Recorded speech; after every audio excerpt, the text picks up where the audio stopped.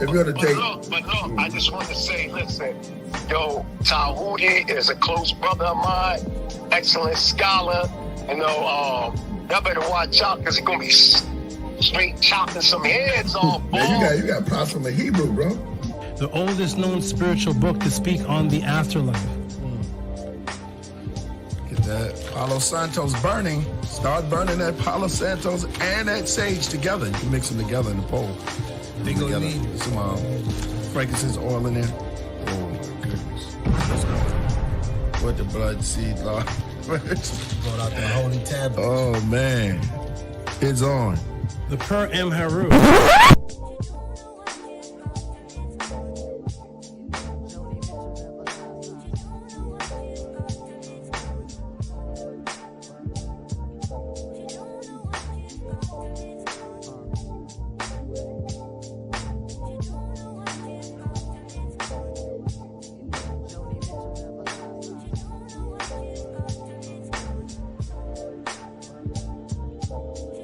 Coming to you live. He has been teaching for over 20 years. A 9-0 record in official public recorded debates. You've heard many teachers out there before in the so-called conscious community, but none with the demeanor, calmness, and detail as Tehuti Amun-hotep Ra on such topics as breaking out of the matrix, truth on religious origins, underground conspiracies, secret societies, mental, physical, and spiritual health, the Anunnaki, the Neteru, Kemet and the origins of Mad, meanings and symbolisms of Meduneter, the only one who will stand in front of question of this wide range of subject matters, answer, question, and debate. Some have podcasts, but Tehuti is the teacher, so he has a pod class. Subscribe to the channel for updates, classes, and much more. Join the chat, call in, participate live. Get your notepads ready. Welcome to the Tehuti Pod Class. Open your mind.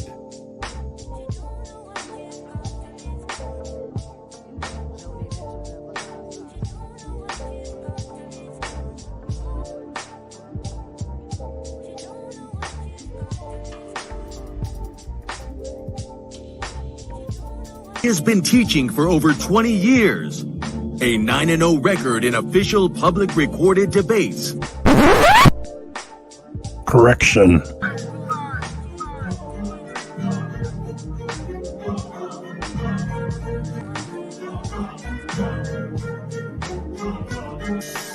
All right, man. You already know what it is. That's the anthem for the debate music. Y'all already know. We got our brother Tehuti in the building, and he is going up against a heavy hitter, you know, who have been featured on this platform for a while now, Vocab Malone. I don't think Vocab, I hope Vocab put in his homework. I hope he knows a little bit about Tehuti and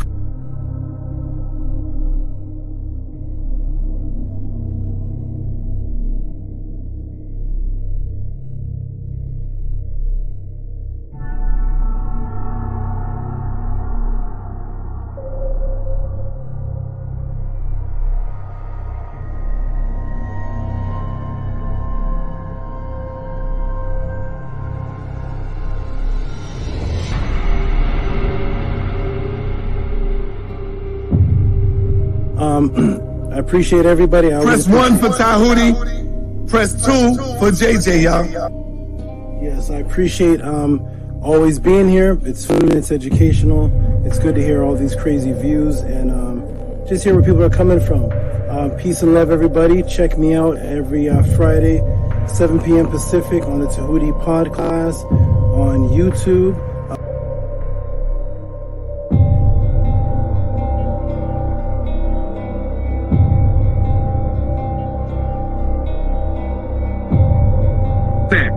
That's your words. Brother, stand on that's it. not the topic of the debate, JJ. That was not the I'm topic. talking about the whole word. I'm talking about the whole misinformation. I don't give a damn about the topic of the debate. No, if you look at the community wall, I mean, damn, Tehuti is like dusting you on that shit. He killing you, Jay. And this is why you upset.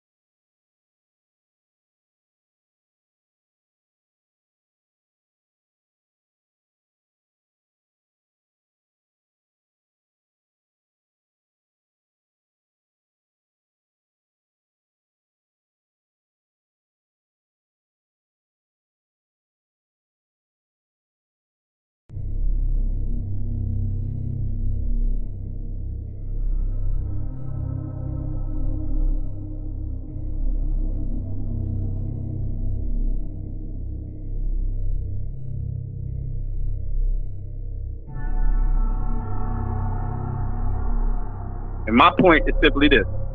So we're going to give like this. Respect to Tehuti. Tehuti didn't want the topic. I won't say he was running because we had the conversation. So respect to Tehuti that he wasn't necessarily running like he was scared of the debate. A few minutes later. Does this mean you refuse to answer me? Are you refusing? Are you refusing? That's not even. Hey, are you refusing to answer the question? Scared to debate. This is what they do. So respect to Tehuti that he wasn't necessarily running like he was scared of the debate. A few minutes later. I'm only talking to you. But I'm not talking to you. You scared. You were scared to talk to me. Don't come on this fucking house.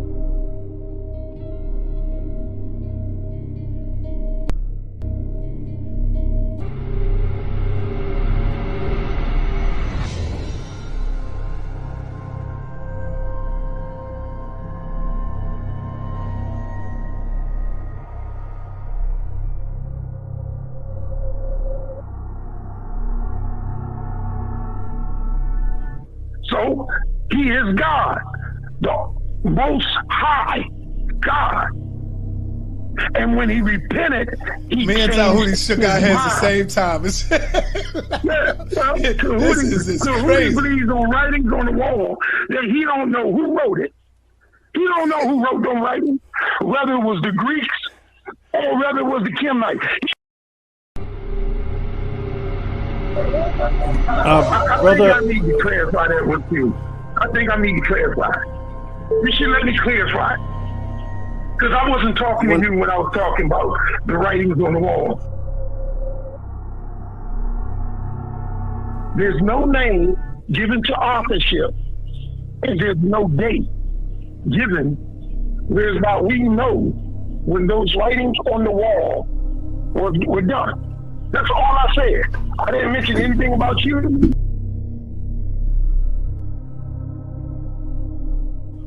So he is God, the most high God.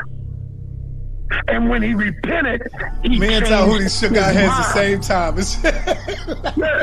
Tehuti believes on writings on the wall that he don't know who wrote it. He don't know who wrote them writings, whether it was the Greeks or whether it was the Kemites.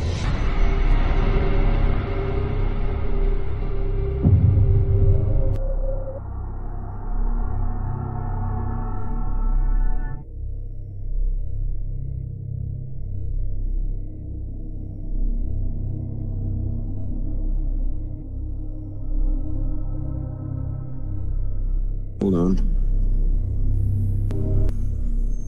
Okay. And what is that? What does it say there in verse 9? And they that were with me saw and were afraid, but they heard not the voice of him that spake to me. Right. This is the same. Mm-hmm. So those that were with him, they heard the voice, or they didn't hear it? Now, according to what he's saying here, to who's he talking to here? Felix or Agrippa? Yeah. According to this, he says they heard the voice of him that spake to me. Let's go to the other one. Where's the other one in Acts 9? No, I just want to establish one thing. Those who were with him, they did not, according to Paul, not hear the voice that was with him. Yeah, you're right. I remember reading this recently, and I was like caught on that. I was thinking like, that's something that I don't understand because I don't see what, it sounds like a contradiction. Isn't it easy to understand? No, it's not. Wait. Have you ever heard of a liar? It sounds like a contradiction in Acts, doesn't it? Right. It sounds like a lie, doesn't it? No. When something is said and something is said the opposite, both things be true at the same time? If something is said the opposite of something, can they both say at the same time? Yeah, can I be 6'4" and at the same time be 5'11" at the exact same time? You to pick which one is the truth. You can try to make me look like a dummy, and maybe I am. That attitude. I just wanted to know which one. I still honor God above man, and I don't put my trust in man. Okay, I just wanted to know which one was the truth. I want to tell my son which one is the truth. I mean, that's fine. I've been up against the wall before. I know what it feels like. It's all right. It feels strange, right? Swimming up, no, it just makes you stronger. Do you feel stronger right now?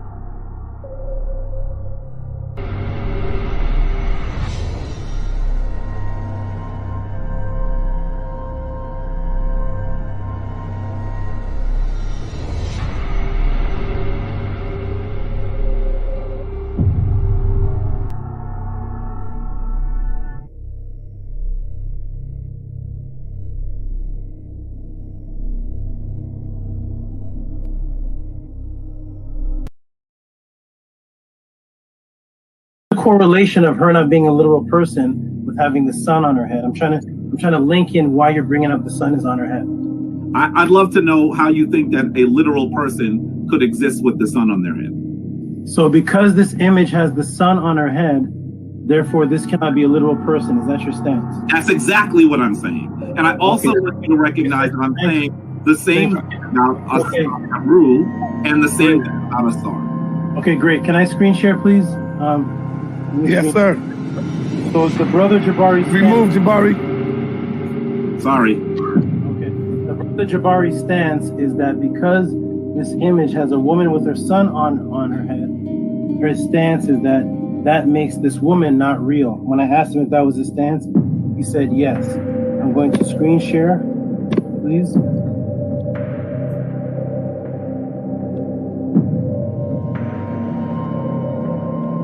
That is the premise that we are using.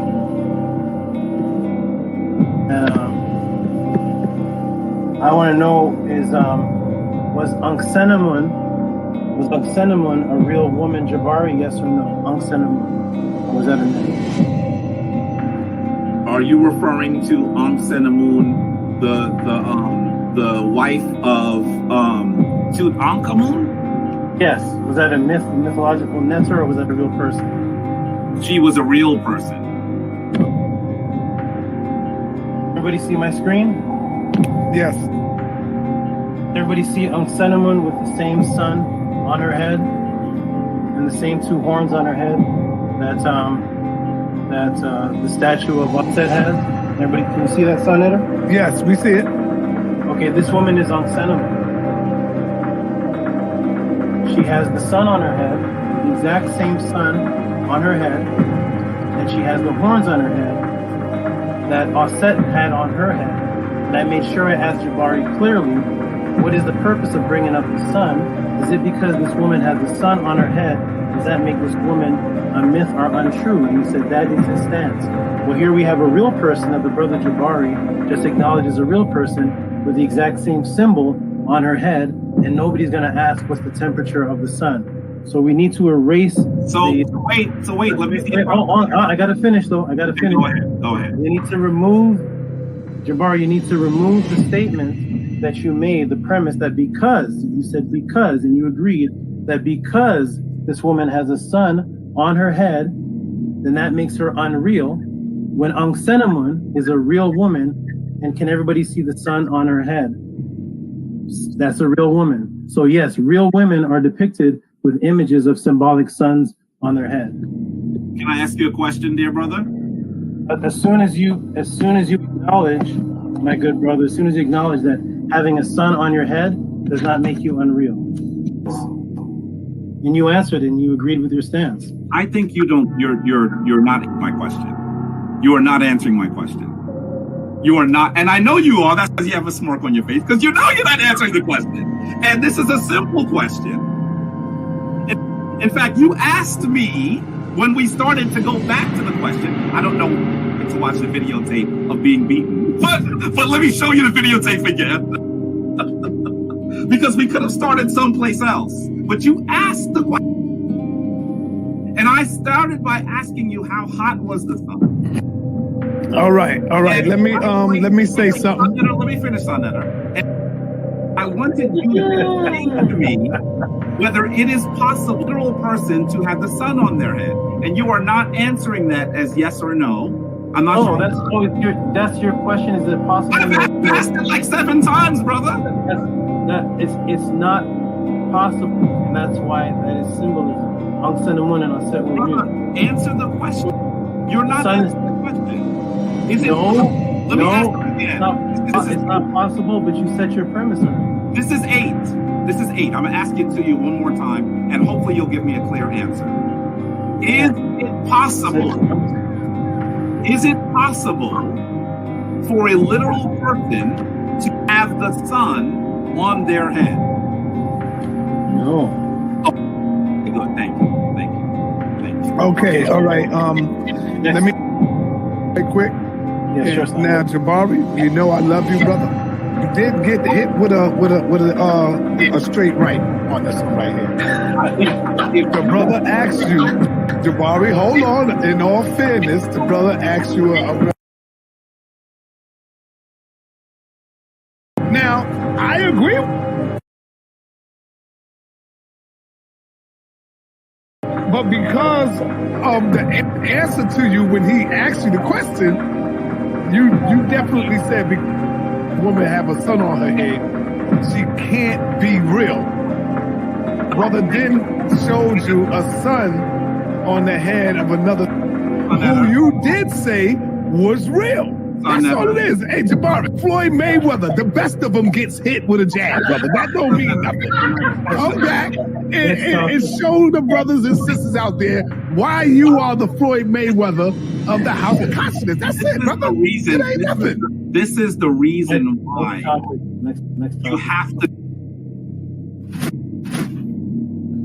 All right. Hey, peace and Black Power family. Welcome to another Sign of the TV House of Consciousness, but y'all already know what it is. The brother making his way back to the House of Consciousness. He is now official House of Consciousness member.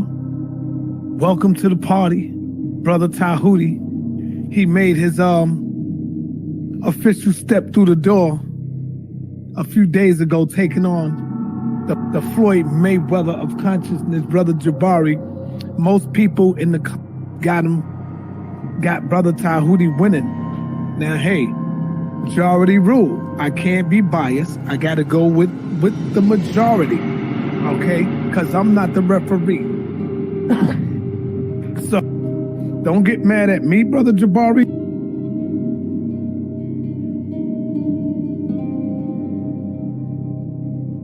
Oh, man. Well, I just got to keep it real. I'm going to keep it real, man. I can't be biased when it comes to this. You know, I got to show love to everybody because I'm bringing on the people on the platform. I got to keep it real. Check, right or wrong. So as it stands now, I'll have to go ahead and give the win to brother Tehuti. Now, I know a lot of y'all might get mad, but I'm going with the majority rules. It's the people who is making the call. Don't get mad at me, Jabari. You know I love you. You know I love you, Dr. Anika. But I got the W to brother Tehuti. Now, you got the majority. And there's a lot of people that I read the comments. They say, yo, I love you, Jabari. You know I fuck with you, Jabari. But I got to give it to Tehuti. I'm reading these comments. I'm like, God damn. You know me. I was going with my man Floyd Mayweather all the way. But I got to be fair, and I got to keep it a buck. So as it stands right now, brother Jabari has, and you know the best lose sometime, man, you know? The best lose. Cigarette.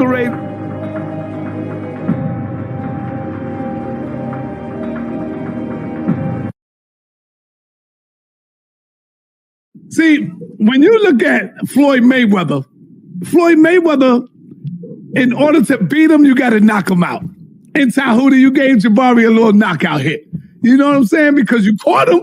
I'm going to be real. You caught Jabari in that opening argument when you asked him about the sun. I got to give you that. And then you caught him again later on when you asked him about something else. I'm giving you that. How could I be biased? Everybody know I fuck with Jabari. See, when you look at Floyd Mayweather, in order to beat him, you got to knock him out. In Tehuti, you gave Jabari a little knockout hit. You know what I'm saying? Because you caught him. I'm going to be real. You caught Jabari in that opening argument when you asked him about the sun. I got to give you that. And then you caught him again later on when you asked him about something else. I'm giving you that. How could I be biased? Everybody know I fuck with Jabari. I just gave Floyd Mayweather his first loss to this brother.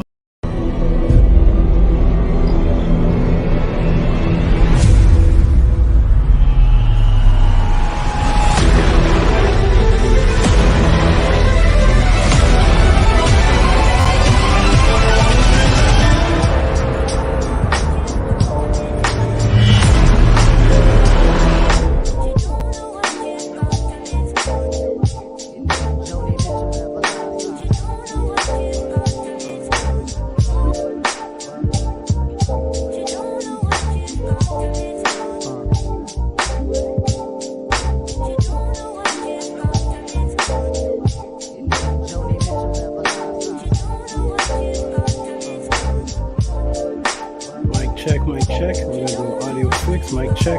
Press 1 if you can hear me. And now I can see audio fix. Video fix.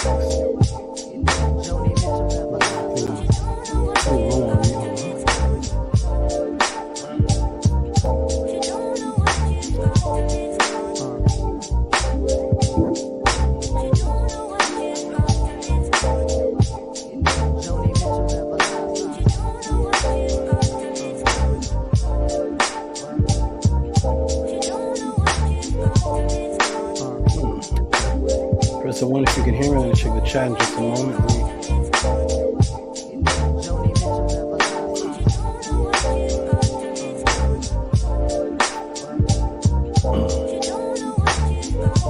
Okay. Do one more fade out.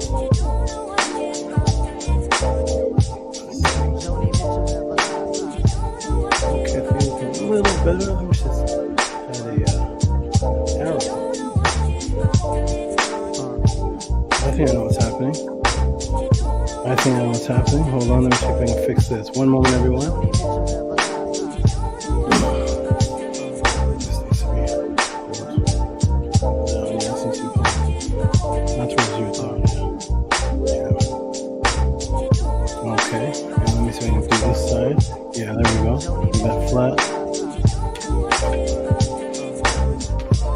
Let me just fix the camera one more time. Hold on.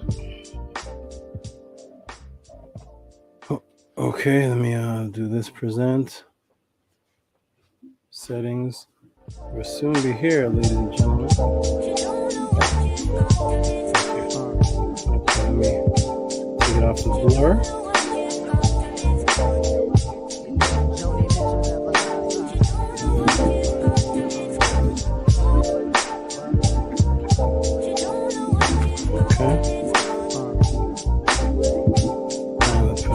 Here should be clear now. It's too low. There we go. Okay. All right, everybody. We are playing with the lighting here. So what's going on? I'm partly invisible. Let's see if I can do one more thing to fix that. My hat is see-through. Okay, there we go. Perfect. Now, let me just. Oh, I know. Boom. We are here, everybody. We are here. Let's get started. Welcome to the Tehuti pod class. Let me get started now. Get right into it. It's another one of those days. Wonderful, wonderful. Thank you. All right, let me check the chat and see who's here. Shout out to everybody. Much respect to everybody in the chat. Everybody's pressing 1. Eat TT. Robert Williams, peace and love. Shannon, peace and love. Jimmy B, Stranger, peace and love. Let me go ahead and do this here. Bring the mic closer to me. And now you should hear me a little bit better, and the music should sound A little bit lower. There we go. Okay, mic check, mic check. We're doing good. Let me see who's in the comments. Let's see who's here. Okay, we got Amun Ma'at Ra. Peace and love to you. Amun Ma'at Ra. Peace and love to you. All right, Jimmy B says, perfect, perfect. We got kinetic energy, also known as kinetic netergy, and some other names that rhyme with that. Peace. We have James Watkin. I don't think I've seen James Watkin before, but shout out to James Watkin. Peace to you. Hold on, past that. Peace to you. Okay, let's go. Let me get me in the screen a little bit more. We can see the golden Herus with the sun on their heads. Yes, the suns on their heads do not make something unreal. Yes, sun symbols on heads do not make things unreal.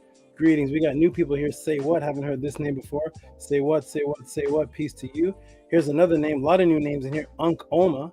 Haven't heard of this name before. Shout out to the new people. Unk Oma. Peace to you. Say what? Say what? Peace to you. Manku Ara. Mary Ma'at, the first person since the pod class began to get his official name, his Kemetic name, who flew all the way over here from state to state to come see me to get his name.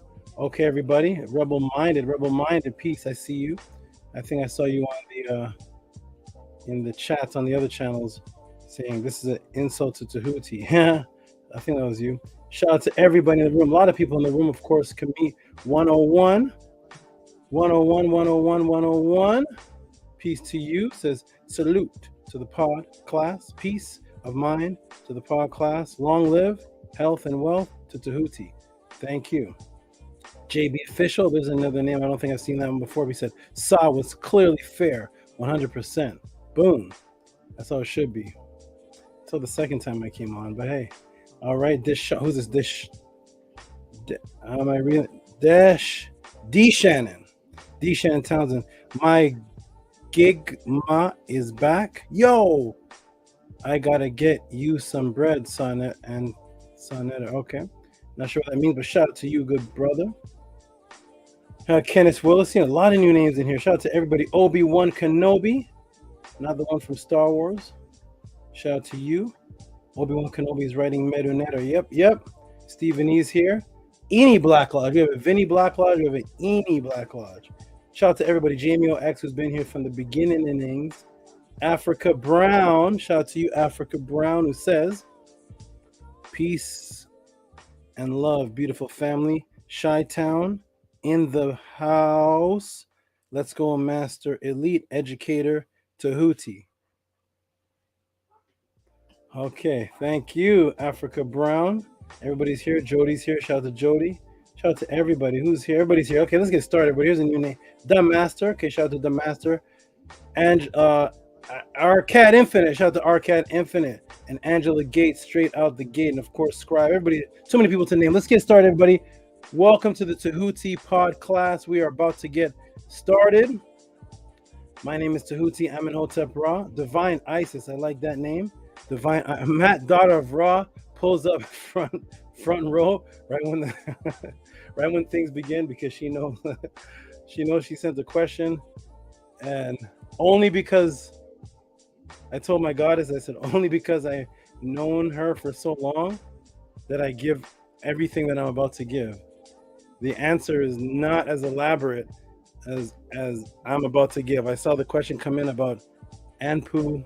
Why is Anpu angel of death, and where the concept of angels come from? I'm gonna say it was never been said before. So shout out to Matt, daughter of Ray.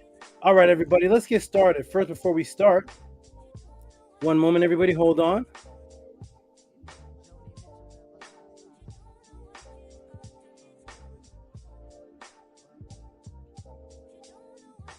See you, my dear. I love you.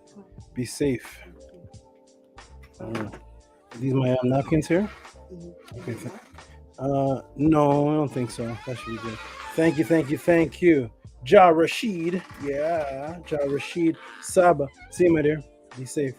Saba, is great to be back in your class. It's 98 degrees in here. We got Anacondas and cobras have to live with me, so I gotta keep this like as if I'm in the Amazonian. Saba, it's great to be back in your class. Saba, you're looking real fit and healthy these days. Looking good, my brother. Thank you, Ja Rashid. I think the last class I did before this one was the class about that transformation on the GMOs. Thank you so much. Yes, absolutely. If you're going to be, if you're going to represent discipline in Ma'at, can't just represent it from your mouth. Anybody can talk. Your discipline shows in how you physically look and what you can produce and how your mind state is. Anybody can have an opinion. Anybody can change an opinion in 1 second, but you can't change your body in 1 second. It takes discipline. Shout out to you, Ja Rashid. Monstar XO, shout out to you.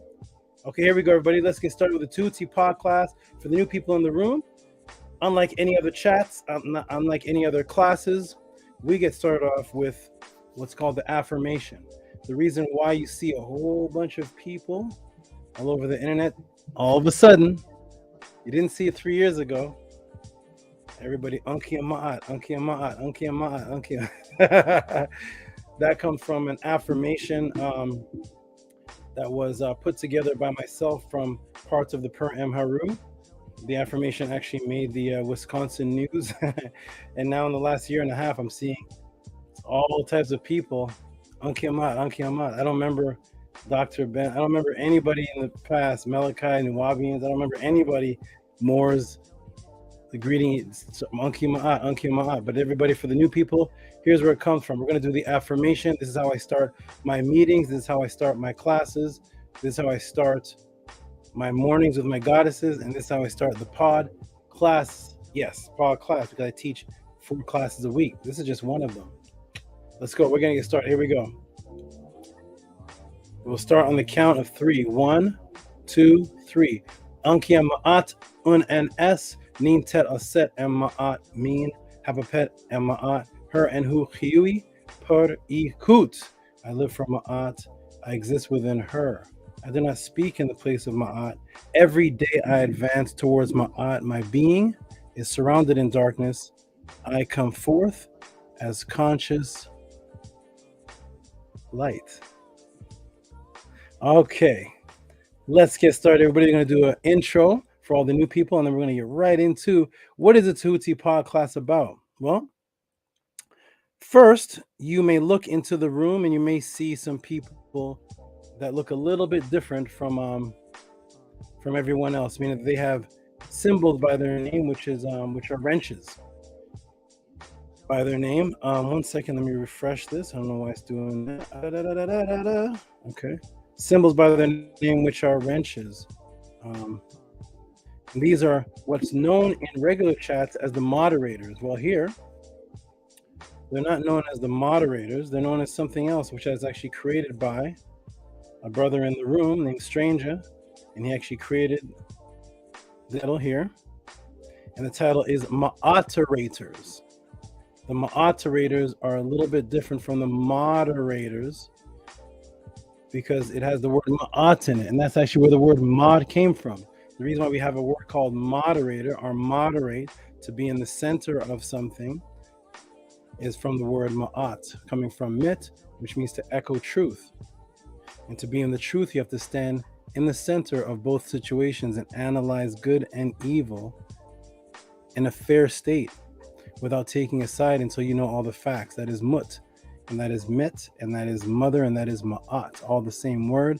And these are the ma'aterators. They stand in the center of all of you in the class, and they make sure that you all don't are not rude, chaotic. I know you're used to the other chats, the other YouTube channels, where you're cussing out and screaming, and you Hebrews and you Muslims and you this and you that, and your mother did that, your mother has 8 toes, and all this type of strangeness. That does not happen here. This is strictly information. So the moderators make sure that it stays like that. Speaking of information, the information is only asked to me in the room. So do not send questions to Ahati Ma'at, Scribe, Nania Setmer, Ankia Ma'at. Don't start sending them questions in the chat. Was there life on Mars? I want to know if there's such and such. Was there a nuclear explosion on the other planets? Was there evolution? Those questions are sent in to me, and I answer them extremely thoroughly. So, once again, the moderators are Nania Setmer, Ankia Ma'at, Ahati Ma'at, and the scribe, the technician. Okay, everybody. Let me go ahead and take this off. Let me do a quick introduction to the new people that are in the room to let them know how this works. What is actually going on here? So my name is Tehuti Amenhotep Ra. On the hat is Neith, all the way from Zimbabwe. She is a unicorn spider from Zimbabwe, and she brings me peace. Her name is the name of an ancient goddess energy that represents string theory and that energy that is invisible that brings physical matter together, called Niyat or knit, where we get the word knitting from, knitting with strings, which is why when you look up the word knitting, it doesn't mean putting together things with strings. It means bringing forces together. Look it up in etymology. It means to bring forces together. So this is Neith. She represents that. And then we have Bastet Sekhmet. Hey, Bastet. She's of my smallest. Hey, little baby. And she is from South America, Brazil. And she is, yes, an anaconda. She represents the slow, intense, patient squeeze that she does with her prey. Very silent mover, very sleek and sheen. And she creeps up on her prey. And she strikes and squeezes in a very silent fashion. It could happen right beside you, and you wouldn't hear a thing. And she represents my my debating technique. If you've ever seen me debate, it's actually the same thing, which is why in the corner there you see snake style. Right. So that is the serpent. I've broken on the serpent many times. Last class I did a whole class on serpent and dreams.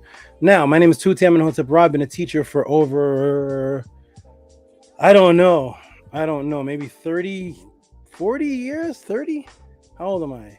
21 or 92? I don't know, but I've been teaching for decades and decades and decades and decades and decades and decades and decades.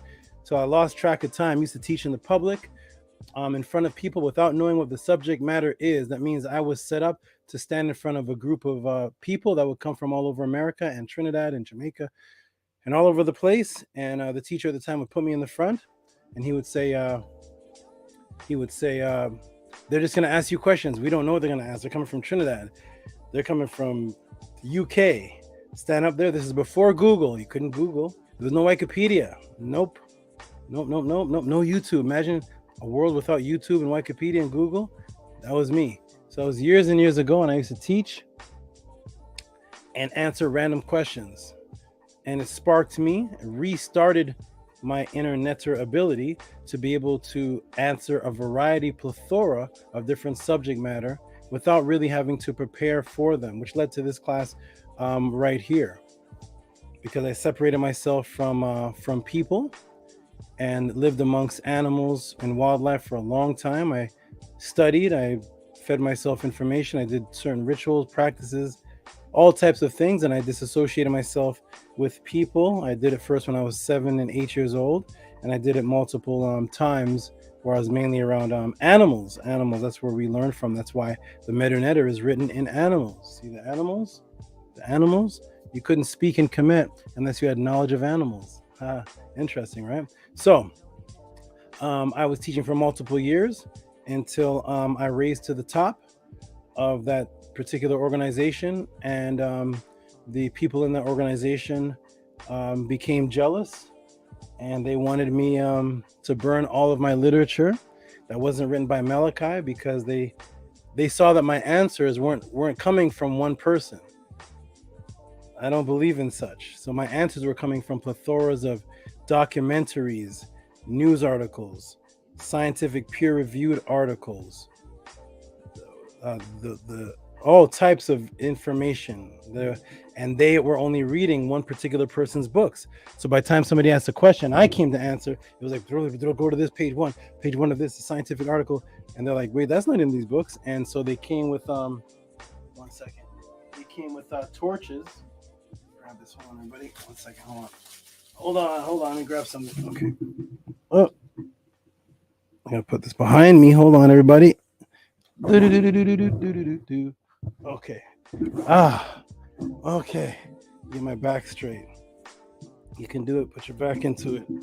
That's what O'Shea Jackson said. Okay. All right. Whew. That's a little more stable. Okay, so I was teaching from extracurricular books, but they were it was the truth. So they didn't like that edge, and then so they came and told me that I had to burn every single book that I had that wasn't written by that teacher. I said, no, I have $5,000 worth of books, man. No, I'm not going to do that. And then the teacher himself said, if you want to learn how to teach well, go to this brother. And he pointed to me and he said my name.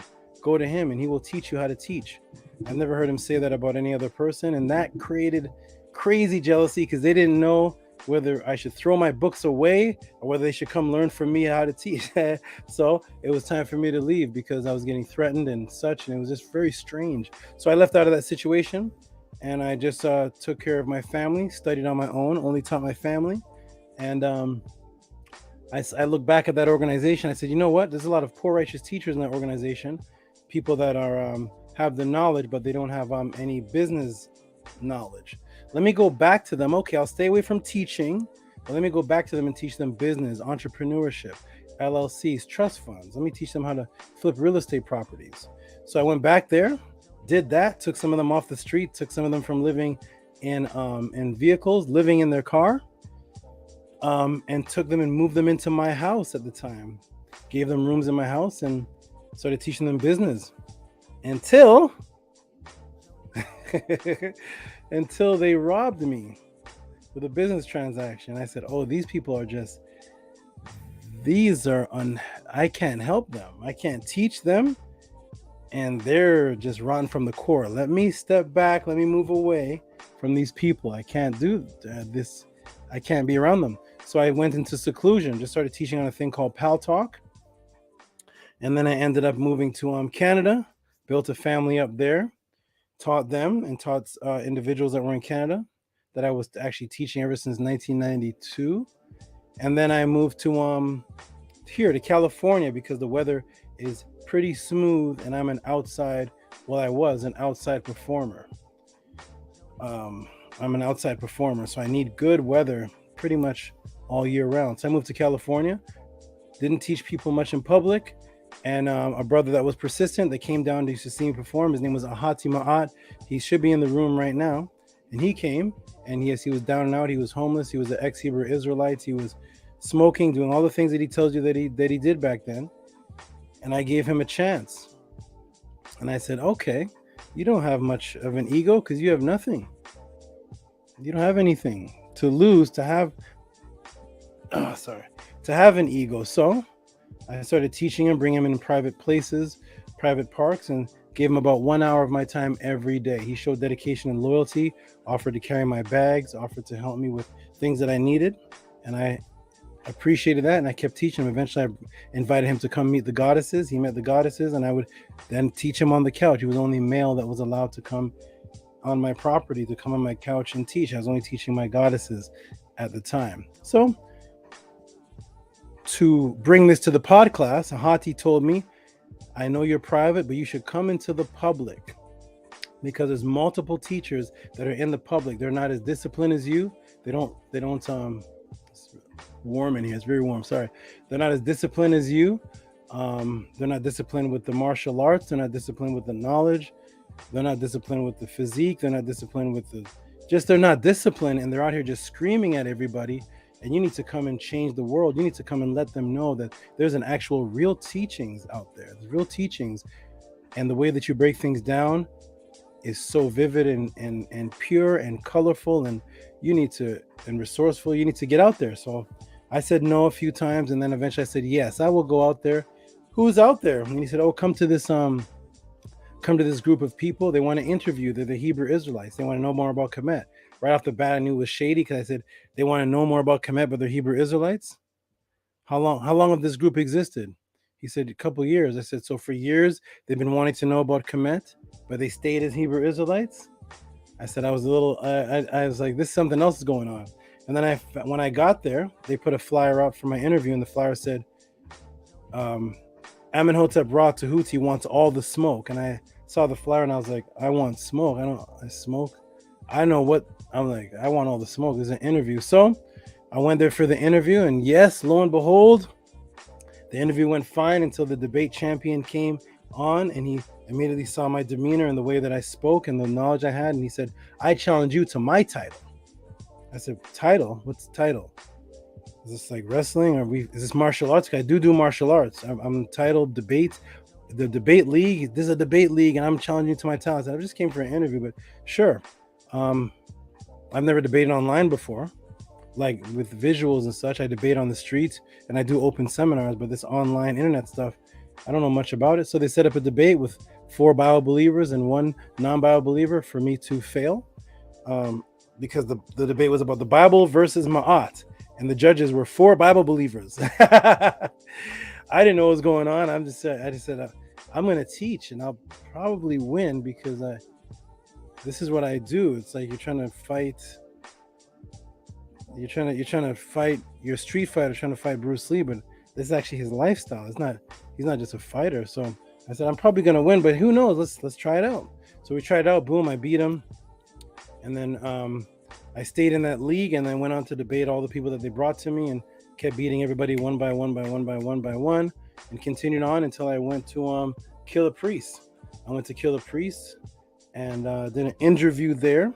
Ended up being the highest viewed black man ever on Kill a Priest. That brought knowledge, the most consistent viewed, highest viewed. With the very first intro, I had the highest views in my very first intro, and supposedly nobody knew about me. So I broke it down to Kill a Priest. He was exuberant. He was happy, excited. And then his partner challenged me to a debate. I'm just here for interviews to teach. I challenge you. Who built the pyramid? And I was like, I already won this debate against Ankh West. I've already judged debate. I challenge you to the same. Okay. So we did that debate. I beat him according to the audience and Kill the Priest and AD. And I went on to teach, continuously teaching, which is where most of the people here come from. Now here comes the Tehuti pod class. I announced, because multiple people, I'm a professional teacher. This is what I do for a living. I teach mental, historical, physical health, and martial arts. When I was a part of that community, I was the I was the martial arts jiu-jitsu teacher in that community. So I wasn't just a teacher teaching knowledge, but I was also teaching fighting abilities. And so many people came to me for one-on-one classes when they saw me on Kill a Priest and saw that I was back in the public. And the one-on-one classes, people were paying very well. People pay anything from 40 to one sister 272. It's free will offering, but to be able to have one-on-one classes with me for 2 hours or an hour and a half, people were paying me considerably, because that's what they could. I was the only one they could come to get the information answers. So I do that for a living. I said, and the Kill a Priest, I said, you know what? So many people want to learn from me. Here's what I'm going to do. And this starts the Tehuti pod class. I said, I am going to open up my YouTube channel. Has been open, but I'm going to reactivate the activity, and I'm going to start a class where everybody can come in for free. You can enter for free. But this is a reciprocity system. And because the reciprocity system, and I know for a fact that every single, 1 second, let me fix my back. Hold on. Okay, maybe I don't need this pillow. Let me just sit back. Let me push. Lean back. Okay, here we go. Now I'm blurry. Let me fix let me fix that. Now I look like a spook. Okay, take it off this.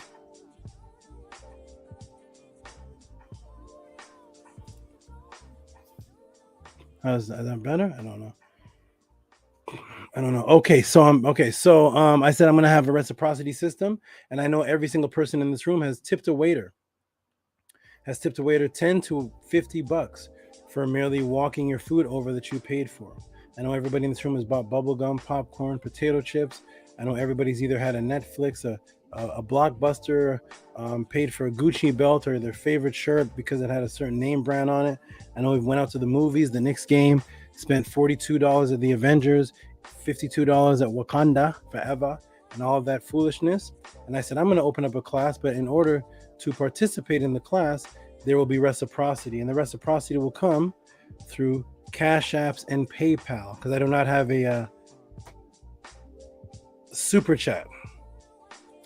I don't have the super chat. Plus, if I give super chat, YouTube takes from me. So Cash App and PayPal. So here is the Tehuti Pod class system.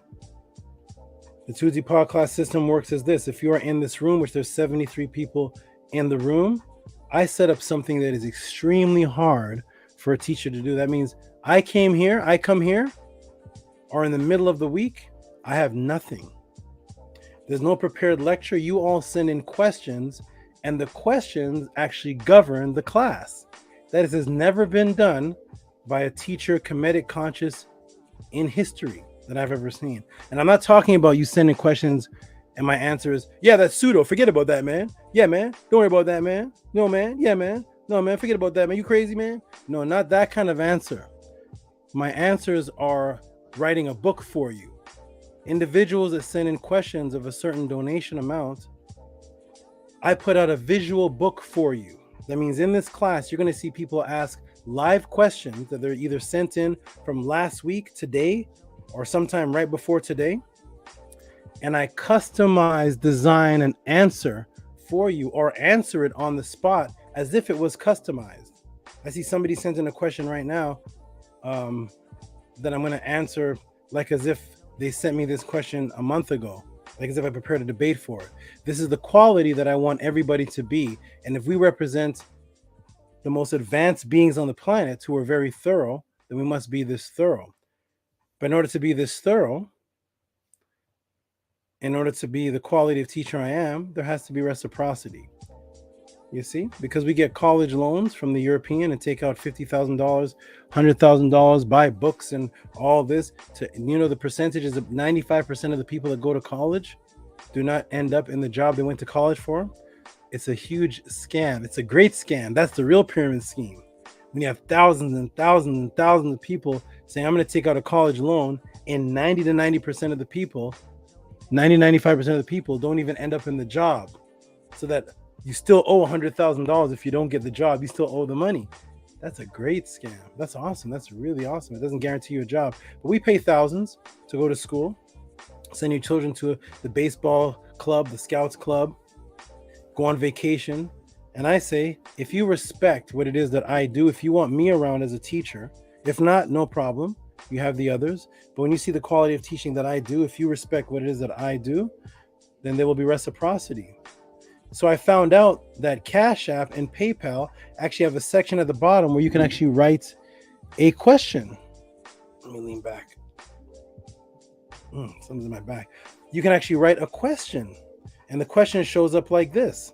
So for example, we have here Nito Campbell. He just gave a comment. He said, Nito Campbell always sends in money in sets of 9s before the class starts.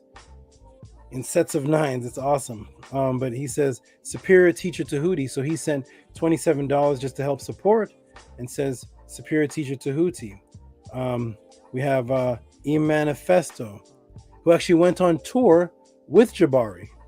He actually went on tour. He went to Kemet and saw Jabari there, and he was asking about the debate. Jabari said, I won the debate.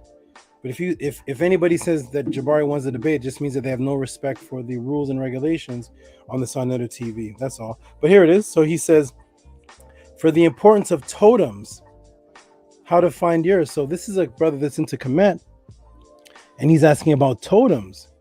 You see the variety, the diversity of questions.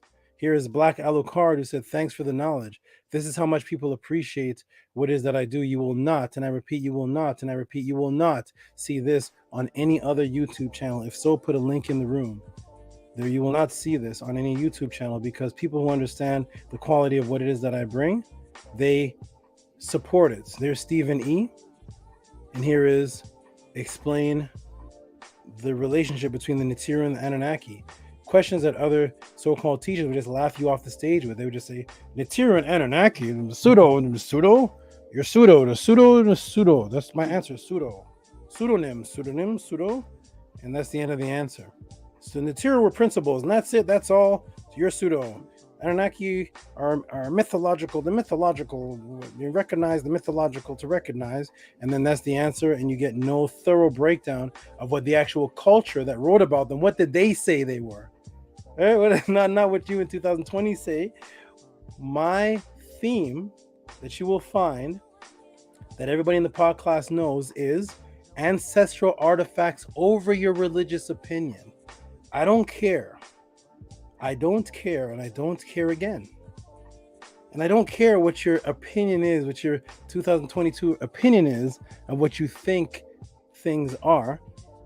I want you to source the ancestors. If you're talking about the ancestors, what did they say in their day and time? How did they see it? Because if you claim to go by that, then you have to see it like them, or else you say make up a new age. What is the context in which the Aztecs saw their deities and religion? What is the context in which the ancient Sugagi Sumerians saw theirs? Did they see it as you are talking about it now? No. So I teach it from sources. So people send in support of such because they respect what it is that I do. We have $20 in from Raphael Gary, who I haven't seen Raphael Gary in a while, but shout out to you. I hope you're safe. But Raphael Gary, every show used to give 1 to 2 donations. I have not seen him in a while, but last time he was here, he gave like enough for like 5 shows in a row, but I haven't really seen him much. But shout out to you, Raphael Gary. I hope you're safe. How do you take the Pentagon UFO meeting in Houston? Look at that, from Natiru and Anunnaki questions to the Pentagon meeting in Houston. Look at the diversity of what you can ask me here. You cannot go on those. Go right now. They may be live right now. Go on those other channels and ask them, hey, such and such, Dr. such and such, High Priest such and such, what is your take on the UFO conference that happened in Houston? Well, the pseudos believe in the pseudo UFO, I answered your question, didn't I? So that's how they do it, but not here. So we're going to answer with facts. Shout out to all the big supporters, such as Kemet 101, who's in the room right now. And he asked about a mass exodus. He sent $72. Kemet, he still is, but Kemet used to just blow up the chat. He was the highest donator. He's amazing. Shout out to Kemet 101. So that is how it works with the Tehuti pod class. You actually send in live questions, and I noticed that with the PayPal, you can actually send in more typing. So here's this Big Ed Leisure. He asked this big, long question and comments, and he sends in $50. So you can see that with the this is Stranger, who says he wants to know about ITI. Most people in here don't even know what ITI is, but he's sending questions about ITI, right? ITI, which are the entities that actually scan and observe this planet, which certain telescopes have seen that exist on a different dimension. Stated so by scientists, not by me, but I went ahead and answered that. It was a great class. So you send the PayPal, and it actually gives you more room to send in longer. You can also be anonymous. Put anonymous in the beginning. You can send in money for reciprocity. He sent in $10 on the strength, and he wanted to be anonymous. So again, at the bottom, I'm going to put in what is the PayPal and what is the Cash App, and you can see it there. Cash App, TTM Moon, PayPal, Rocky SV. That will go along the screen throughout the majority of the show, and the moderators can put it in the class. With that understood, every beautiful person. With that understood, every wonderful person. The God Spencer, hey, peace. With that understood, all the beautiful people. We are about to start the Tehuti pod class. Let's get started. Let me go to my Gmails. Like I said, my class. Hey, segment Bastet. You're going to go over there for just a moment, man. Huh? My class is based on your questions. Very risky. That means I'm only here to answer your specific questions. And that's what the whole class is based on for 5 to 7 hours. Let's see if I can do it. Put me to the test. Put me to the challenge. Send in your PayPal, your Cash App. And let's see if I can answer the question. And remember, ask questions and seek ma'at, which means to seek the truth. Big screen, my Cash App is Cash App TTM Moon. Okay. PayPal scrolling at the bottom of the room. Got it? Let's get into it, everybody. Welcome to the Tehuti pod class. What is the first question? Let me see if I can sit up a little bit. Okay. All right, Bastet segment. You ready? We're going to answer these questions. Here we go. So what is the first question? Let me check my Gmail. Okay, good. I see some support has been sent in already. This is very good. Thank you, everybody. I see, and you're going to see that as the class goes on, you're going to want to support because you're going to see what I put into this. So let's go ahead and look at let me erase this. Let's look at the questions that were sent in, everybody. What questions were sent in here? There's some okay, that's for the Middernetter class. Okay, wonderful. So first teachings of Ma'at. Nope. Okay. Here we go, everybody. We're going to go into the first question that was sent in. This is actually sent in at the end of the last class. So I did not have time to answer it. Let me go ahead and put this on the screen. Let me go ahead and pull this up.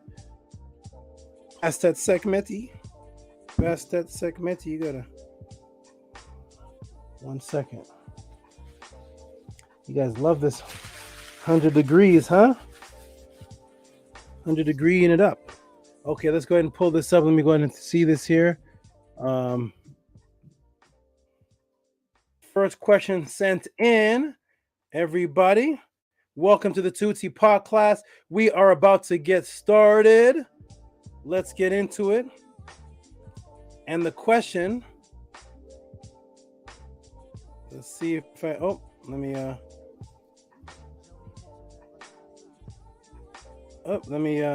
me cancel this out. Hold on, everybody.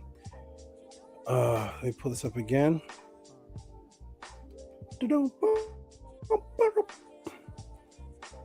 1 second. I'm going to pull up. I always give a shout out to the person who sent the donation for the question. So I'm actually pulling up February 3rd. I'm actually pulling up the actual Cash App. This is what I do. So when you send your Cash App with your questions or just support, I put it on the screen. It give you your due diligent respect for asking the question. And let me so that I can give the person respect for their support that they did. Thank you so much. Let me go ahead and where is it? It was from a Tracy. Let me pull it up here. Where's Tracy? Here it is. Okay, I'm going to copy it here. Put it in the other over here. And put it in the room for everybody to see. Let me see if this is the right question. Is this it?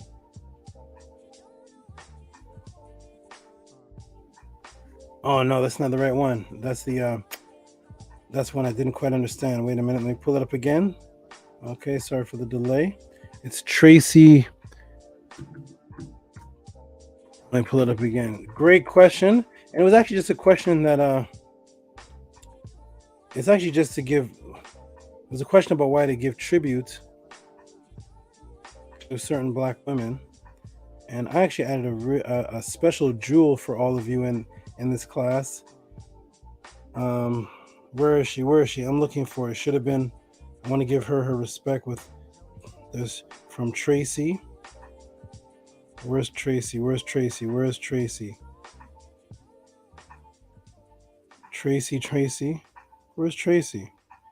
That is interesting. I know she gave it says $24, but I'm looking for the original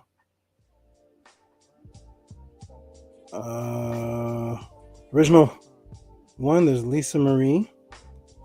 Where's Tracy? I don't see Tracy here. Wait a minute. Okay, so she gave $24. I have her I have it screenshotted, but I don't have the screenshot of the amount she gave. I'll look for that, but she gave about $24. I wonder where that went. Very interesting. No problem, everybody. I have the whole thing screenshotted with the actual question. So shout out to Tracy. She gave about $24. And she sent in this question here, which I'm about to put on the screen right here for everybody to see. And it's $24.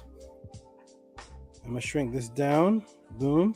Okay, good. And I'm gonna do a mic check to make sure everybody can hear me, because once I go, You know, I'm going to just go. I'm going to get going. So press a 1 if you can hear me. Press a uno if you can hear me, please. Nahia Ninti. Shout out to Nahia Ninti. Shout out to you. Okay. All right. Press a 1 if you can hear me. Everyone send your questions to Cash App TTM Moon, PayPal Rocky SV. I am a teacher and I do this professionally. New people in the room, you will see the difference. Here we go. Are you ready? Get your pen and your pads out, everybody. This is the Tehuti pod class. And let's do an entire share. And let's get it started. Right at 8 o'clock. Here we go. Boom! Can you all see that?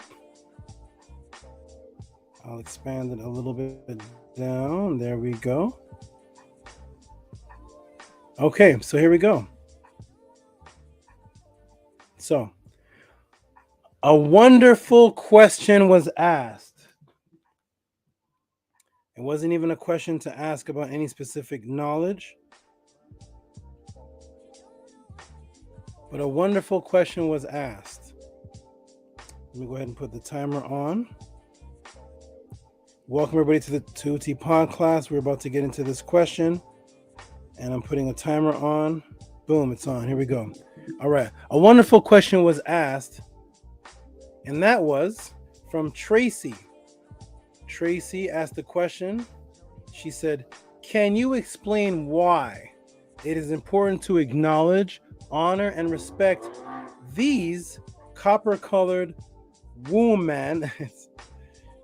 Well, I'll get into that if somebody asks me about that. But womb man, whom helped raise humanity's vibration, my Empress grandmother Doris Kendall, Maya Angelou, Dr. Francis Cress Welsing, Erykah Badu, Lauren Hill, Renee Watson, Gwendolyn Brooks. Now I know that a lot of people in the class have not even heard of these people, and if you just walk in any other YouTube channel and say, who are these people? What is the importance of even mentioning them? You may not get an answer. Maybe just from Francis Cress Welsing. Okay. So let's get into it, everybody. Welcome to the Tehuti pod class. So remember, I answer questions specifically, and that is why. Why should we honor and respect these women? The question is why. But I'm going to answer why, and I'm going to also give some breakdowns on who some of these women are, which a lot of people have not even heard about some of these women. And this past 3 weeks actually has been Women's Week on the Tehuti pod class, women in relationships. So here we go. This falls right into place. Here we go, everybody. So the question asked, and first I'm going to start off with the grandmother part. Let me start off with that. So the Empress grandmother Doris Kendall, I don't know who that is, and most people in the podcast may not know who that is, but the focus was it's her grandmother. Why should you respect and honor grandmothers and ancestors? Because without them, we would not exist. Your grandmother is the creator of your mother, who is your creator. So every single way of life in what they call the continent of Africa or in that area was all about ancestral worship and ancestral recognizability. That means recognizing who your ancestors are, making statues, making pendants, tombs, all types of things so that you could remember your ancestors because they are your creators. So to start off, the importance of honoring your grandmother or your mother, whether they're alive or dead, because the laws of Ma'at says to honor your mother and your father. Set up statues for your ancestors. So we'll start off with that. So shout out to the young lady, if she's still alive, Doris Kendall. If she's not, rise in the Paut, and Renunet in power, or as they say, R.I.P. Okay, Renunet in power. Okay, here we go, everybody. And the next year, that's going to be in all the in the different chats. Renunet in power, R.I.P. But I hope so. Let's it spread. Okay, here we go. So rest in peace. If she, not rest in peace, but rise in power. Renunet in Paut. And shout out to the grandmother Doris Kendall, just to start off right there, because I don't have a big breakdown of Doris Kendall. But here we go. The question as to why it is important that we honor and respect these sisters, of course, to honor your mother and your grandmother, because they are your creators. On a world psyop scale,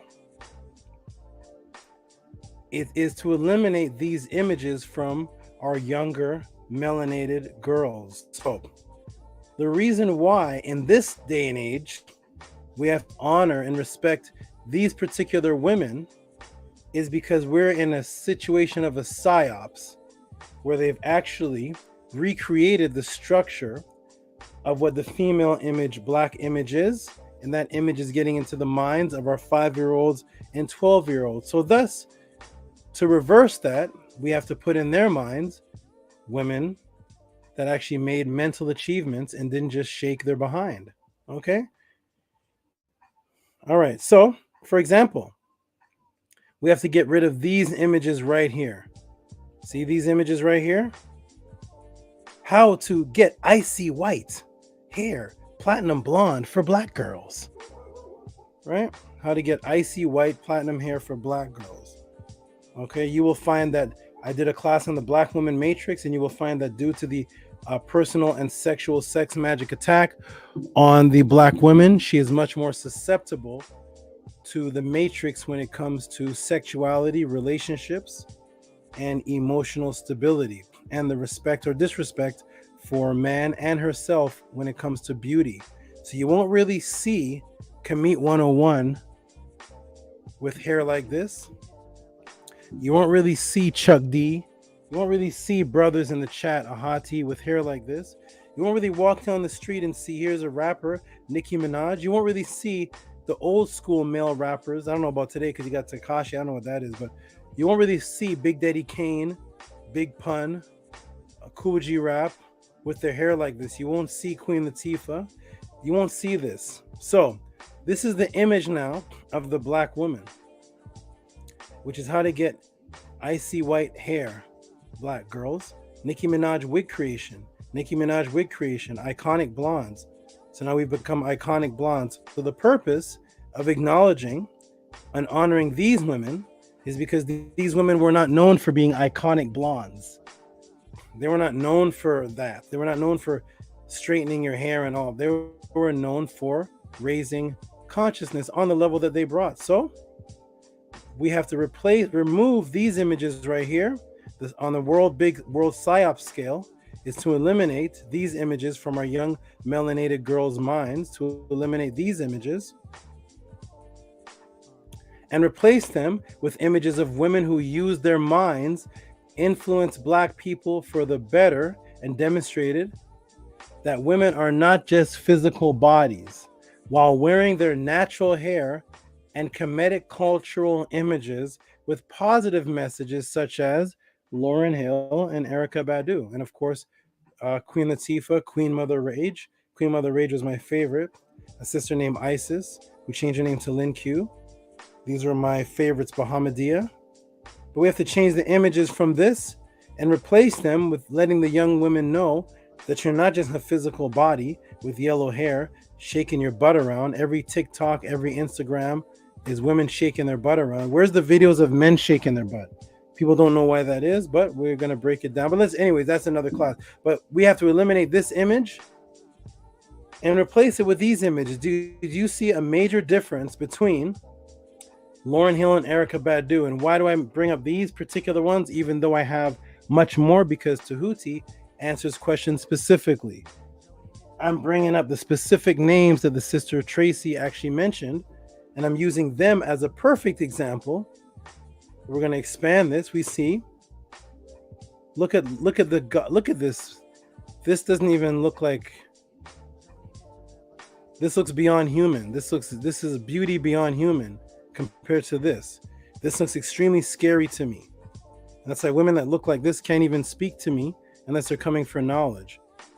They cannot get I'm afraid of this. Ever since I was a child, I did not understand what this clown look was. Ronald McDonald, I'm not sure what it was, but it scared me. I was attracted to this. And those who had known me since 1992 who've been in this room can vouch that I've always been attracted to. I've been attracted to this.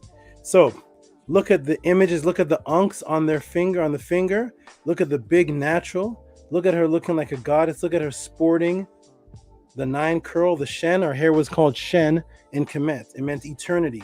The same word that you put the pharaoh's name in that meant eternal life. The top of the unk was the exact same word for the Kemetian people's hair because it was curly. It was called Shen and Neb. And Neb was the word for Lord and Master. And Shen was the word for immortality. So Lord and Master and immortality was the name that we called our hair. So we were proud of our hair. We do not have people in Kemet talking about icy, whatever this is. That's scary to me. But these women are beautiful to me. Look at Erykah Badu. Hey, look at that. Erykah Badu and me have a lot in common, which I'm going to break down in this class. So here, I don't think you've ever seen a black woman represent Kemet wearing the hat that I'm wearing. Do you see the hat she's wearing? Did you all know Erykah Badu wears the same hat that I wear at the Tehuti Pod class? You ever seen sisters wearing this? And those who know what this hat represents. But we see, or should I say, we see her with the unk on, and we see her with the unk ring on, and then she has a customized unk inside of an unk. So here's an unk, and then outside of the unk, it says her name Erykah, and you have Medu Netter. This is the very first woman to have Medu Netter in her song. I think it's called Twinkle. Okay, so there she is with the hat on, the hat on right there. There she is with the unk, and you see this is what women used to represent. So the reason we honor these particular women is because of the image that they represent in a world that is designed for them to think that this is ugly and that this is a dime piece. Here's a dime piece. This is a dime piece. Okay. That's fine. This may be a dime piece. I don't know. It may be a dime piece. But I would rather $1 million in my bank than a dime piece. So I'd rather $1,000 bill than a dime. So this may be a dime. I don't know. Dime is like little money. But this is the real beauty and wealth. Because remember, wealth means happiness. And the axioms of Ankh Sheshonk says a wise woman is the wealth of the household. Don't these look like wise women? You see? Because they represent things. We're going to get into it. And I'm going to give all of you Erykah Badu fans a huge bonus jewel that I'm sure nobody's ever heard before. But here we go. So those images from here, from these images here, and I'm not saying that these women are not, these women are gorgeous. These women are beautiful. Outside of the hair and the makeup or whatever it is they got on, outside of all this paint and stuff, they are gorgeous and beautiful. They just don't believe that they are. Okay, so here we go. So that is why we give tribute to these women to remove the gender confusion that a black woman can be a stallion. Did you all know that in this new genre, in this new psyops, black women can be stallions now? Anybody ever heard of this? So a black woman can be a stallion, subliminally taking a man's place. That is the whole purpose of having that name. So there's individuals now, singers and rappers, individuals that are actually females, and they're called stallion. That is a subliminal psyops as something that takes a male's place, because it's gender confusion. Okay. And with the subliminals, here's the new image. So we've gone from godly Naturt image, we've gone from images of Ma'at and the key of life and everlasting life, as what these black women represented and represent, to this. Here's the new image now. Here is the new psyops, and now we have the black woman with the huge, long, straight hair because she hates herself. She has her tongue sticking out. She has 2 horns to represent the Christian Lucifer, which means that she believes in the Bible because she's portraying something that's portrayed in the Bible. And it's something for the hotties, right? The hot girls. Hot girl summer. And these are the new images. And they are the female stallions. But what does the stallion mean? Well, we look up stallion in etymological dictionary, and it's a male horse. It has nothing to do with a female. It's a male horse for breeding purposes. Remember in my class, I broke down the buck? the buck that they would keep in the cage in the small house, and they would throw women to the slave buck, and he would rape them and breed them, and that's how they created strong slaves. One of the means of creating strong slaves, because the horses, the bull, and the black man during slavery was a breeder for breeding purposes. So now you have a woman calling herself a male horse that's used for breeding purposes. Welcome to the podcast. Okay, so this male horse, you see the male horse right here? See the male horse for breeding purposes? All right, that means that you're just about sex for breeding purposes, a male horse, but you're really not a male. So now you're confusing the young women. So it's a male horse for breeding purposes. Stallion, uncastrated. Uncastrated. Let's get the subliminals here, everybody, because we knew what they did to the black man who was caught with the white woman. They castrated him. But the stallion is the male horse uncastrated. That means that horse has its testosterone. But women, you don't produce testosterone on a level to create an erection like a male horse. So why would you call yourself a stallion when it's a male horse used for breeding? Because you're under the psyops. You're under the psyops. Okay?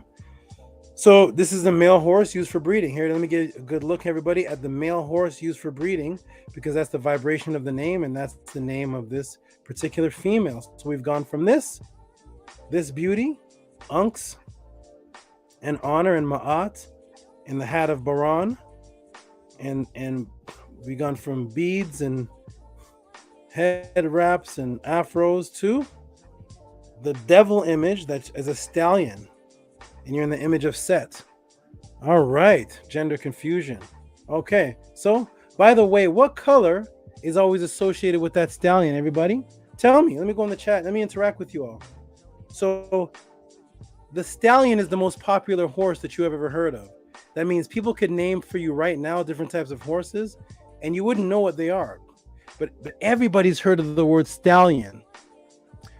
But there's always a color associated with that particular horse, even though that particular horse isn't always this color, because a stallion is any male horse used for breeding. Everybody type in the room, what's the color that you want to do right now, you want to put before the word stallion? Is it pink? A pink stallion? What's the word you want to put before stallion? What's the color, everybody? Black. There we go. Angela Gates got it right. There we go. Amin Ma'at Ra. Do you see the matrix? Do you see the matrix in the psyops? It's a male horse. Any male horse is a stallion that's uncastrated.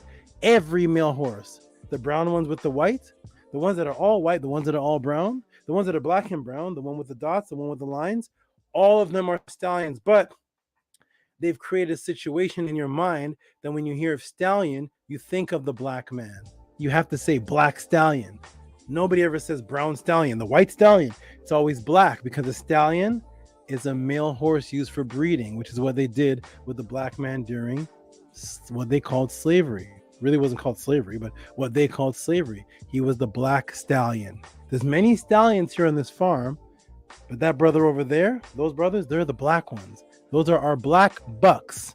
What do you think a buck is? A buck is a male animal. That's what they call the slave males, bucks. Welcome to Tehuti Podcast. Let's get into let's get into it, everybody. Everybody's putting black, black, black, black, black, black, black, black. Got it? Good, good, good. So you understand the psyops. I just wanted to point that out. So here is a woman that's calling herself the black stallion, which is a male horse used for breeding, as she represents satanic or devil forces. Not to say that we believe in devils and anything like that, but that is what's subconscious in your mind. And she is the black stallion used for breeding. Once again, sexual images. Let's go to Erykah Badu. Let's go to her cover of her songs. Here's her cover. Here's the stallion. Any difference seen that in Erykah Badu's cover? Uh-oh. Wait a minute. It's purple. It's violet. What happened? Anybody who's been to my pod classes know what color this, what generates this color through Kirlian photography, and what generates this color through Kirlian photography. And I'll tell you right now, she went to a man named Amik. Erykah Badu went to a man named Amik, and they got together and designed these based on subliminal messages dealing with positivity. So here's Erykah Badu. Hey, this doesn't look like a hot girl summer. Doesn't really look like a hot girl summer. I see a lot of symbolism going on in here. But this doesn't look like the next Cardi B album. Does this Cardi B? Nope. So here's Erykah Badu. You see the difference? And that's why we honor these women, which I'm going to drop a bomb on this at the end of the class. But this is outside of my mind, just in time. Me and my goddesses back in those days had a meeting on Erykah Badu's album when it dropped. Some people in the room can bear witness to this, that I actually held a meeting and we broke down the symbolism on the album cover. We played the songs, listened to the meta. We actually had a family meeting on Erykah Badu. Can you believe that? We've had no family meeting on any other artist except for Erykah Badu, because what her and Amik did when they put together these symbolisms, they're things that I teach in the pod class. We're gonna get to it though. But whose album subliminally displays the tree 3 of life? Do you see it? All Erykah Badu fans here on the Tehuti pod class, you will see the sacred 3 equal tree. Wait until the end. You know I teach with suspense. So wait until the end, Erykah Badu lovers, and I will break down something on this cover that I teach that goes all the way back to Kemet.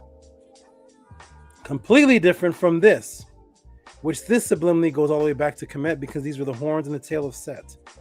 Totally opposite from this purple yellow imagery. So wait till the end and we'll get back to this right here. Welcome to the Tehuti pod class for all you Erykah Badu fans. How many people here like Erykah Badu? Press 1. If you liked her back in the day or like her now, or because she's actually doing a lot more now than just making albums. Okay, Erykah Badu is responsible for bringing almost 50 babies into the world.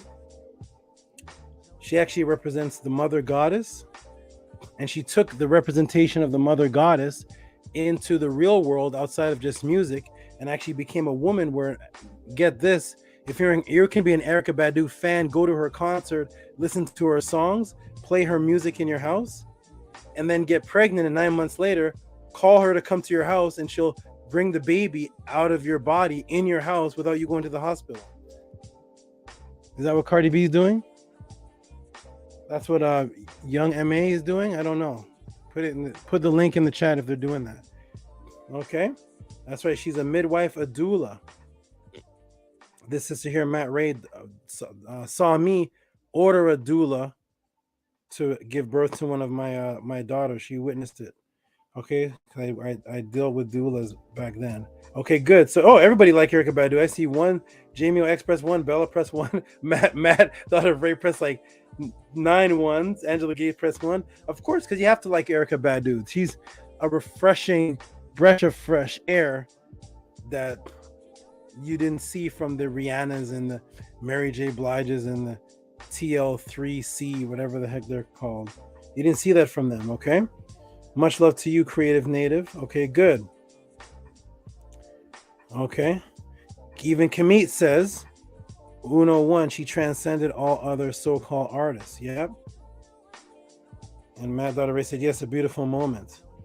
Darius says, start off as a rapper, but she's even better singer. Right, and she always sung. I don't know if you know, but that song, Just One by Busta Rhymes, that's Erykah Badu singing. Just like Lauryn Hill would do in songs that people didn't know is Lauryn Hill was a singer in a song that was like she was the mother goddess there. If I rule the world, I give all my sons. That was Lauryn. Erykah Badu was singing. She was singing and she raps. She does both, multi-talented. Now she brings babies into the world, truly representing the Ankh. Okay, boom. So there's a tribute to and Mad Daughter Ray says now she's a grandma and she saw that again. So she saw the doula ability again. Yes, you can have babies at home, people. You can. Yes, you can. All right, off of that. But here, that's Erykah Badu. See the tribute we're giving the sister. Let's go to Maya Angelou, which you never hear me talk about Maya Angelou in the podcast. Why? Because nobody asked about her. This podcast is designed based on you. You all control me. I'm your Saba. I'm the door. Okay, you ask, I answer. So let's start with a tribute to Maya Angelou. Angelou, if you didn't know how I said Maya Angelou, who is now one of the Ba ancestors. So she has passed Renunette and Paut. To you, R.I.P. to you. And she was from 1928 to 2014. Let's go over some Maya Angelou. Here she is with her natural hair again. Okay. By Dr. Kelly A. Spring, 2017, updated just a couple years ago, 2021. Okay. For fellow women's history. So she was from 1920 to 2014. Who is Maya Angelou?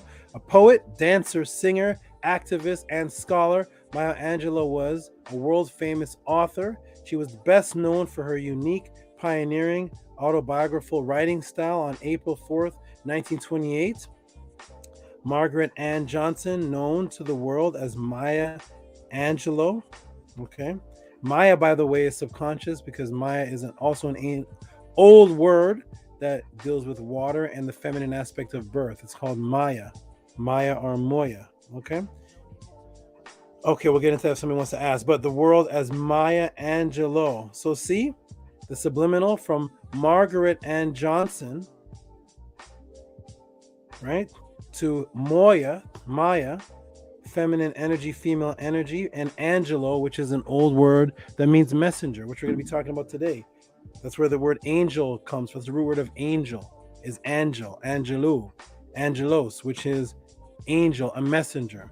She was here as a messenger to give a message representing Maya. You see? So she was born in St. Louis, Missouri, due to her parents' tumultuous marriage and subsequent divorce. Angelou went on to live with her paternal grandmother Anne in Stamps, Arkansas. In an early age, her older brother Bailey gave Angelou the nickname Maya. See? I want to make note here too. Listen. For those of you who get a new name from me, or for those of you who come into consciousness and you get your new name, and your parents and your friends refuse to call you that name, that is the psyops. That is complete disrespect, and it's a matrix. And they will say to you, is that your real name? Were you born with that name? Is that your real name? Because you know, if you have a name from our ancient ancestors, that has to be a fake one. So if your name is Brad Pitt, that's the real one. If I introduce myself and say, I am Craig McCarthy, nice to meet you. If I say I'm Imhotep Ptah Ra, is that your real name? Real? And because you know, it's, you know, the answers are fake, right? So they will not call you by your name, but ask your mother who her favorite poet is. Who's your favorite black poet? She's gonna say Maya Angelou. Hey mom, her name is Margaret Ann Johnson. There's no Angelo. There's no, hey. So you will call her Maya Angelou, but you won't call me Ptah Ra, or you won't call the sister Sekhmet Bastet. Not because you don't, this is the matrix, not because you don't want to call people by a name they weren't born with. You don't want to say the frequencies of that which comes from Africa and the Nile Valley. You do not stand on a principle where, if that's not your birth name, that's not your real name, I'm not calling you that. Did you know that Martin Luther King was not born Martin Luther King? You know his name is Michael? Ask your mother who one of her favorite singers is. You know what she's going to say? Prince. Oh, his mother named him Prince at the birthing table? Nope. But you will call him Prince. You won't say, that's his fake name. Is that his real name? And Prince is his real name. And Martin Luther King, that's a fake name. Is that your real name? Your name is Michael. I'm going to call you. Nope. It's only when it comes to names that go back to your ancestors that can wake you up. That's the only time they have a problem with it. They will call Prince all day. They'll call Maya Angelou all day. Even after they read this article and see her name is Margaret, they're going to call her Maya. Boom. Okay, here we go, everybody. Welcome to the podcast. So, in 1950, African-American writers in New York City formed the Harlem Writers Guild. To nurture and support publications of Black authors, Angelou joined the Guild in 1959. She also became active in civil rights movement and served as the Northern coordinator of the Southern Christian Leadership Conference, a prominent African-American advocacy organization. Okay, what else? She wrote numerous poetry volumes, such as, yes, you got prize, such as Pulitzer Prize nominated, Just Give Me a Drink of Water, For I Die, 1971. as well as several essay collections. She also recorded spoken albums of poetry, including The Pulse of the Morning, for which she won Grammy for the Best Spoken Word Album. The poem was originally written for a delivery at President Bill Clinton's inauguration in 1993. She also won a Grammy in 1995 and again in 2002 for her spoken album Poetry. She was recognized by many organizations, both nationally and internationally, for her contributions to literature. In 1981, Wake Forest University offered Angelou the Reynolds Professorship of American Studies. President Clinton awarded Angelou with National Medal of Arts in 2000. In 2012, she was a member of the inaugural class inducted into the Wake Forest University Writers Hall of Fame. The following year, she received the National Book Foundation's Literation Award for Outstanding Service to the American literary community. Angelou also gave many commencement speeches and was awarded more than 30 honorary degrees in her lifetime. Shout out and respect and honor to the Black woman Maya Angelou, who did this at a time when Black people were being lynched. Yes, in 1928, Black people were still being lynched. Yes, they were still being killed. She did all this at a time that was almost impossible to do any of this. And she was winning awards and doing nominated and all these things. Much respect and Renunette in Paut to Maya Angelou. There's Maya Angelou. Here she is, beautiful. I had to put a color one because the black and white just did not do her justice, even though she's beautiful in black and white. Look at her. She's beautiful in black and white. Look at her. She has that grandmother face, like, I'll listen to what you tell me what happened today. I got your back. She has that kind of face. Tell me what happened to you. And she's patting on the back. That's her face she has. But I wanted to give her, this didn't even do her due justice. I wanted to give her the color. Let's give her the color. Let's look at Maya Angelou, the color. Look at her. Still the natural hair. Maya Angelou, the color. See that? Still beautiful.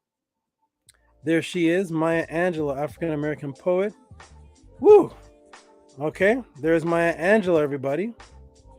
Shout out and respect to Maya Angelou. Now, the next sister is not as renowned as Maya Angelou or Erykah Badu, but all the better, ladies and gentlemen, all the better. So the next sister is not as renowned as Maya Angelou or Erykah Badu, but all the better. For those who may not have heard of her, we will bring her more light here on the Tehuti podcast. Her name is Renee Watson. Let's bring her some light, because I know almost everybody in the room has heard of Maya Angelou, but maybe there's several people in the room that have never heard of Renee Watson. So, thousands of people are going to end up watching this podcast. She was put in the question that was asked. So let's give Renee Watson some even more light than she's getting on her own. And let's put her in the podcast. It's going to get thousands of views. Let's put her in. Welcome to the podcast, Renee Watson. Let's introduce you to everybody. Here we go again. Got the natural hair going, big smile. Big cheeks, pinchable cheeks. She looks great. She looks cuddly. I like that smile. That smile is bright. Teeth white, Colgate, Tums style, or what's that one? The natural toothpaste. But she has a white teeth. And what does she say? Here's one of her quotes: "I teach young people how the arts can be used to stand up against injustice." That's awesome. So she teaches young people how to use art to confront injustice. You can actually speak through art. That is beautiful, because a lot of us was raised through art. There was those on the street like Malcolm X that was on the street, but then you had those that were doing it through like language art, like Cress Wesling, who raised and woke up a lot of people. Public Enemy, who made songs. That was their art. Poetry or art form graphics. So she teaches young people that the arts can be used to stand up against injustice. So she motivated young people that they can use their talent as an artist. They may not be one who speaks. A lot of people don't have the speaking ability of, say, me or Malcolm X or Farrakhan, and they're just not speakers, but they're quiet artists. Shh. They're quiet to themselves, but they can draw. But in the drawings, that can inspire people because it has subliminal messages like the one that Emik made for Erykah Badu. Let's go, everybody. Welcome to the Tutsi Pod class.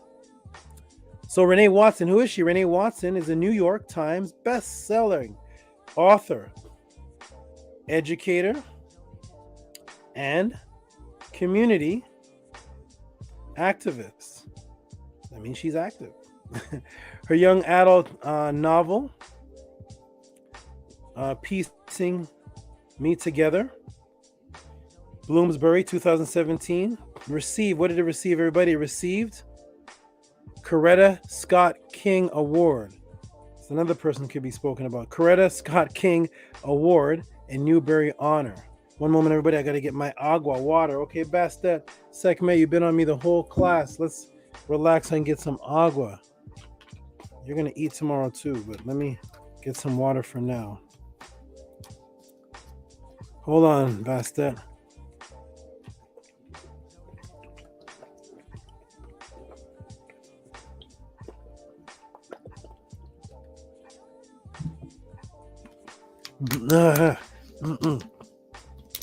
Sorry about that. Okay, you got it. You're good. Okay. All right. Water. Nothing beats Moya. All right. So, she got the Coretta Scott King Award, Newbery Honor. Her picture book, Harlem's Little. So it's a picture book, once again, communicating through art. Harlem's Little Blackbird, the story of Florence Mills, Random House Books. If you want to go pick it up, you're getting the source of where to get them, Random House Books for young readers. 2012 received several honors, including an NAACP Image Award nomination in children's literature. Good job. Watson was a writer in residence for over 20 years, teaching creative writing and theater in public schools and community centers throughout the nation. She founded I2 Arts Collective, nonprofit that was housed in, let me shrink this down so I can read it all together. Housed in the home of Langston Hughes. Look at all this going on. 2016 to 2019, Watson is one of the Council of Writers for the National Writing Project and is a member of the Academy of American Poets Education Advisory Council. She was also a writer in residence at the Solstice Low Residency Creative Writing Program of Pine Major College. Peace, sister. You've done a lot. You've done a lot in the arts world to help young people. You've done a lot. Wonderful. Shout out to you. And that's why we should honor Renee Watson. Because why do more people know about Cardi B, Megan Thee Stallion than they know about Renee Watson? Why? Why is that? Have they achieved more? Okay. They know more about young MA than her. Why is that? But anyway, let's continue, everybody. Welcome to Tehuti Podcast. Here we go. We're still going. Let's blow this up here. Here is another beauty. Another beautiful, beautiful sister here. Who is this? Oh, down here. Here we go. Who is this sister? Woo.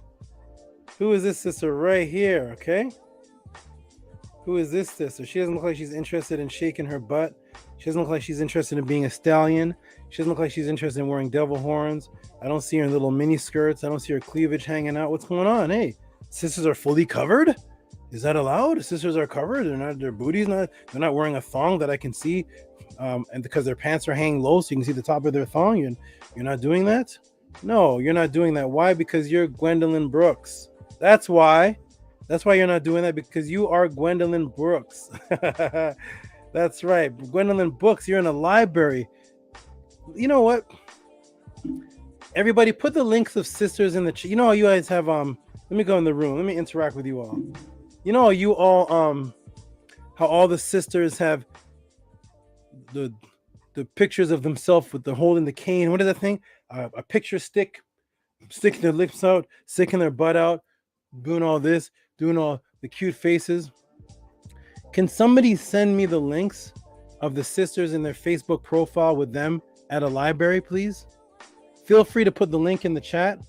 When I go to it, I don't want to see created on February the 10th profile.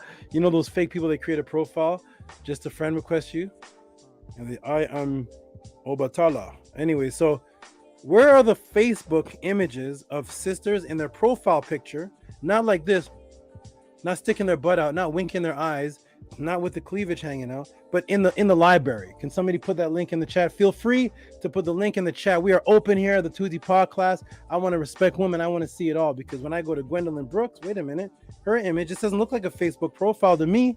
Oh, this looks like when women were interested in reading. Oh yes, I remember those days when women were in, their backgrounds were libraries. Remember the library? Remember that? It was a building that you would go to, and there'd be books there, and you could take them out and you'd sign them out and you'd read them with your children and family. Then you come back, you'd bring your family there, your friends there. You have to be really quiet. Remember those? There were buildings back in the day. I don't know if they exist anymore, but she's in a building called the library. Look at that.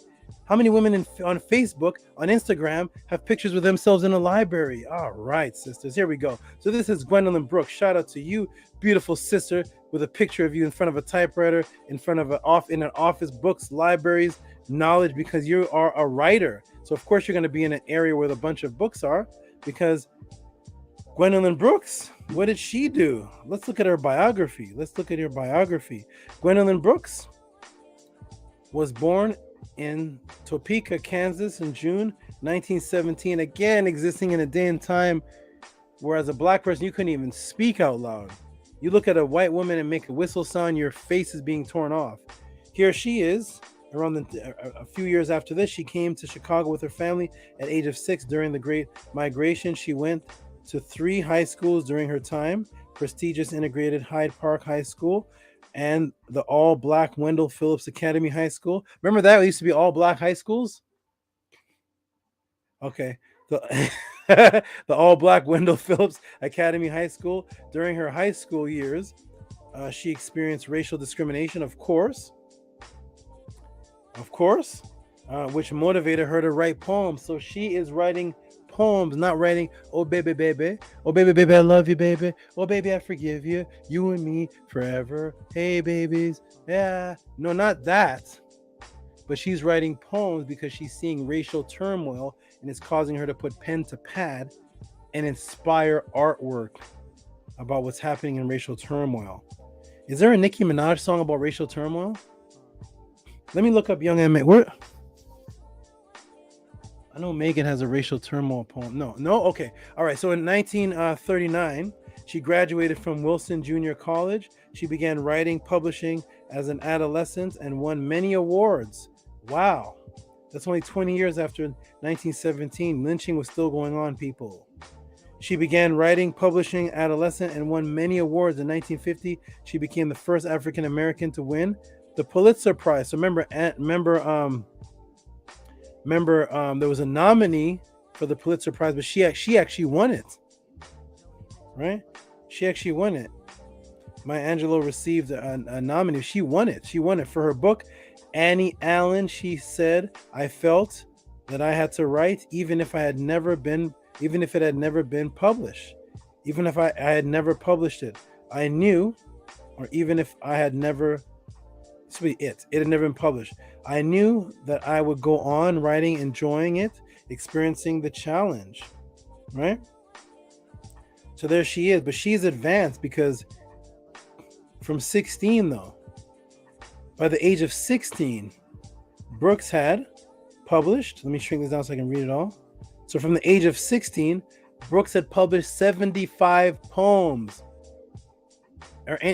Anybody here have 16-year-old daughters that are publishing 75 poems? Or is it a hot girl summer for them? Is it WAP? What's the Cardi B song WAP? WAP, hot girl summer? Well, no, this sister here is 16 in a room full of books, publishing 75 poems about what's going on in her situation at 16. She graduated high school in 1935, then attended Welsing Junior College, where she graduated in 1939 with an English degree. Her first collection of poems, A Street in Bronzeville, was published in 1945. It was praised by readers and critics. Her writing career soared from that point. In 1967, Brooks' writing took on a sharper political edge after she attended the Second Black Writers Conference at Nashville Fisk University. Here she was exposed to new Black cultural nationalism and consequently became more aware of her role within the black community. See, all this is based on racism, black consciousness. This is what sisters were doing back in the day when they were 16. Somebody show me a 16-year-old's face. I just want 16-year-olds Facebook and Instagram. Somebody send me their profile. Just go ahead and put the link in the chat. All right, in 1968, she published in the Mecca, which marked a shift in focus, this being her most political work, but also in tone. Her style became more energetic. So let me get this. I'll go over here. So in 1967, Brooks' writing took on a sharper political edge after she attended the second Black Writers Conference at Nashville Fisk University. Here she was exposed to new Black cultural nationalism. See that? So she's being inspired by Black cultural nationalism. In 1968, she published In the Mecca, which marked a shift not only in focus, this being her most political work, everybody, but also in tone. Her style became more energetic and essential, infused with a new urge, that of connecting Black people's perspective and experiences all over the world, starting from her surroundings in South Chicago to the people she met on her travels through Kenya. She went to Kenya, Tanzania, Ghana, Kenya, Tanzania, Ghana. She's taking this work to the motherland, everybody. And most people in this room have never heard of this beautiful woman, never heard of Gwendolyn Brooks, okay? But thanks to Tracy asking about her, because here at the Tehuti podcast, I am your servant to answer what you ask about. I didn't come here to teach about Gwendolyn Brooks. The question was asked, so therefore I break it down, because it is the diversity here, okay? In 1968, she was appointed Poet Laureate. Poet Laureate, remember that Cannabis song? Look up Poet Laureate and you'll see how hard it is. She was appointed Poet Laureate of the state of Illinois, a role she held until her death.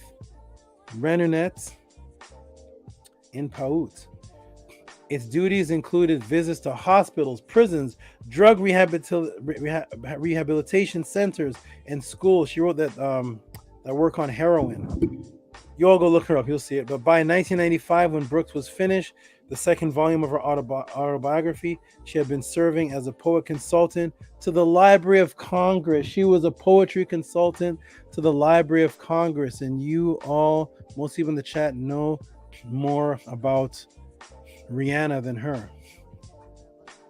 She had been 68 years of age when she was appointed and had been the first Black woman to be given the role. In 1994, she was chosen by the National Endowment for Humanities as Jefferson's Lecturer, the highest award in the humanities and given by the federal government. Rise in Paut. Beautiful Gwendolyn Brooks. This is why we should honor these women. This is how I answer questions here at the Tehuti podcast. Most people have never heard of this person. Okay? Shout out and respect to Gwendolyn Brooks. And one of my all-time favorite sisters, whose focus was to expose the psyops and impress upon the melanated mind the importance of biological imperative. That sounds familiar. It's a woman right up my alley. She focuses on psyops and the importance of biological imperative. Who is this? When's the last time y'all seen a sister look like this? Is this on Facebook? Is this on TV? What sister on TV looks like this right now? Rise in Paut. Renunette in Power. March 18th, 1935 to January 2nd. I remember when she passed, people couldn't believe it in 2016. I remember that. Look at this sister, the red, black, and green. She's no joke. I don't have time to play it now, but I have the Donahue interview. She kills Donahue. I can't play it right now. But look at her. Look at this, huh? Look at that sister. Does everybody here who has wives, mates, and girlfriends, do your girlfriends look like this? Do the women you know look like this? Make sure they do. And the reason that they don't is because they're not giving honor and respect and being influenced by these beautiful women. They're giving influence by women on Days of Our Lives and All My Children and The Mistress of America, whatever these television shows called, Flavor of Love or whatever the hell. All right, Here she's still going. Look at her, still with the same mission. Look at her rosy cheeks. I guess this is the reddish brown that they say the Egyptians were. The Egyptians were not black people. They were a reddish brown, the type of reddish ruddy brown, like Francis Cress Welsing, who had a book with Osset on the front. Much respect. Here she is. Okay. Francis Cress. This is my favorite. She's the psyops lady. Francis Cress Welsing, psychiatrist. Psychiatrist best known for writing the ISIS Papers. Was born Francis Luella Cress in Chicago, Illinois on March 18th, 1935. Welsing, who was the child of physician Henry Cress and the teacher Ida Mae Griffin, grew up in the middle of three daughters. She received her Bachelor's of Science from Antioch College in Ohio in 1957 and her medical degree, MD, from Washington, D.C.'s Howard University. You know what I'm going to do, everybody? Hold on. I have to step away for a moment. I'm actually going to put on, as I step away, I got to step away right now, but I'm going to step away for just a moment. And what I'm going to do for you, I'll give you a little treat. Woo! This is a big class, huh? This is big. Sister Cress. Oh my goodness, huh? Let me see what this file is called. I'll see if I have it. And I'll go ahead and put this on for you. And I'm gonna step away for just a moment.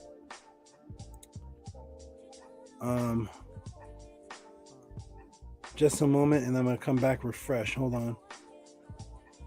Feb 10. Little treat for you all. My favorite. This is my favorite sister here of the speakers. This is my favorite. Let me go ahead and see if I can sister tribute. Oh, here it is. Put on a little bit of this here, and I'll be back. Let's turn the music down.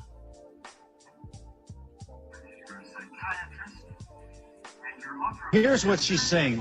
First of all, white people are dying out. Into the next century, everybody on Earth may be of color. And we're scared about it. Already we're a minority. Did you know that? I'll guess 25% of us are white, maybe less than that. And that's the reason we're racist. We're not only afraid of dying out, but we're also jealous because we have no color. You're laughing. How come we spend so much time in the sun trying to get brown?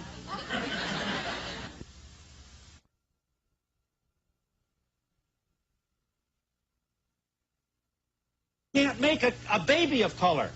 And that's the reason for racism and lynching. And if how do you explain? Do you believe we're racist? No, we're not racist. Yes, we are racist. What is this, an accident that all the cities are becoming blacker and blacker while the outer reaches of major metropolitan whiter and whiter? That's an accident? Well, come on. When you get on an elevator and you're the only white person on the elevator, how do you feel? What'd she say? What'd she say? Frightened, she said? Oh, she's scared of elevators. Okay, here we go. Francis Cress Welsing, MD. You are a Washington, D.C.-based psychiatrist, and you're author of the Cress, your middle name, we should say, theory of color confrontation and racism. You call racism white supremacy. To be sure, a provocative and controversial theory on skin color and oppression. Well, I'm ready. So is this mostly but not exclusively white audience. Let them have it, Doctor. Boy, oh boy, do you need an escort to get out of your speeches? No, now, let me just give you a little background. This paper was written approximately in 1969 and presented in 1970. It was written for a group of black psychiatrists who were looking at racism. Yeah.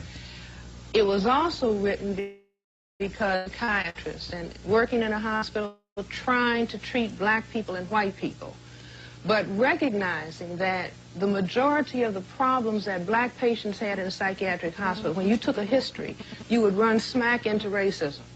So I knew I had to understand racism to help solve the mental health problems of black people. Okay. So out of my brain computer, putting in the question, why do we see this behavior? Why have we seen it for hundreds of years?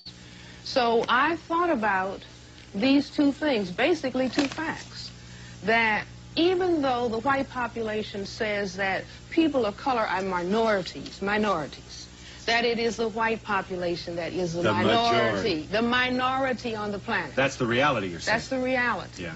That in spite of the fact that black people, non-white people have heard over and over again, you're genetically inferior because you are non-white. That in reality, white skin is a genetic recessive status, not as said by Francis Welsing. You see, meaning that if you and I were to have a baby, the baby would have color, and you make it genetic. White so plus what? Color. Well, wait a minute. It's not Francis Welsing that is concerned about the disappearance of white. Ben Wattenberg just wrote a book, The Birth Dearth. There have been multiple articles in the newspaper talking about the decline of Western populations. Yeah, here's the Washington Post, just to name one. We are a depopulation bomb, the withering of the Western world. Here, incidentally, this was the percentage of the West's population in 1900, the turn of this century, about 30%. This is where we'll be less than 10% in the year 2075. Here's where we are about today, 15. So we're not having babies. So whites are not having babies, and there is the concern about white genetic annihilation. In other words, I look at, this is Dr. Martin Luther King's birthday holiday, and people will say, well, here's a man who talked about love. Yeah. Why was he killed? And I say that the deeper logic is, what if all black and white people and non-white people and white people love? What would happen to white people? White would disappear. You see, just mix all of the people on the planet up together. In other words, if race didn't matter, or if color didn't matter, it follows with the jet planes. No, I'm not saying if it didn't matter. I'm saying that indeed if there was a mingling of all of the people, because that's what I'm saying. Okay, fine. Absence of prejudice. The ability, no, wait, don't confuse what I'm saying. I'm saying that if we mixed all of the people presently on the planet, stirred them up, that the white freckle-faced people would be gone. Genetic recessive status would disappear. And that if I did a survey and everybody didn't have to, face anybody, if I said how many people who are white want their children to be white, want their grandchildren to be white, want their great-grandchildren to be white, want their great-great-grandchildren to be white. Now I've gone all the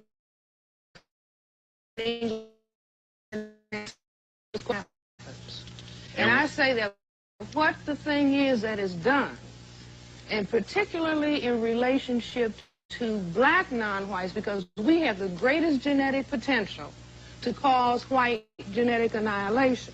Because you're the blackest. Because we, right. The most color. Right. We have this ability to produce melanin pigment. We have more of it than anybody else. And so the most pressure is on black people.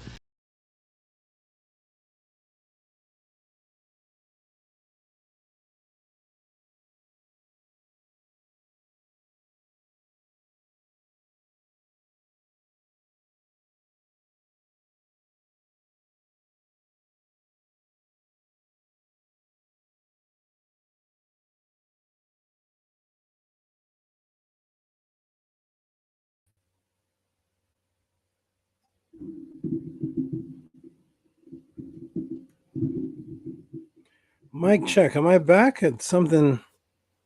Mic check. Mic check. Mic check. Mic check. Am I back? Something very odd has happened.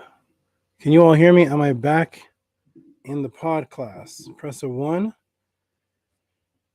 That was very, very strange and Very. You all can see me? Okay, good. All right, good. Okay, Angela Gates, Hikakepara, RPM mod. Okay, good. Okay, so here we go. So I'm gonna take that off for now. It seemed to it played, but there was some type of glitch. But we're gonna get back into it and conclude this. I just want to give you a little treat because that's what talk shows used to be back in the day. It wasn't who's the baby daddy and you are the father. It wasn't that. Talk shows back in the day were political, racial, conscious, Hebrew Israelites versus Farrakhan. It was beautiful back in the Donahue days and who remembers Geraldo Rivera and even the guy that does You Are the Father. He had the conscious. He had all of those concepts, conscious people on as well. Okay, boom. Okay, let's get back to it, everybody. Let me see if the screen. Okay, good. We are back. It was just a video glitch. I'm gonna go back to present. Okay. Let's go back. And here we are, everybody. Go back to the little treat that I gave you right there. A little bit of old. Okay, here we go. If you all can see the screen, press A1. Press 1 if you can see the screen very well. You saw her in real life there talking about genetic annihilation and why racism actually exists is due to the fear of extermination. Press a 1 if you can see me and hear me clear. Press a 1. Wonderful. Amun Ma'at Ra. All right, let's go to it. Everybody, welcome to the Tehuti Pod class. So, Frances Cress Welsing. She did all of that. And she wrote a book called The ISIS Papers. Okay, so she, after Welsing earning her MD, she stayed in Washington, D.C., pursuing a career in child and general psychiatry. Welsing spent nearly 25 years working as a staff physician for D.C.'s Department of Human Services and also as the clinical director of 2 schools catering to children with emotional troubles. Welsing opened her own private practice in D.C. in 1967. Through her published works and her research, Welsing sought to help and bring about solution to the mental health problems, that's the psyops, of the Black community by understanding racism. And the only sister and first sister to ever put out a book named after a Kemetic netter with the actual Medu netter on the front. Get this book. Read this book to your children. You will see the psyops. You will see the sex magic. You will see it in very understandable forms. I know the Tehuti Pod class is very advanced, but this will be very understandable for your children and any new person. You will see it's very, very clear. Very clear. Frances Cress Welsing. Get this book, The ISIS Papers, The Keys to Colors. Go watch the Donahue interview. Okay, let's bring it back to 1992 vibes again. This 2023 is death vibes. But here we go, everybody. It says Frances Cress Welsing, Gwendolyn Brooks. We got a lot of sisters. Maya Angelou, Erykah Badu. We have a lot of these sisters. Renee Watson. A lot of these sisters that most people have never even heard of before, except for maybe Erykah Badu and Maya Angelou. But we're breaking it down here, giving the tribute to these sisters at the Tehuti Pod class. Here she is. Look at her again. Welsing published her first major book work. There's another one. This one is hardly ever spoken of, everybody. The Cress Theory of Color Confrontation. Look that up. Also, not just the ISIS papers, but the Cress Theory of Color Confrontation as an essay in 1974. It is published work and it is available. 1974, while assistant professor at Howard University, in the controversial essay, Welsing argued that the drive for white supremacy and superiority stems from a pervasive feeling of inadequacy and inferiority. Welsing claimed that quote-unquote whiteness was in fact a deficient, evidenced by the inability of whites and other races to produce melanin, which generates skin color. In short, white people in America should not cohabit peacefully with their Black peers, according to Welsing, because of a deep-seated jealousy of people with melanin and their embrace of racial supremacy. To accommodate these feelings, the essay was controversial and according to Welsing, prevented her from not only gaining tenure at Howard, but in fact losing her teaching post. In 1991, Welsing published her most famous book, a collection of essays entitled The ISIS Papers. So for those who want to know, this is one of the essays she came out. This is one of the first ones in 1974. Okay, but almost 20 years later, she actually put her essays together and put them together as a book. So when you get that book, it's actually a collection of different essays she was writing since the early 70s. The Keys to Color, so the essays, a collection of essays titled ISIS Papers, The Keys to Colors, which discuss in depth the issues of white supremacy and racism in the United States. In the ISIS Papers, Welsing delved deeper into her theories of melanin deficiency among whites as a driver of racism, white supremacy, and white segregation. So Welsing delved, let me go back to this again. In the ISIS Papers, Welsing delved deeper into her theories of melanin deficiency amongst whites as a driver of racism, white supremacy, and white segregation. In the process of psychoanalyzing white racism, Welsing also discussed the importance of recognizing racial behaviors and symbols amongst blacks that were psychologically damaged. That's the psyops and the matrix symbolism that I always focus on. I call it the psyops. She called it symbols amongst blacks that were psychologically damaging, which needed to be countered and destroyed. She listed amongst those behaviors homosexuality.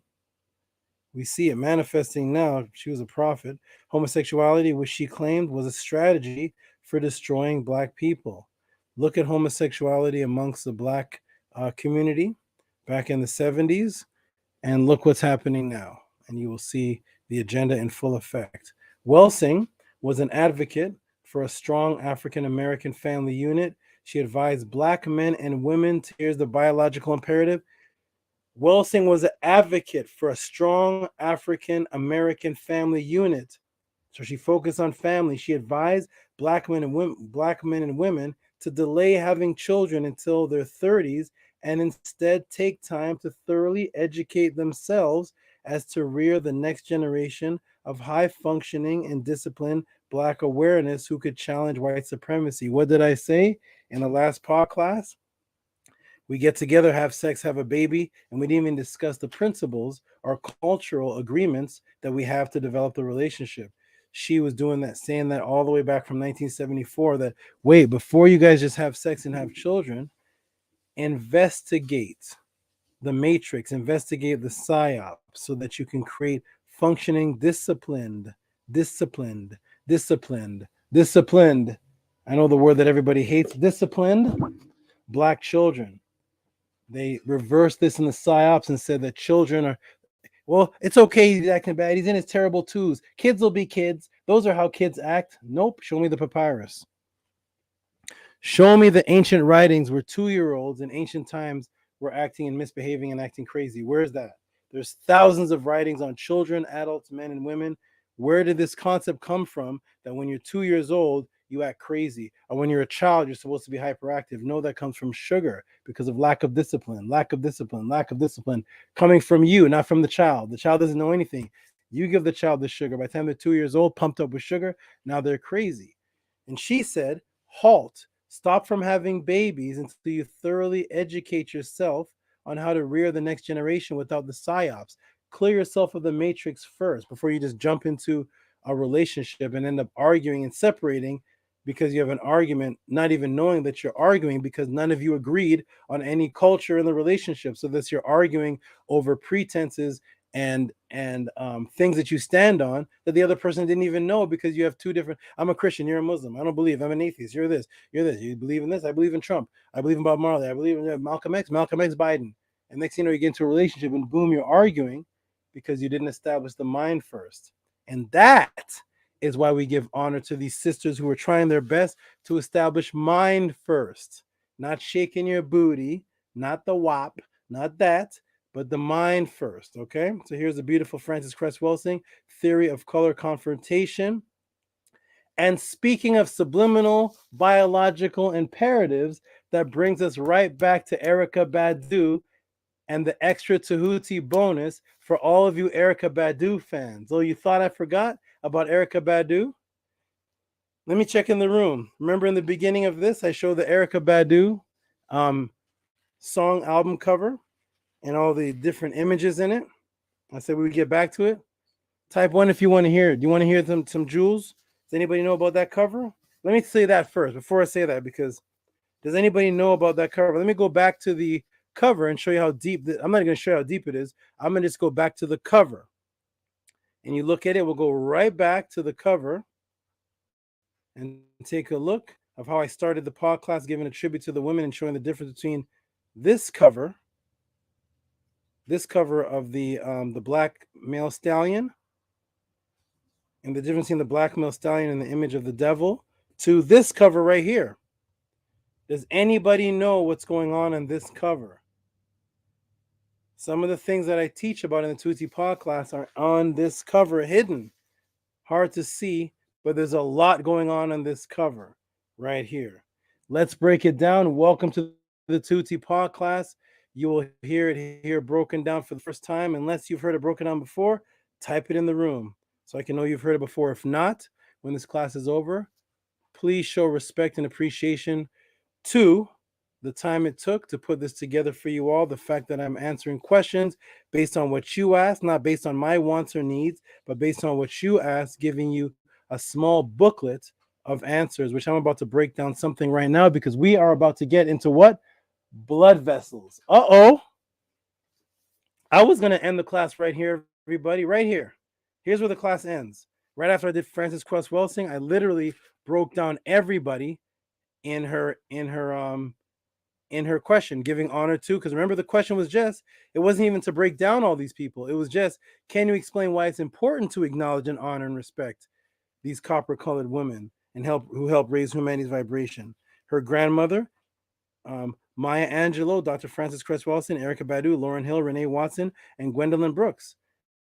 I broke that down, right? So the class should be over right now, ladies and gentlemen. The class should be over right now because the answer has been given very thoroughly, and the psyops has been explained, and the credit to the women have been given. But now, of course, the class is supposed to end right here, but what does Tehuti do for you? I always give you the extra bonus of what you never heard before. In a breakdown of classes, I never just give history. I always give that little hidden agenda, hidden symbolism of things that were right in front of you that you never seen before, because that is my job as the Saba, as your Morpheus here. I have to show you, hey, this is the history. Here's Frances Cress Welsing. Here's Erykah Badu. Here's this person. Here's that person. Here's what they did. Here's the Grammys. Here's the awards they won. But let me show you.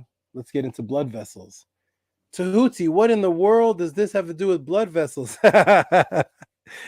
Welcome, new people. If you're here, please show support to the Tehuti podcast, because your mind is about to be melted right now. This is my AI moderator who says, please support a Cash App, TTM Moon. At the bottom of the screen, you can see the PayPal. Support what it is that I do if you respect it. If not, then just watch and I guess gather information to build a debate with me or something. I'm not sure. But if you appreciate your waiter for walking a piece of steak to you that you bought and you tip him $10, appreciate this more, because this is life-saving information, which is going to show you how deep the symbolism is, because we're going to get into blood vessels. What? So speaking of subliminal biological imperatives, that brings us right back to Erykah Badu and the extra Tehuti bonus for all of you Erykah Badu fans. You thought I forgot about Erykah Badu? Nope. What is this, Tehuti? What is this you're putting on the screen? What is this? Anybody know what this is? Let's look at it big. Let's look at it big. What is this, everybody? This looks like a tree, doesn't it? This looks like a tree. This is an X-ray of something on a screen, and doesn't it look like a tree? And everybody see that? This looks like a tree with branches. Everybody see this? Wonderful. But what is this actually happening? These are healthy blood vessels. Healthy blood vessels bifurcate into the perfect tree of life fractal. So these are healthy blood vessels. Wow. How do we go from Maya Angelou to blood vessel Fibonacci Fractals. Yep, this is what happens at the Tehuti podcast. Welcome, new people. Welcome. If you're getting this on any other chat or any other YouTube, put the link in the room. Okay, here we go. So these are bifurcated Fibonacci fractals. So these are bifurcated into perfect life fractals.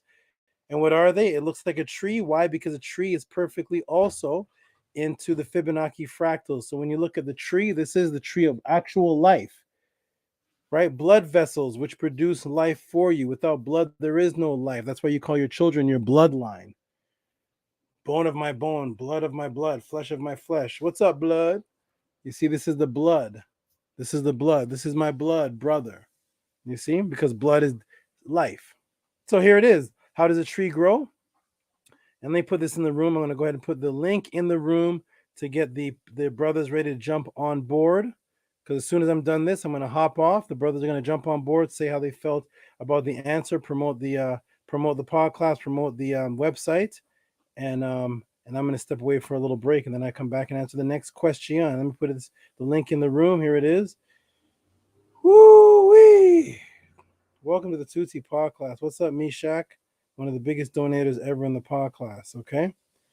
There's the link in the room for the team to jump on. Get ready, because as soon as I'm done this, I'm jumping off for my break. 82 people in the chat. I'm going to go check and see the donations and the support. Do you support and respect a brother for doing this, or is this just entertainment for you? Okay. Let's check it out, everybody. Welcome to Tutti Podcast. What are we looking at, everybody? For the first time in your life, you are seeing the association from healthy blood vessels bifurcated into a perfect tree of life fractals, and then you're looking at the growth of a tree. How does the growth of a tree begin? In order for a tree to stabilize itself, it has to grow into a Fibonacci form. That is why trees don't tip over. Do you ever notice that? Trees grow in a way where they're perfectly balanced, whether it's their roots underground that you can't see, and the way that their branches actually grow. So there's not a bunch of, you ever notice with a tree, there's not a bunch of branches on one side. It would tip over the tree and the tree would die. They're grown perfectly in a Fibonacci sequence to cause balance. This is their trees of life, because blood vessels are bifurcated into a perfect life fractal. So you need your blood. But what good is blood if you can't breathe? Well, you can't breathe if there's no trees. So thus every tree is a tree of life. Let's get into it, everybody. Welcome to the Tutti Pod class. Here's how they grow in their branches. They grow one branch, then they split. Then there's one branch here, one, that's two. Then they go up here and it's one branch, one, that's three. Then it goes 1, 2, 3, 4, 5. And they're actually expanding in their branch separation and bifurcation, growing in a 1, 1, 2, 3, 5, 8, 13 Fibonacci sequence, the tree of life. And this is why trees do not tip over, and they can be around for 100 years. Some trees are around for 5,000 years, and they're never tipping over because they're created perfectly in a bifurcation in a tree of life standard. And that is why in Kemet, we had the goddess representing in the Purim Haru, Het Heru, coming out of the tree, giving what? Life. Giving life to the deceased as he holds this up and he gets liquid, Maya, he gets liquid into his cup. And here's one down here drinking from the fluid. Let me go ahead and blow that up a little bit so you can maybe see a little better.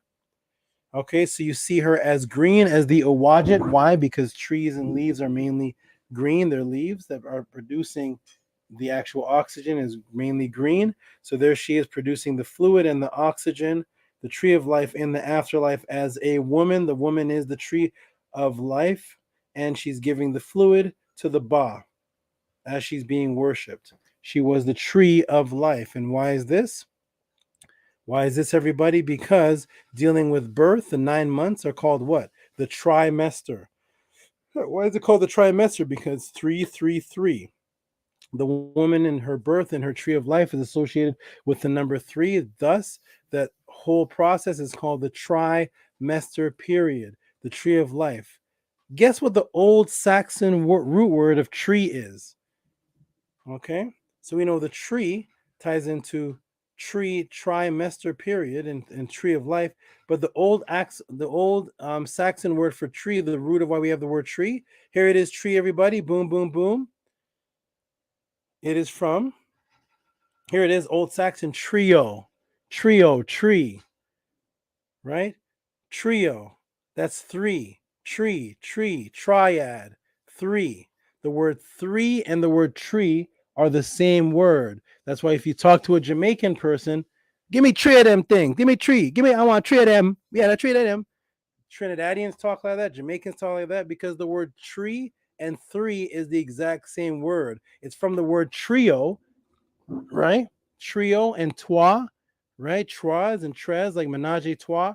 Three, and that is the word tree. So the word tree, which is the birth of life, the tree of life that gives you oxygen, that actually looks like the bifurcated blood vessels in the human body, which looks like a tree, which you need your blood vessels to survive, and you need the oxygen to survive. And thus the woman is the tree of life, drawn as Het Heru and Sekhmet in the tree, Het Heru in the tree, giving you life, because when you're born, you have to go through three sections called the trimester, three, and that's 9 months, and that is the tree of life, and the woman is the actual tree. Boom! What in the world does this have to do with Erykah Badu? Erykah Badu fans, you're gonna love me. Erykah Badu, you may love me. Here we go. All right, now to Erykah Badu's cover with the tree of life coming from her head. Notice there is a woman. You see, okay, you see this image here? There's a woman coming out of the tree. Here's the tree, and the woman is coming out of the tree, feeding the people as a tree of life. You're going to notice on the Erykah Badu cover, their image, there is going to be a tree of life, and there's going to be a woman coming out of it. It's not a man, it's a woman. Notice there's a woman with the word life on her back, Ankh, but there's not just one Ankh. Look again. Let's take a look, everybody. Welcome to the Tehuti pod class. Here it is, everybody. There is the woman. Let me blow this up a little bit more. You see this? They made sure that Erykah Badu and Meek made sure that you know it's a woman. Why? Because they turned her to the side. You notice she's in the ka position. You turn her to the side and you can see the breast. And what's on her back? Ankh, which is life. What is this? The tree of life coming from the head. It's a woman coming out of the tree. Is that not the same exact thing that's happening right here with the woman? Het Heru, giving life coming out of a tree, giving the people what? Giving them the Ankh, giving them the life. That's why you see Sekhmet Het Heru holding up the Ankh to the Pharaoh's nose. That's what she does. The Ankh is life. Here on Erykah Badu's album cover here, you see the woman giving the Ankh the life so that the people's vibrations can be sped up. That's why you're called in the afterlife a Ren, which means sound vibration, which I've broken down many times, sound vibration. And how do you attune your sound vibration? Subliminally with this piece right here.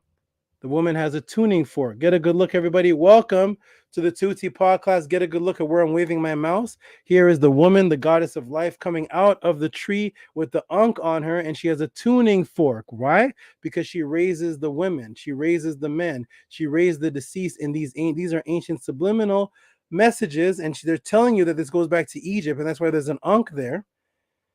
Woo! There's an Ankh there, and it goes back to the tree of life, and the Ankh and life being 3, the trimester. Why? Because look how many Ankhs are on the cover. 1, 2, 3. Hello.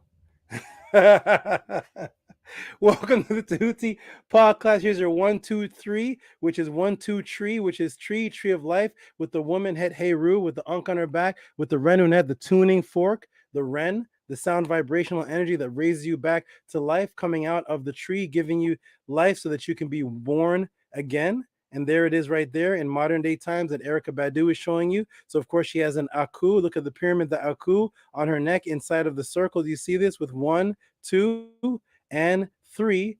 3, the trimester, the key of life, right? That is the trimester. And there is Het Heru with the tree coming out of the tree, right? Because the woman gives the blood, gives the life. And of course, your blood over here are bifurcated into images that look like trees, right? And she gives you life. You understand all the symbolism here, because it goes back to 3, because the first physical deity, first physical image of an effigy or an image of a deified being was a woman.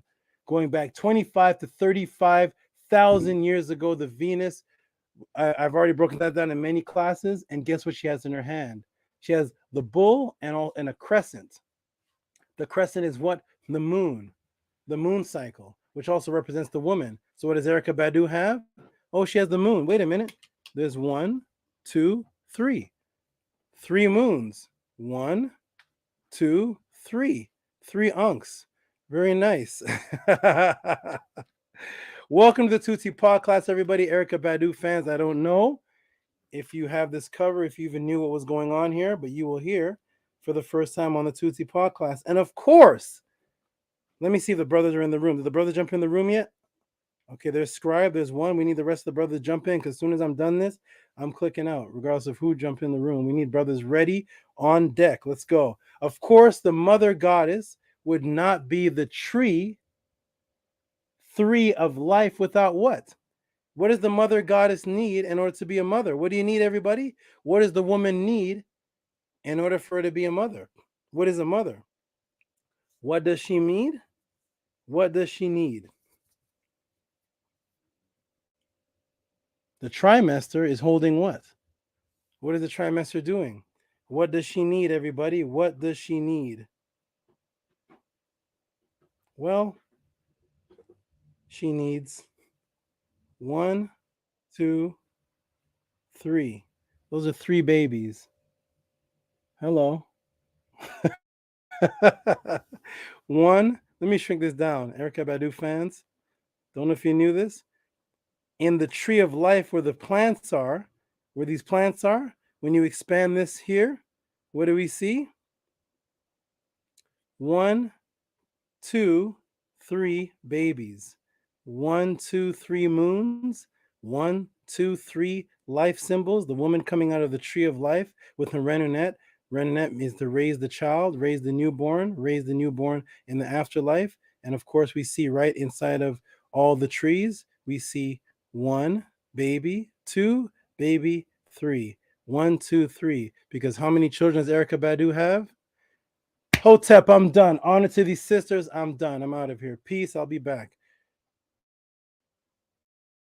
That's it. I'm going to check for this. Let me see if like this. Let me check the room and see if anybody even like this answer. All right, Scribe. How you doing, Scribe? You know all that about Erykah Badu before? Hotep. Before I speak, am I clear? Is my mic clear? You're clear. All right. No, definitely not. Yeah, I definitely know the sister is deep, and she is definitely connected. So that was an awesome breakdown right there. Thank you for that. You're very welcome. And there's a Hati. Hati's here. Hey, Hati. Now Hati can, and I'm gonna get off. I'm gonna do a couple. I'm gonna show the people in the room, but I like it that Hati's here because Hati's been with me for 9 years and has never heard me break down Erykah Badu. Ever. And here we are. And after 9 years, all of a sudden I find something that ties into blood vessels bifurcated. And I never knew who Gwendolyn Brooks was. I didn't know who she was either. That was interesting. Wonderful. Let me go in the room and see if everybody liked the answers. We have Nahia Ninti says, beautiful breakdown. Higa Kepara is giving hand claps. Matt Dotteray said, thank you. Amazing, Saba. Bella says, class in session. And my, oh my, it is beautiful too, Saba. The sisters are coming out. Look at this. Beautiful. The sisters are coming out. Divine Isis puts boom. Awesome with the explosions. Amun Ma'ara puts claps. Okay, Jason Kirkland to Saba. That was a golden breakdown. Zep Tepi Slim is in here. Where's Rigo? Shout out to India Irie. Shout out to India Irie. There's so much more, right? Walter Williams puts wah. All right.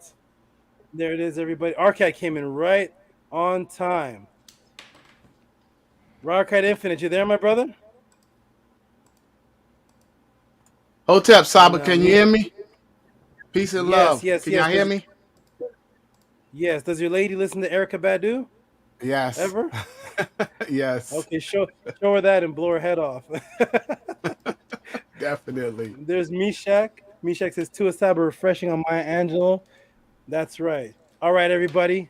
Support the Tehuti pod class if you like what it is that you are seeing. The next two questions, I'm going to answer them. There's a few of them. I'm going to answer as much as I can until about 12 o'clock. I'm going to take a break now. I shall be back. Brothers, take it over. Peace. Support. Hotep, peace and love to the chat. Peace and love, Ahati, Scribe, my good brothers. You know what? I went on the phone for like 2 hours. Can y'all hear me? Yes, we can hear you. Hotep, yeah. I've been on the phone for like 2 hours. I do have that book, everybody. Shout out to that sister. Just to show everybody we on our Scribe. Is it showing, bro? Yeah, there you go. It's the ISIS papers. But I was on the phone with one of my brothers, and that was a beautiful breakdown. But he was giving me some beautiful words, beautiful words of encouragement. And that's the thing where we have to encourage each other and celebrate, our greatness. So I'm excited to run back the tape because I had to turn it down. I wasn't able to really tune in and digest Saba's words like I was supposed to. But I'm definitely going to run that back because y'all know we got the best teacher on the internet right now. Shout out to our Saba, Tehuti, Amenhotep Ra. Hail Kemet. Peace and love, Menku. What's up, my brother? Can y'all hear me? Peace, peace. How you doing, brother? I'm doing good. Good to see everybody. Peace and love. Yeah, man. We got to celebrate our greatness, man. Celebrate our sisters and celebrate our brothers. And I really didn't expect that. But my brother, he called me. He way in Australia. And he was like, he's called me for the link so he could tune in. He's like, yeah, I want to support you.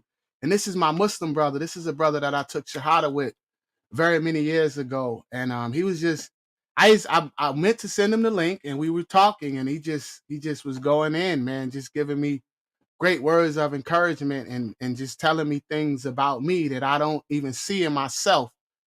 And I'm just appreciative of that. And he was telling me everything you brothers everything you brothers up here tell me, and everything Saba says. So we got to start celebrating our greatness, man, and start celebrating our sisters and celebrating the truth and standing on the truth and step into our greatness. Like my brother told me, he was like, we gotta. He told me I was a beacon of light. That's what he told me. I was like, what? I just did a teaching on that, Ahati. It's a beautiful thing, man. I'm loving this truth, man. Shout out to you, Tehuti. Shout out to you, Scribe. I'm gonna let you brothers talk so I could fix my TV and get my internet working right because I was on the phone when I got on. So peace and love, Hotep to the chat. Teachings of Ma'at.org. Go to the website, check us out. Peace and love.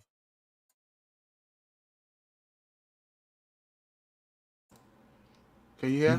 You can go ahead, Menku Ara, if you have some words you want to speak.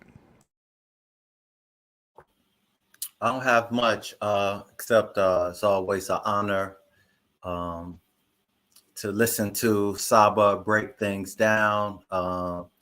We gotta embrace our sisters. We gotta lock arms with our sisters. So it's very important that we see them in the positive light that Saba was able to lift them up in and show their greatness. I love Erykah Badu. I saw her in Chicago and she opened up the show and she was inside of like a hologram of a coup.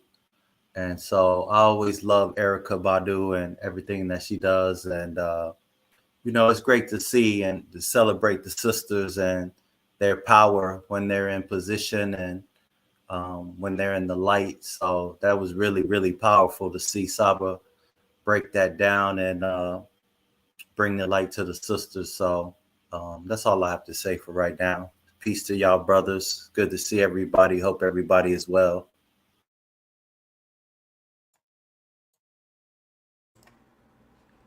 Hotep Ma'at, everyone, peace and love to all the viewers, all the great brothers and sisters in the chat. As always, I always love to give my adoration to those who show up consistently, and give your attention to the great Saba, and also for those who support, that's it's very, very important that we support the Saba Tehuti and what he brings for us as a system of reciprocity, so it maintains the balance, so definitely shout out to all the great supporters who consistently show love. You know, it's very, very, very, very important that we continue to do so we can continue to grow as a unit, you know. So because who else is giving these type of breakdowns and these type of teachings at this type of level? You put it, forget about a link, put a name, just put a name in the chat. If anybody is taking an hour and a half to break down a topic of a situation with all different types of sources, I mean, who's doing that? You know, no one. So, you know, as I always say, we don't want to take this information for granted. We don't want to take Saba Tehuti's time for granted. I know a lot of times in these communities, for a long time, it has been expected to that, you know, poor righteous consciousness, you know, and that's one thing the teachings of Ma'at is eradicating from the consciousness of our people. We're getting rid of that, you know, because that keeps us at a low, poor conscious level. So we're getting rid of that. You know, there is no more of that. There is no more expecting things, just, you know, just give it to me. No, we're not doing that no more, because this is a reciprocity system. And if we want to maintain, especially at a high level, this is something that we have to change and continue to elevate each other. You know, it's an energy exchange, you know, first and foremost. So thank you, Saba, for this absolute beautiful teaching on the beautiful sisters, the muts. It's absolutely amazing. You know, with Maya Angelou, she's definitely a motivation for myself. You know, and if anybody, you know, you look around, you can't find no beautiful sisters like that. I tell you right now, if you go into these poetry, spoken word sessions, you will see the sisters there. You know, they are still there at a high level of consciousness.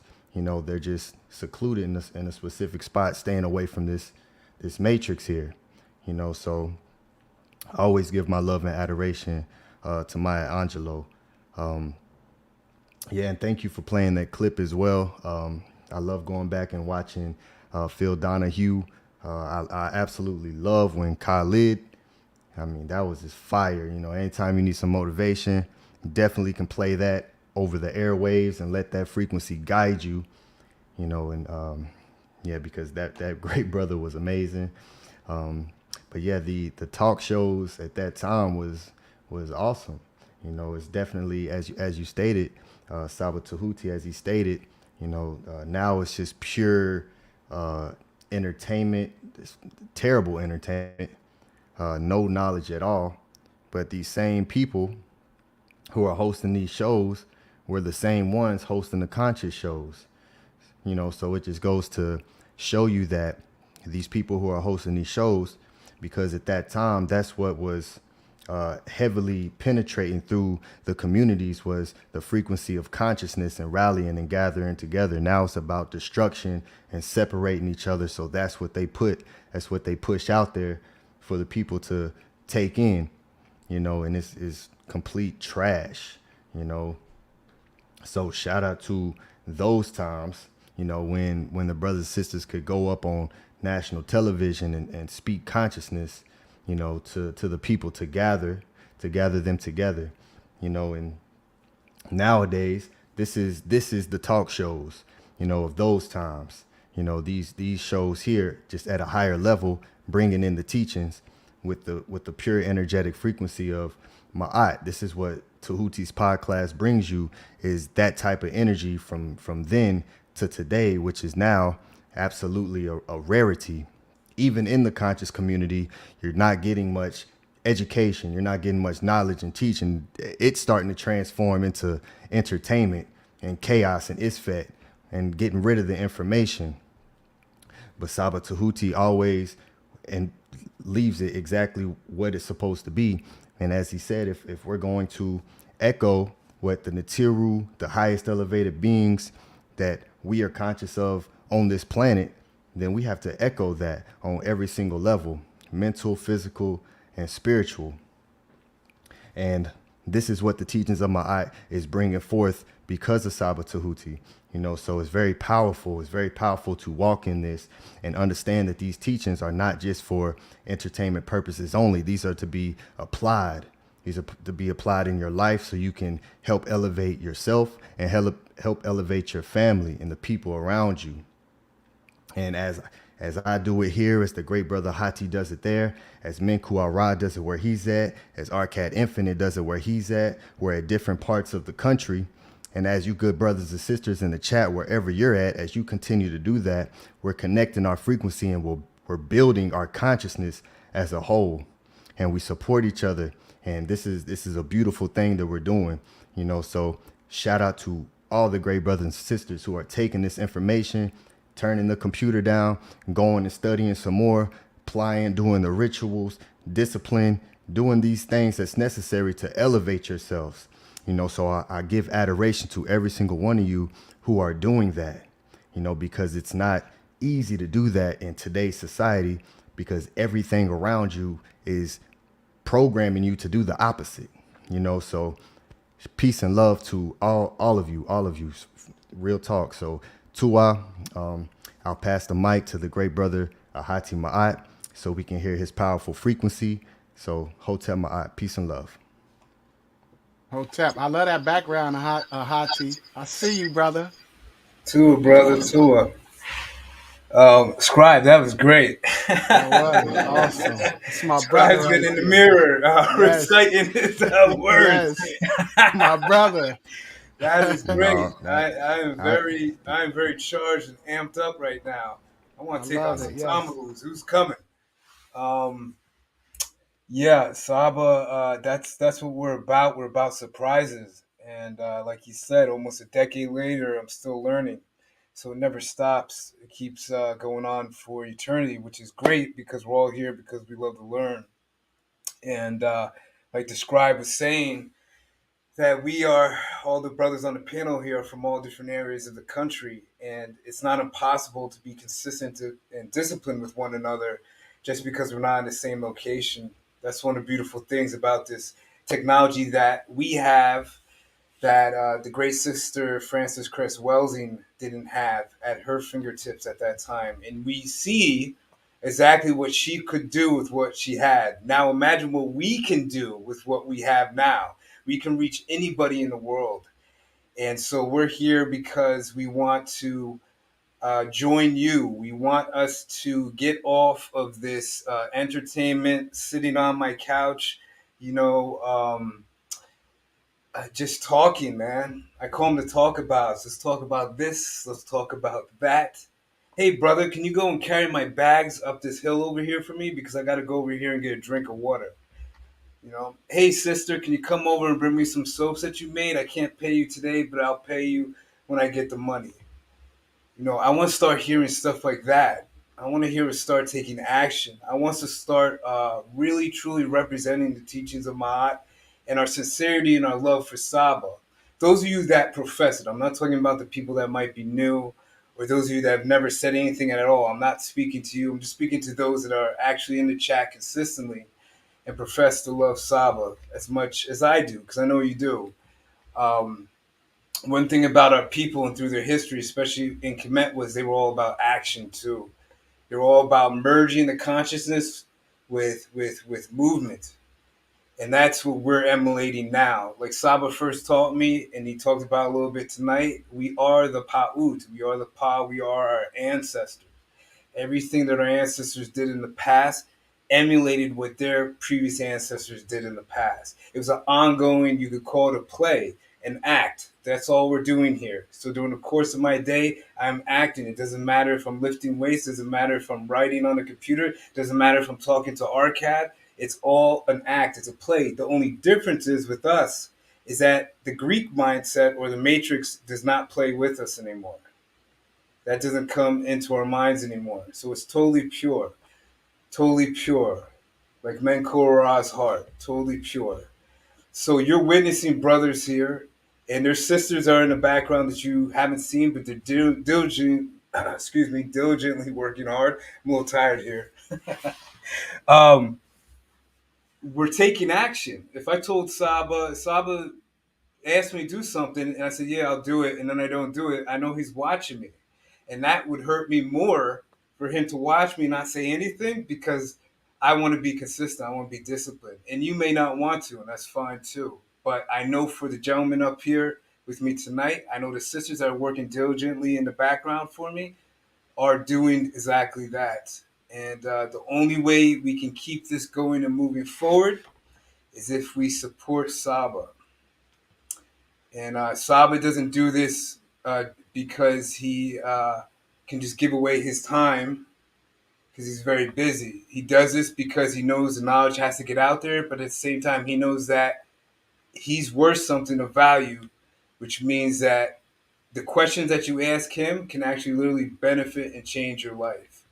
So if you value Saba, make sure when I put the link in the chat, just drop him a donation. It doesn't have to be, a couple $100, $1,000. That would be nice. But like I always say, if you can drop at least a few bucks, if you could drop something, at least you're showing us that you value our work because it is time consuming and we want to feel valued too.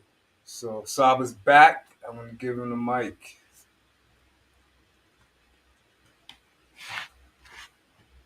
Oh, you're muted, Saba. You're muted. You're muted.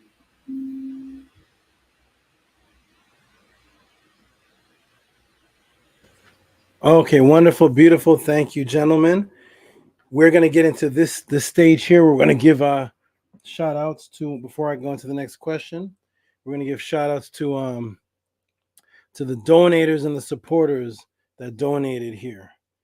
And brothers, you all stay on, do the sound effects. And we're going to give respect to those who have respect for me and what it is that I do. So here we go, everybody. Let's get started. I'm going to do this share. Brothers, get your... Okay, first person is Jay Kirkland. Shout out to Jay Kirkland, who actually gives... He actually, I think, gave 3. This is the first of the one. This is the first of the 2 or 3. So he's shout out to Jay Kirkland, who's in the room. He says, Uben Ra Unk Uya Seneb Tua Saba. Thank you, my good brother.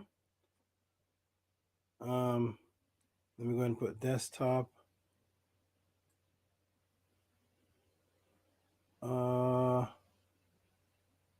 moment. I gotta cancel this. I gotta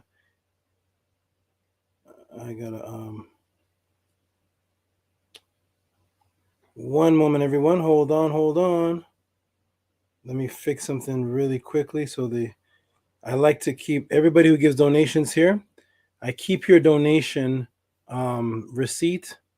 I put them in different sections based on what you give, based on why you gave it, and I make sure that it is distinctly in categories, so there's no confusion. So I can look back at these and show my appreciation. So what I'm going to do is I'm going to actually, there's a couple on the screen here that I need to move into this file. February 3rd was the last class, and there's Tracy's question. It was in another section. Okay, move it back down, and I'm going to delete this. Delete here, and there's Jason Kirkland. Is there anything else in this file? Nope. Okay, let's try this again. Here we go. So I'm going to go ahead and screen share. Jason Kirkland, thank you, my brother. Appreciate the support. You are wonderful. And this is the first of 3. I think altogether it's like $30 to $35 because I see his name a couple of times here. So shout out to you, my good brother. Appreciate you. And one moment again, I see somebody else who's in here. It shouldn't be. 1 second. Copy. I'll make sure everybody's in their own file. Here we go. We're going to put you here. Don't want to confuse anybody. Oh, it's already here.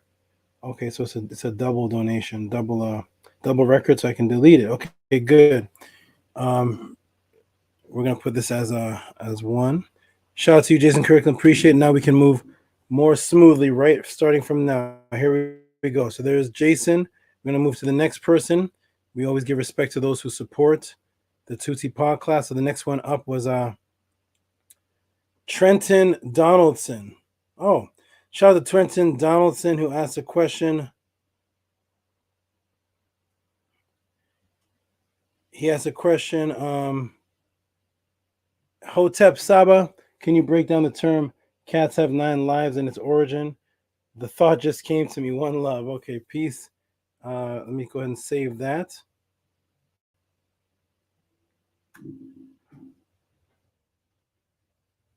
Go ahead and save that. I'm gonna get to that to this point now. There doesn't seem to be I'm gonna comment on that.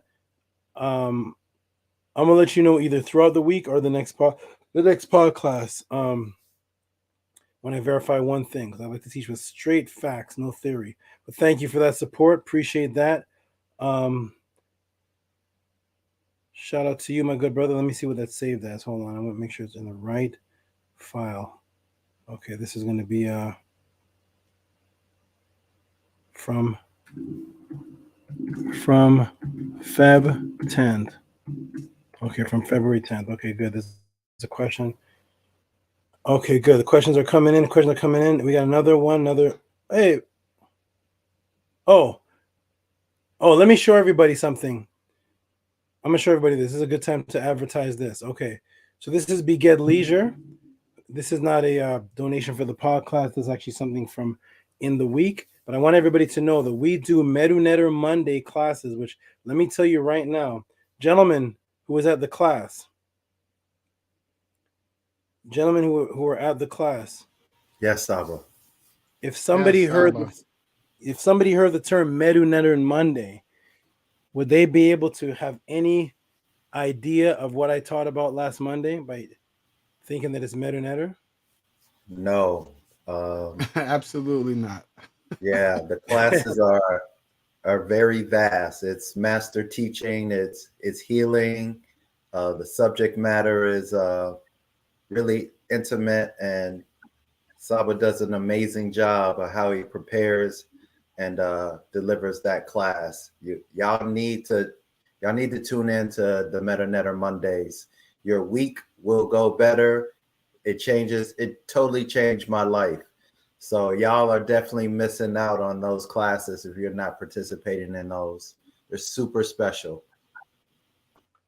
Awesome. It was a part 2 relationship class. I dropped some secret jewels, but it had nothing to do with just it started from one Merunetter word and it turned into relationships with women. It turned into that class, one of the deepest classes ever. But I want everybody to know that those who missed the class, you can actually send in. You can contact me.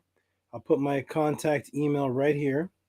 There should be no reason why people aren't getting these classes, because there's 77 people in here to 100 and there's 77 to 120 people that come in the Tutsi Pod class, but in the Merunetter class there's like 6. And the people that are donating in these classes are donating over $20, but they're not coming for the Merunetter class and they're not sending money for the Merunetter class. It completely baffles me, because there's people in here donating $40, $27, $32, $80, but they're not sending $20 for the Merunetter class. And you can send for it, and it will come to you whether you missed the class or not. Contact me at mysticaltelevision@gmail.com, or you can contact me, Tehuti Brown, on Facebook, and you will get the Merunetter class sent to you. And it's 3 hours. It's 2 to 3 hours of jewels that are like a personal pod class. This is Beged Leisure sending his, because he missed it, so he sent his money for it, like as if he attended it. You can still get it even though you miss it. So everybody inquire about how to get the Merunetter classes. It's like a 3-hour book for $20, but it's visual. I don't know. I know people in between last Monday and this Monday have spent $20 on popcorn and licorice and the game and whatever it is, but the Merunetter Mondays is available. Okay, save the Wakanda 2 money and get some Merunetter class. All right. Next person here. Screen share. The next donator.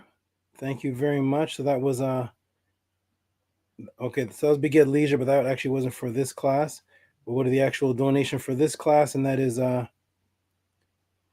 Abby, I think it's Ilyas Abbas, a Muslim brother who brought his mother. He paid for me to talk to his mother because he's a part of a strict Islamic family.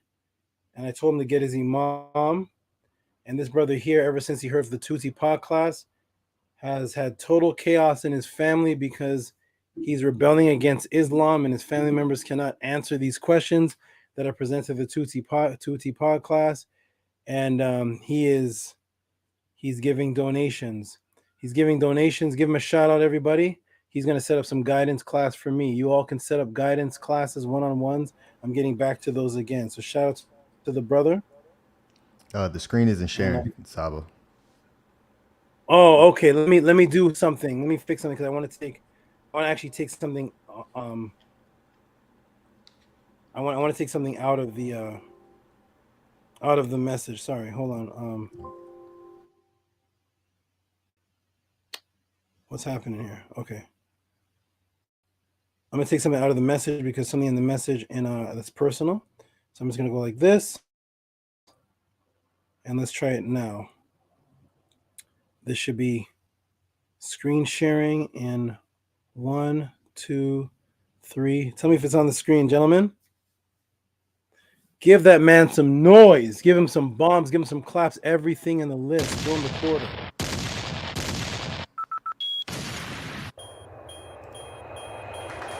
Shout out to Abbas.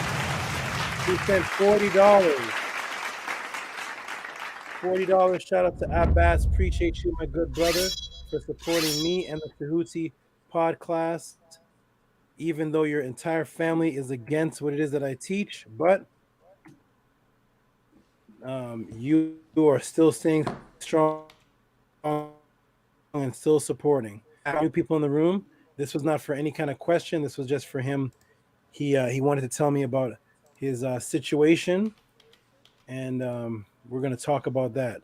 So shout out to Abbas. He is a Muslim, the real Muslim, like the Dubai, Saudi Arabian family Muslims. Okay, shout out to Eric G. Eric G sends $15, and it is a question on oh, here it is. Okay. How can someone safely dissolve gallstones without vin? So that must be without vinegar. So what I'm going to do, Eric G, is I'm actually going to connect you to one of the goddess, to a healer. Oh, is it showing on the screen, gentlemen? Yes, it's showing, Saba. Okay. What I'm going to do is there are I don't know if she's in the room right now.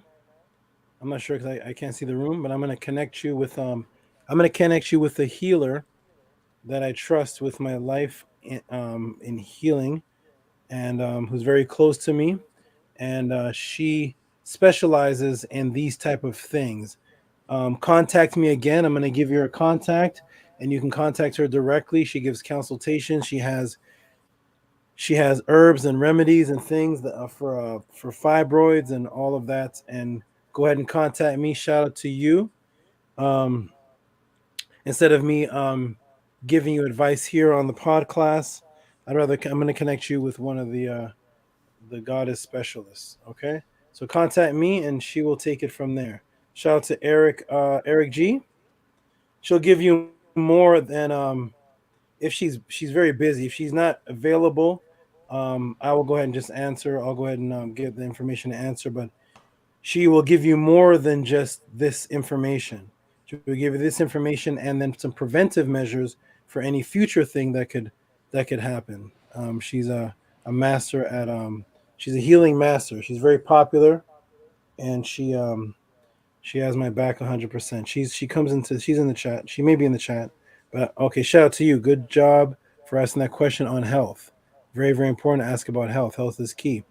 And here is Jason Kirkland again. We're gonna give this man some noise. We're gonna give this man some noise because he just gave $4 and almost $5. Well, let me do this again. Okay, can you all see that on the screen? No, we cannot. No. Okay, let me fix that. Shout out to Jason Kirkland.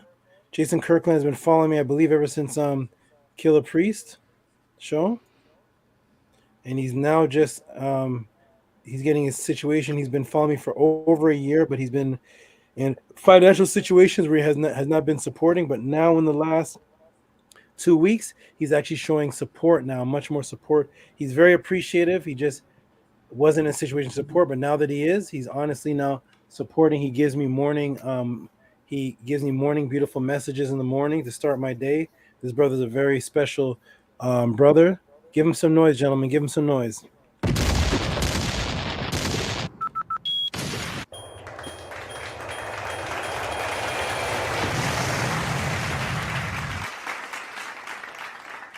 Thank you, thank you, thank you.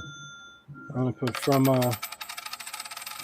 Feb 10, Jason. So Jason actually sent a donation, but he said he sent me a question to the email. Let me go ahead and look. And the question is, I'm gonna go ahead and put the question in the room. So that was about $25, and the question is, he sent this question for the pod class.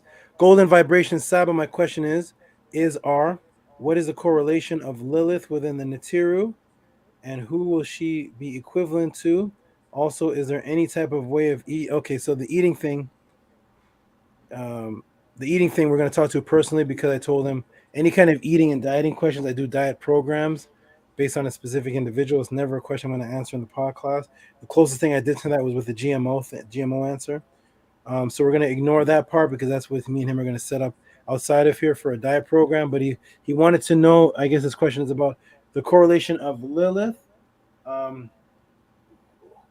Lilith within the Nitiru. Who would she be equivalent to? Okay. Everybody, this is a live question sent in for this pod class. So if I have time, after I answer the questions that are already enrolled before this, you're going to see me answer a question that was sent in for this pod class, and watch how I answer this one.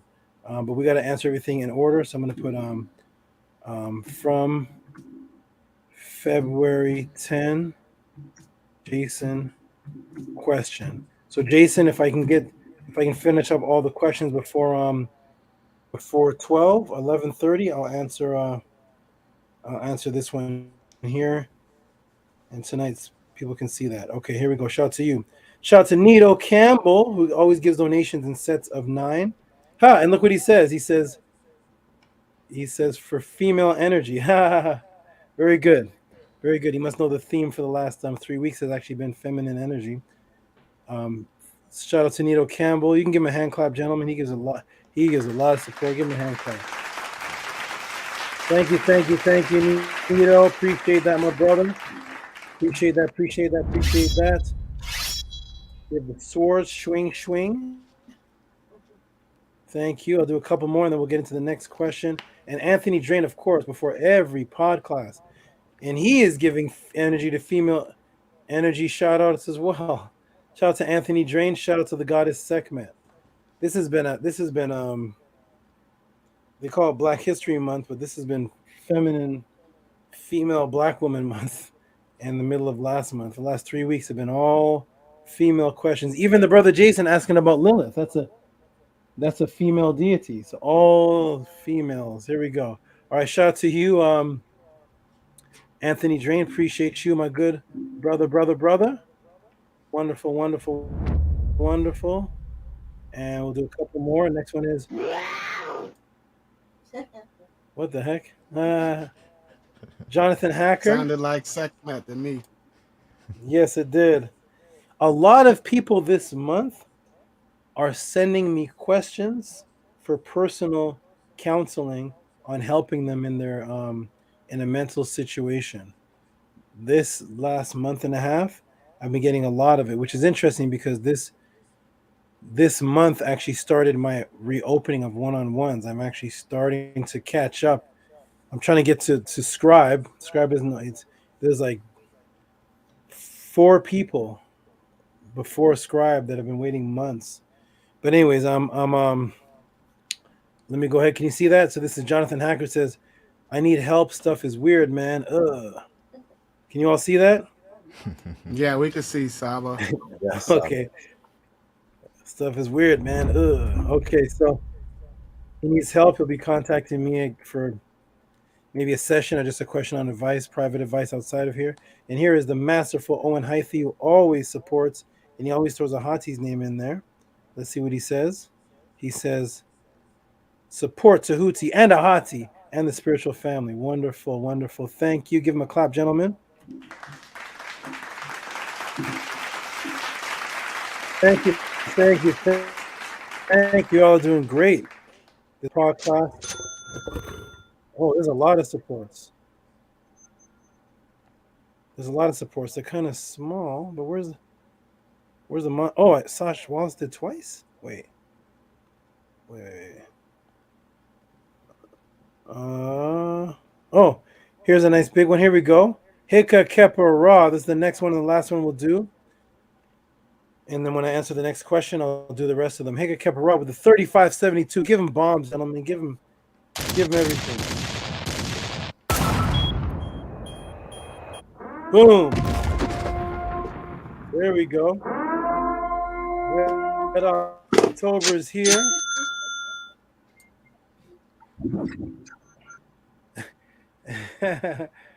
Awesome. Thank you, Kipara. Okay, everybody. Welcome to the Tehuti Podcast. Oh, they're still going. What was that song? What was that one there? Was that a jet? A Scribe with the lion or something. Scribe, I see you, brother. Another lion. Scribe. Another lion. Another Thank you, lion. Scribe. Okay. Okay, everybody. We are about to get to the next question in the Tehuti Podcast, coming from the one and only. Let me see if she's even here.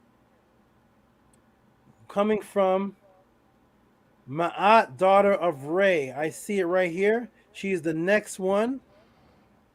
There's actually two questions. Ma'at, daughter of Ray. Is she here? Is she awake? Is she up? Is she ready? Everybody that can hear me, press A1. Press A1 if you can hear me. Meta class.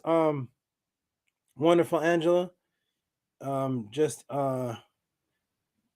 Well, I already see your email. You contacted me. It's any donation, $20 and up. If you want to give over 20, I greatly appreciate it. Any donation, $20 and up.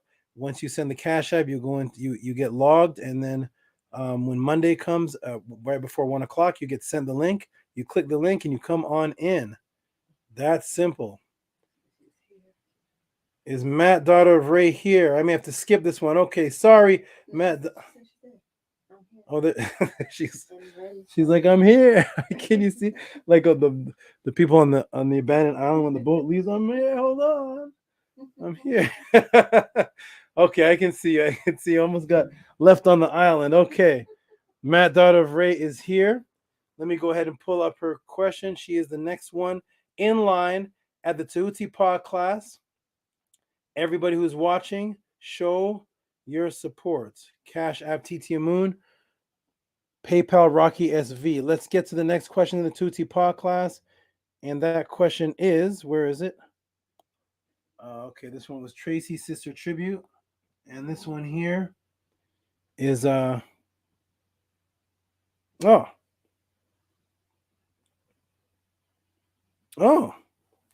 great questions. Great questions. Shout out to. Let me expand this a little bit.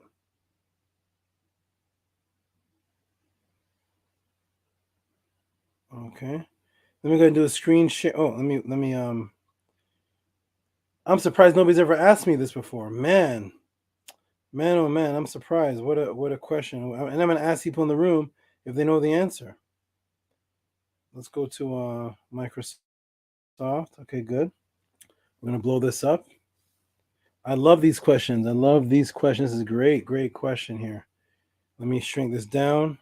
Welcome to the Tehuti Pod class. We are about to get in to the next question, and that question is, let me do a full screen share.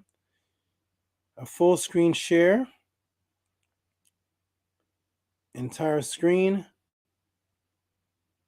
And that question is, I'm going to read this question. The brothers, after this, they're going to jump back into the chat so that there's no glitches here. But the next question is from Ma'at, daughter of Ray, and that is, where did the concept of angels come from?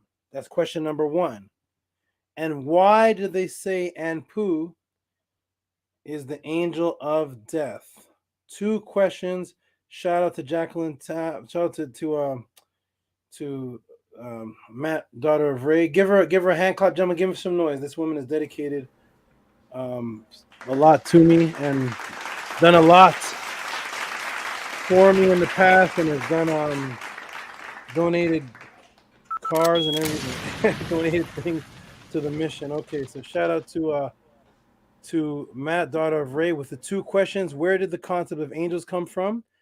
Question number 1. And 2, why did they say Anpu is the angel of death? Great. Let me go in the room and see. Anpu is the angel of death. Somebody put, I am here. Divine Isis, I am here. Okay, peace, Divine Isis. Glad to have you here. Here's the old schoolian. Peace to Tehuti. Peace, Rue. Peace to you. All right. Shout out to Matt, daughter of Ray. And then Yaset Mur says, thank you. Your donations and support are very much appreciated. Okay, let's get into the answer, everybody. Here we go. Welcome to the Tehuti podcast. Brothers, you can jump back into the chat so I don't have any visual or audio glitches. And I will see you for the next, after I answer these questions here, I'll put you back into the room. Here we go, everybody. Matt, daughter of Ray, are you there? Divine Isis is here. Okay. Welcome to the Tehuti podcast. Here we go. It's 10:10. Let's see if we can wrap everything up by 12. That'd be really good. Here we go. Let's do this. If you all can see the screen and hear me, press a 1. Press a 1. People are calling me in the middle of the podcast. I'm not sure why, but press a 1 if you can see me and hear me. And if you can see the screen, press a 1. If you can see the screen and hear me, press a 1. Uno. Oh, who is that calling? Let me see. Maybe it must be something important. Let me see something. Maybe it's one of the moderators. Oh, was that you, Arcad? No. Arcad, is everything okay? Let me take a break here. That was Arcad. Arcad, can you hear me, Arcad? Was that you calling me, or was that an accidental call? Maybe some emergency or something. He usually wouldn't call me in the middle of the podcast. Arcad, you can text me, send me a message. I'm in the middle of answering a question, so I'll wait to hear from Arcad. Okay, everybody, welcome to the Tehuti podcast. Here we go for the question, and the question is again. Oh, where'd it go? The question is again. We're going to end this here. And the question is again, where did the concept of angels come from? Why did they say Anpu is the angel of death? Shout out to Matt, daughter of Ray. Here we go, everybody. Are you ready? Welcome to the pod class. Here we go. We have a very popular term for Anpu. Okay? A very popular term for Anpu. This modern day thinking, and that is, in this modern day thinking, that is, Anubis is the angel of death. Anubis is the angel of death. Anybody heard of that? Press a 1. Anybody heard of Anubis being the angel of death? Why is this? And is there any attestations in the papyrus of this title? First, let me show you who Anpu is according to the culture themselves. Not according to people in their New Age doctrine, but according to the culture themselves. We go to 1250 BCE, Papyrus of Ani, 78-foot long papyrus, the first book ever explaining the process of the deceased in history. And here it is. We see Anpu here in the weighing of the scales. He is here holding the tek. Let me blow this up a little bit. He is here holding the tek, which is what you use to weigh a scale. And he has his hand on the part of the scale that has the feather weighing against your heart, which I've broken that down of what that symbolism is many, many times. So he is the weigher of the scale. He is the one that weighs the heart. Okay? That is one thing that Anpu is. And why is he weighing the heart? Because you want to have everlasting life. So, Anpu was the preparer that helped the transition of the pure energetic double called the Ba and the Ku make its lightning speed transition as a light body through the different realms. But first, your quote unquote heart consciousness must be as light as that which can be symbolically allowing you to fly as a bird's feather, which means no psychological negative burdens. That is Anpu's job right there. Here's Anpu. He is there in plate 3 of the Purim Haru at the very beginning of the deceased travels. So there's Anpu right there in the beginning. Okay. So people may say, well, they try to reverse reason, making up excuses for, they hear the term angel of death and they start trying to justify why that is. Well, he was there because he was there to help the deceased. So was Sekhmet, so was Renunet, so was Heru, so was Het Heru, so was Ptah, and I can name another 55. Anpu was one of the Netter there to help the deceased. Why is he the one called the angel of death? But the other ones that are helping you are not called the angel of death. Let's get into it, everybody. Welcome to Tehuti Pod class. Let's get into it. Okay. He is there to lead the way on the path. So there's Anpu holding the hand of Ani, and he's there to help lead the way on the path with his left foot forward. Anpu is actually the one, let me shrink this down. Anpu is actually the one who helps give life and provides the consciousness to unbind the bioenergetic etheric double from what's called sleep paralysis, giving you the ability to echo consciousness from the bioenergetic template up to the echoed bodies, giving you quote unquote life in the double realm of the real-time zone. This is what Anpu does. Again, I'm going to read it again. If anybody has any questions on this, you can send it in as a question to the podcast. But Anpu is actually the one who helps give life and provides the consciousness to unbind the bioenergetic etheric double from sleep paralysis, giving you the ability to echo consciousness from the bioenergetic template up to the echoed bodies, giving you quote unquote life in the double realm of the real time zone. That is Anpu. This is what Anpu is described in doing in the Purim Haru. Nothing here about an angel of death. Nothing actually about death at all. Here we go. We are in the Papyrus of Ani, page 89. And here's where the Kemetines explain what I just said. That he unbinds you from the paralysis. May he open my 2 eyes, which are blinded. May he make to stretch out my feet, which are fastened together. So they are binded, they're held together in a paralysis state.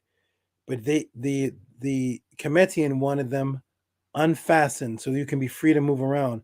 May make strong Anubis, Anpu, my legs. So Anpu is the one helping the consciousness open. He helps to stretch out the feet that are fastened together. He unbinds them.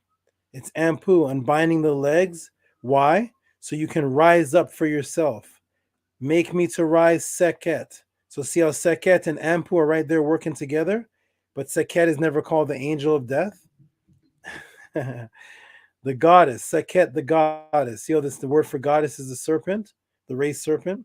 The goddess, Netert. May I be in heaven, being done what I command. So the Utuna, when you're in this realm, Ari, which is a word for creating consciously. That's why there's an I there. And the consciousness activates the vibration. And through vibration, you can use your consciousness to create things by whatever you're commanding or speaking into existence or causing a vibration, which is being said in simple terms. May be done what I command in the house of Het Kapata. I know. So there's Anpu's job. He's there to walk the deceased, to help the deceased unbind from sleep paralysis from the energetic template. As it echoes up, it puts the body into sleep paralysis. As it echoes up so your body doesn't move, But then when you're deceased, when you die, you may be in a permanent state of sleep paralysis because there is no body to wake back up.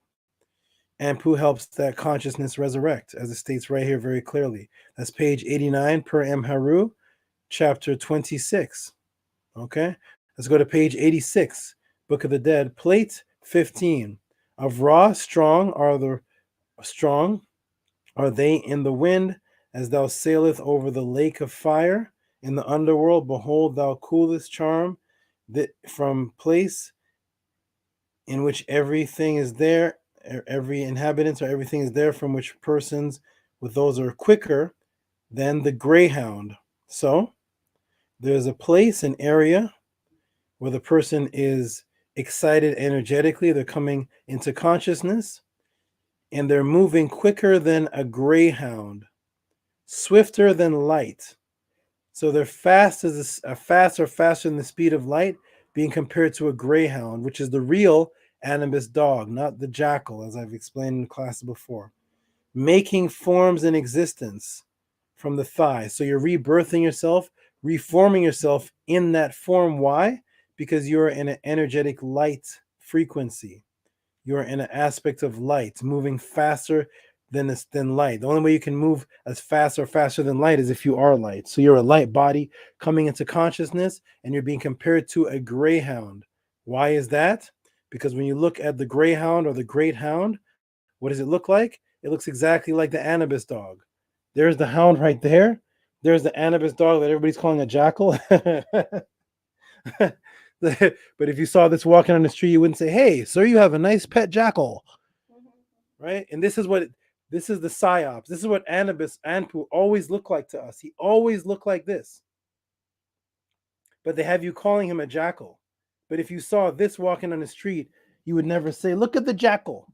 So this is the hound that represents Anubis, giving you the ability to quickenly awaken as a light body. So because you're a light body, you move the speed of light, and you're compared to this animal. Don't these two look more like Anpu than a jackal? Look at the ears. Look at the slender body. You see that? That's the fast hound. It's mentioned right in the Purim Haru, not the jackal, the greyhound. You see? But I did a whole class on that. You can go back and check that class out. So here it is. Why the greyhound? Why? Because in Reader's Digest, it's the fastest dog in the world, the greyhound, it goes 45, sometimes 50 miles per hour. Some of them have been recorded to go only 5 miles per hour, less than a horse. They can race a horse. They'll lose because the horse goes an extra 5 miles, but they're neck and neck for a few moments. Standing up 30 inches high at the shoulder, greyhounds are the fastest dog breed in the world, amongst the fastest sprinters on the planet. Like cheetahs, they run in double suspension gallop, meaning that their bodies contract and extend as they run, with a full 4 feet leaving the ground each moment. In fact, when a greyhound runs, its feet are touching the ground only 25% of the time. It's literally flying. And how fast can greyhounds run? The fastest dog in the world can reach top speeds within 6 strides of up to a whopping 45 miles an hour. 45 miles an hour. Imagine you doing 6 strides, and on your 6 strides, you're going as fast as the speed limit on the road, as a car goes. That's how fast. So in Kemet, the hound, right? The Tesemu, the hound, that was Anpu. See Anpu? See Anpu? See Anpu? See the collar around the neck? See the collar? See this? This is the Kemetic hound. All right. Still looks the same today to me. Oh, here we go. Welcome to the Tutsi Pawn class. And here is the hound galloping, contracting its body so that its feet only touch the ground 25% of the time. If you were to travel from your house to your lady's house or to school, and your body only touched the ground 25% of your walk, you could do a magic show. You could do a magic show. If you went from where you live to the store and people saw your feet only touching the ground 25% of the whole walk, that means 75% of the walk you're in the air.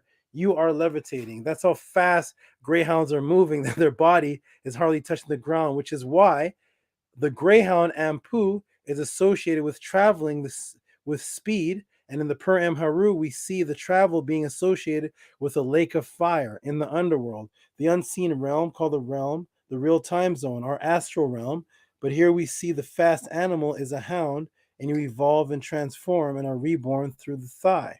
So, of course, it's a lake of fire because fire represents light. And, of course, it's a lake because a lake represents a large mass of something that's a large mass, but it's composed of light because you are a light being. You are a Ku, and you're traveling the speed of light. You can move the speed of light and transform yourself. So the realm that you have to exist in also has to be in a light realm. That's why each time the biological template echoes out to the etheric biological double, it has to refine itself to the frequency of that particular echoing until one is the speed of light. That is Anpu. He represents the speed of light. Were you ever taught that before? Did any of your Kemetic teachers, just press a 1. Press a 1 and put the link in the room. Has any of your Kemetic teachers ever taught you that that's actually what Anpu represents? He represents traveling at the speed of light as a greyhound, as it says in the Purim Haru, the one that unbinds your sleep paralysis and disease paralysis so that you can move in this realm of light. Was that ever taught to you by any of your Kemetic teachers? Welcome to the Tehuti podcast. This is where you get the information, because while everyone else is concerned with gossiping and slamming each other down and insulting, we are here teaching. And that's why you've never been taught this before. If you have, put the link in the chat. Here we go. So why with our ancestors attesting to Anpu being the netter of rebirth, light, life, why do people put death in his title and depict him like this? Look how Anpu is drawn today. Google Anubis. Look how what is this? What is this? What is this thing? This is Anubis now. Here he is.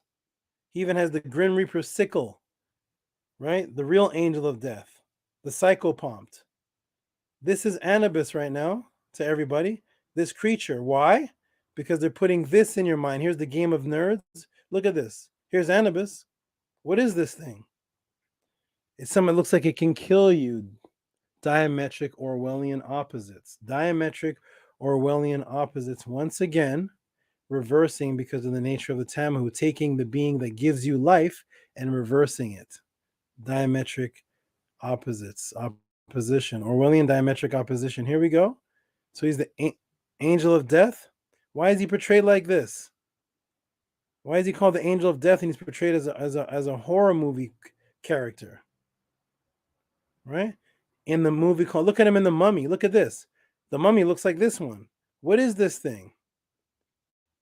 What is this? Where is Anpu in the Purim Haru portrayed like this? Where? Give me the page. Where is he? He's never portrayed like this. Look at him. He has weapons in his hand. What? Anpu with weapons? In the Mummy movie. Look at him. Each one he has weapons. Weapons to kill you. I will again break the matrix for you and show you what has been right in front of you, and everyone for your whole life. But until today, before the psyops veil has been lifted, you never saw it. You see this psyops, and it's not unique to Anpu. Let me wake you up now. Why is Anpu the angel of death? That psyops is not unique to Anpu. Let's break the matrix. So now the letters are in green. Let's break the matrix. What is this, everybody? Everybody put in the room, type, what is this? Give me, what is this called today? See this circle with this line? What is this called today? Somebody tell me. I'm going to go into the chat room, see if you all are paying attention. What is that symbol called today? Just type it in the room. What is that symbol called today? I'll show it one more time. Boom. This symbol right here, what is this called today? What do they call today? Just type it in the room really quick. And I can move on to the next symbol to show you the psyops is not just associated with Anpu. What is it called today? People are putting Shen. I don't know. When you go into the Egyptology dictionaries and what is that called? What is that called on the Egyptian documentary, the National Geographics? What is it called by Wallace Budge? What is it called today? Not what the ancients called it. What is it called today? What is it called today? Somebody put in the room. What is that called? There we go. There we go. It is today called a cartouche. Back, the indigenous people called it a shen. I'm asking, what is it called today? Today, when you go look this up, when you go see a documentary on Egypt, they do not say, and the pharaoh was in the shen. No, they say he was in the cartouche. That's what it's called. That's today's new name for it. So it's called a cartouche. So everybody was right. It was a shen in the past, but today in modern day Egyptology, they're calling it the cartouche. The cartouche. Okay, so this is called the cartouche. Very good, everybody. The cartouche. So when I ask you these questions, it's about what are these things called today? Because I'm showing you the psyops of today. When they originally named these things, there was no psyops. So the name Shen wouldn't have psyops. Here is a cartouche. Okay, nice. Everybody got it right. Shen in the ancient times cartouche. There we go. There we go. Pretty good, everybody. Great students. Everybody's good. Everybody's good. Very, very good. Let's go to the next one, everybody. What about this one? What is this called? What is this, everybody? What is this called today? What is this called today? This thing right here. Somebody type it in the room. What is this called today? What is this called? This thing right here. What is it called today? Type it in the room. This is crowd participation night. What is that called today? What is it called today? There we go. It is called an obelisk. That is right. E manifested obelisk. Yeah, TT said, oh, everybody's saying obelisk. Obelisk, obelisk, obelisk, obelisk, obelisk. Okay, good. That is what it's called today. Ding, ding, ding, ding, ding. Everybody's doing pretty good. Good, good, everybody. That is what it's called today. Wonderful. You're all doing good. You're a 20 for 20 or 100 for 100. Very good. An obelisk. Nice, everybody. Nice. So we got the cartouche obelisk. This is great. What is this called? Well, this one's pretty easy because the name of it is right on the cover. So what is this called? We all know what this is called. The Book of the Dead. The Book of the Dead. So I did a little cheat code for all you because literally the name is right there. So the Book of the Dead. So we have the cartouche, we have the obelisk, we have the Book of the Dead. Nice. Very nice, everybody. The Book of the Dead. Nice. Very nice. Everybody's doing great. You guys are doing great, man. This is awesome. Fabulous. What is this called? Here's a tough one, though. This one may be tough. What is this called today, everybody? What is this called? Actually, no, this one isn't tough. The next one's tough. This is easy. Everybody, a 5-year-old knows what this is called. Let me go in the room. What is that called, everybody? I don't even need to show it anymore. I'm coming in the room. What is that called, everybody? What is it called?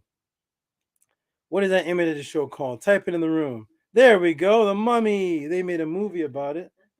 They made a movie about it. That is literally the most popular. That's one of the most popular Kemetic images in the world. A mummy.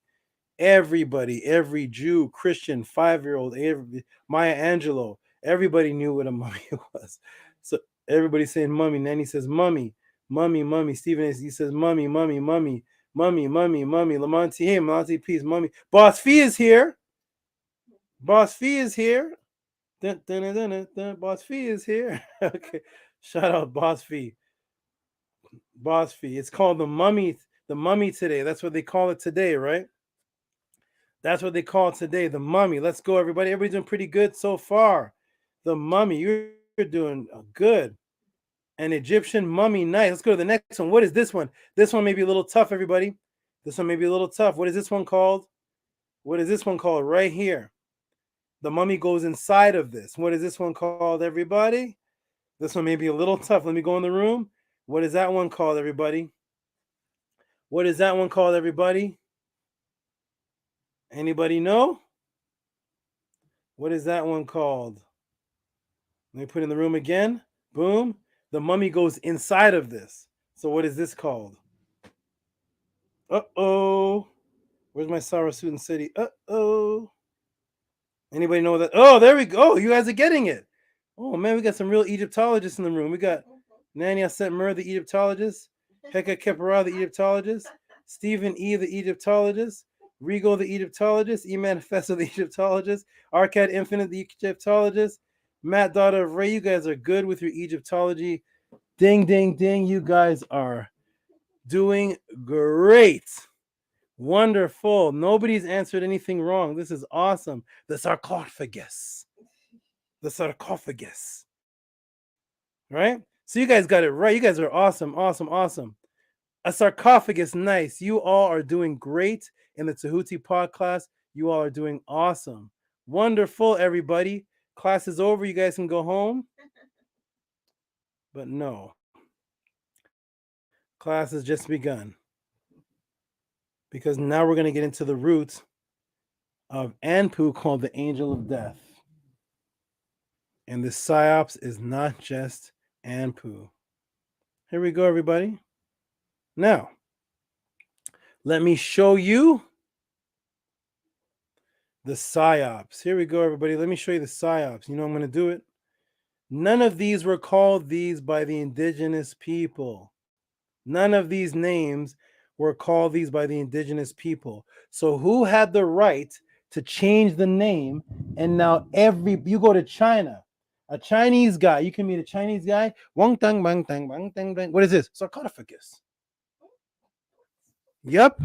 You can go to Vietnam. What's this called? Mummy. And they may even say it with an English accent.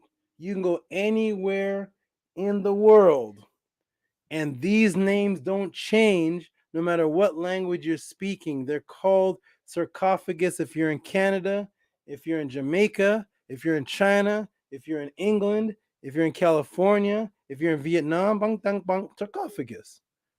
That's the one thing they'll say with a British accent, sarcophagus. All of a sudden they turn British. So this is my God is alive. God is laughing. But this is true though. It's true, right? So now none of these were called these by the indigenous people. So what's going on? This is actually, as you guys had it right, this is the Shen, and it means eternal circle of life. So those who type Shen in the beginning, you had it right. That's what the indigenous people called it. Absolutely. Today, no. Today, Egyptologists, you will rarely find Shen at the cartouche. Okay, and you got to say it with a British accent too, even though it's a French word. But here it is. So this is a Shen. Okay. This is called a ben, and it means to rise, to shine, fertility symbol of the life giver, which is the penis. It became the Hebrew and Arabic word for sun. It is a penis, which gives birth to the sun. It's called a ben, or a tekken, ben, which created the word Ben, which created Ben Stiller, Ben Ami Carter, Yahweh Ben Yahweh, Osama Ben Laden, all from the Ben, which was the penis, the life giver. Okay, it meant to rise, and it created the word Uben, which is why I say to my goddesses and certain people that text me in the morning, Jay, Bella, Antu, Anu, several people that text me and say Uben Ra, from Ben, it means to rise, Uben. But it's not how to get obeliska. Okay, this is called the Per Amharu. It means to come forth as light, life in the resurrection. Now it's the Book of the Dead. This is interesting. This is, somebody typed it right. I think it was Zep Tepi Slim. The Sahu, it means an egg, an indestructible body made with flax wrapping that kept things preserved for thousands of years. So that's because it kept things preserved for thousands of years, it was considered indestructible, because it represented your body being held in the realm of the Ku, the double realm of the bioenergetic etheric double realm, held together so that you can be one being held together to rise, called the Sahu, which means egg, which represents something that gives birth and life. Welcome to the Tehuti podcast, new people. This is how we do teachings here. No gossip, no ad hominem, straight 4.5 hours of straight matrix breaking. Here we go. This is a caress. It means a shield. Okay? It's an extension of the Sahu. It's another Sahu, because the Sahu is placed inside of this. So not only is the Sahu indestructible, but the Sahu has a shield so that if something falls in the temple on this, it protects the Sahu. So it is another indestructible body called the Cress Sahu, and it protects the Sahu. It's an extension of the Sahu, like an egg within an egg, like the box, the chest. What's it called? Nest of chests, chest of nests, something to that effect. It's Cress, and it's the extension of the Sahu for rebirth, second life, called Cress. Okay, called Cress. Does that sound familiar? All right. So we have the Cress that gives you a rebirth, protects you, and shields you for everlasting life. All right? Because the Lord is your shepherd, and that's why he's drawn an image of a shepherd. He holds the heck in the coup. The Lord is my shepherd. I walk through the valley of the shadow of death. I fear no evil. The Lord protects me, of course, because this is the shield. Protection is shield. You're the farmer. You're the farmer. So you have your shepherd's rod, and you walk shielded. You're in the Sahu, in an egg, protected from the elements. The Lord is my shepherd. All right. What do all these have in common, everybody? Let me go in the chat again. Interactive. What do all these words have in common? All the definitions of every one of these things, there's one thing that's in common about all of them. Go ahead and put it in the room. Shannon's putting up fire.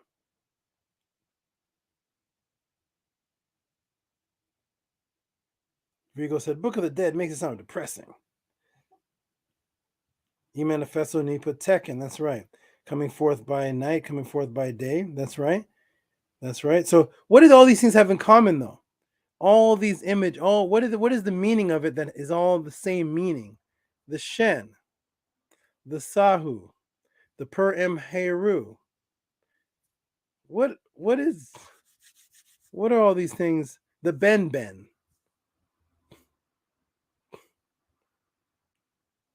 What do all these words have in common? Arcad Infinite said it backwards. Not the opposite of life. They all represent life. The Shen. Let's go back to it, everybody. Let's go back and look at it again. Let's look again. Let's look again. Look at all the meanings. Look at all the meanings. And what do you see in all the meanings? Here's the Shen, eternal circle of life. There's the Ben Ben, resurrection, coming forth to life, that which brings things to life, like a penis that brings things to life. Per Emharu, coming forth by light, which is life. The Sahu is the egg, which protects me internal self so that you can be reborn in life, so that you can live forever. Life. The Sahu's protection, the same thing, and it protects. It's an egg within an egg over an egg, which shields and protects you so that you can have life. So what are all these things have in common? They all mean life. They all mean life. What is Anpu? What is his job? The one that unbinds you so that you can have life again, that one that weighs the scales so you can have life. Nothing mentioned here about death. Nothing death. Guess what the word for death is in Medunetter? Mut, which means mother. They're not acknowledging death. The word for death in Kemet is the same word for mother, which brings you to life. So what do all these words have in common? They all pertain and focus on immortality and life. Now I will show you the psyops. What do all the new names have in common? What do all the new names have in common? You ready, everybody? Let me break this down for you to show you that this is done purposely. This is Orwellian diametric opposites. Taking something and making it mean its opposition. Thus, you're under the matrix and the mind is confused. Darius Sekekepara put death. Let's take a look. How do they mean death? How? Let's look at the first one. It's a cartouche. Cartouche, obelisk, Book of the Dead, mummy, sarcophagus. What do those words have to do with death, everybody? Anybody know? The Tamahu is based on war frequency, violence, and death energy. When the Romans and Greeks got hold of these beautiful symbols of life, they instinctively transformed them into violence and death. Let me show you their frequency. Let's start with the Shen, which is eternal life. They renamed it Cartouche. Anybody know what a cartouche is? What is a cartouche? Does cartouche mean the circle of life? Does it have anything to do with the Kemetic hair? Kemetic hair was called Shen. It was circle of life. But what is cartouche? Cartouche. This is the cartouche. Is cartouche a word in any language that has something to do with the eternal life? Let's take a look at everybody. Let's break it down. So we can go through this in M by 12. Cartouche. Here it is. Cartouche. A gun cartridge. A gun cartridge. What is going on? A gun cartridge, everybody.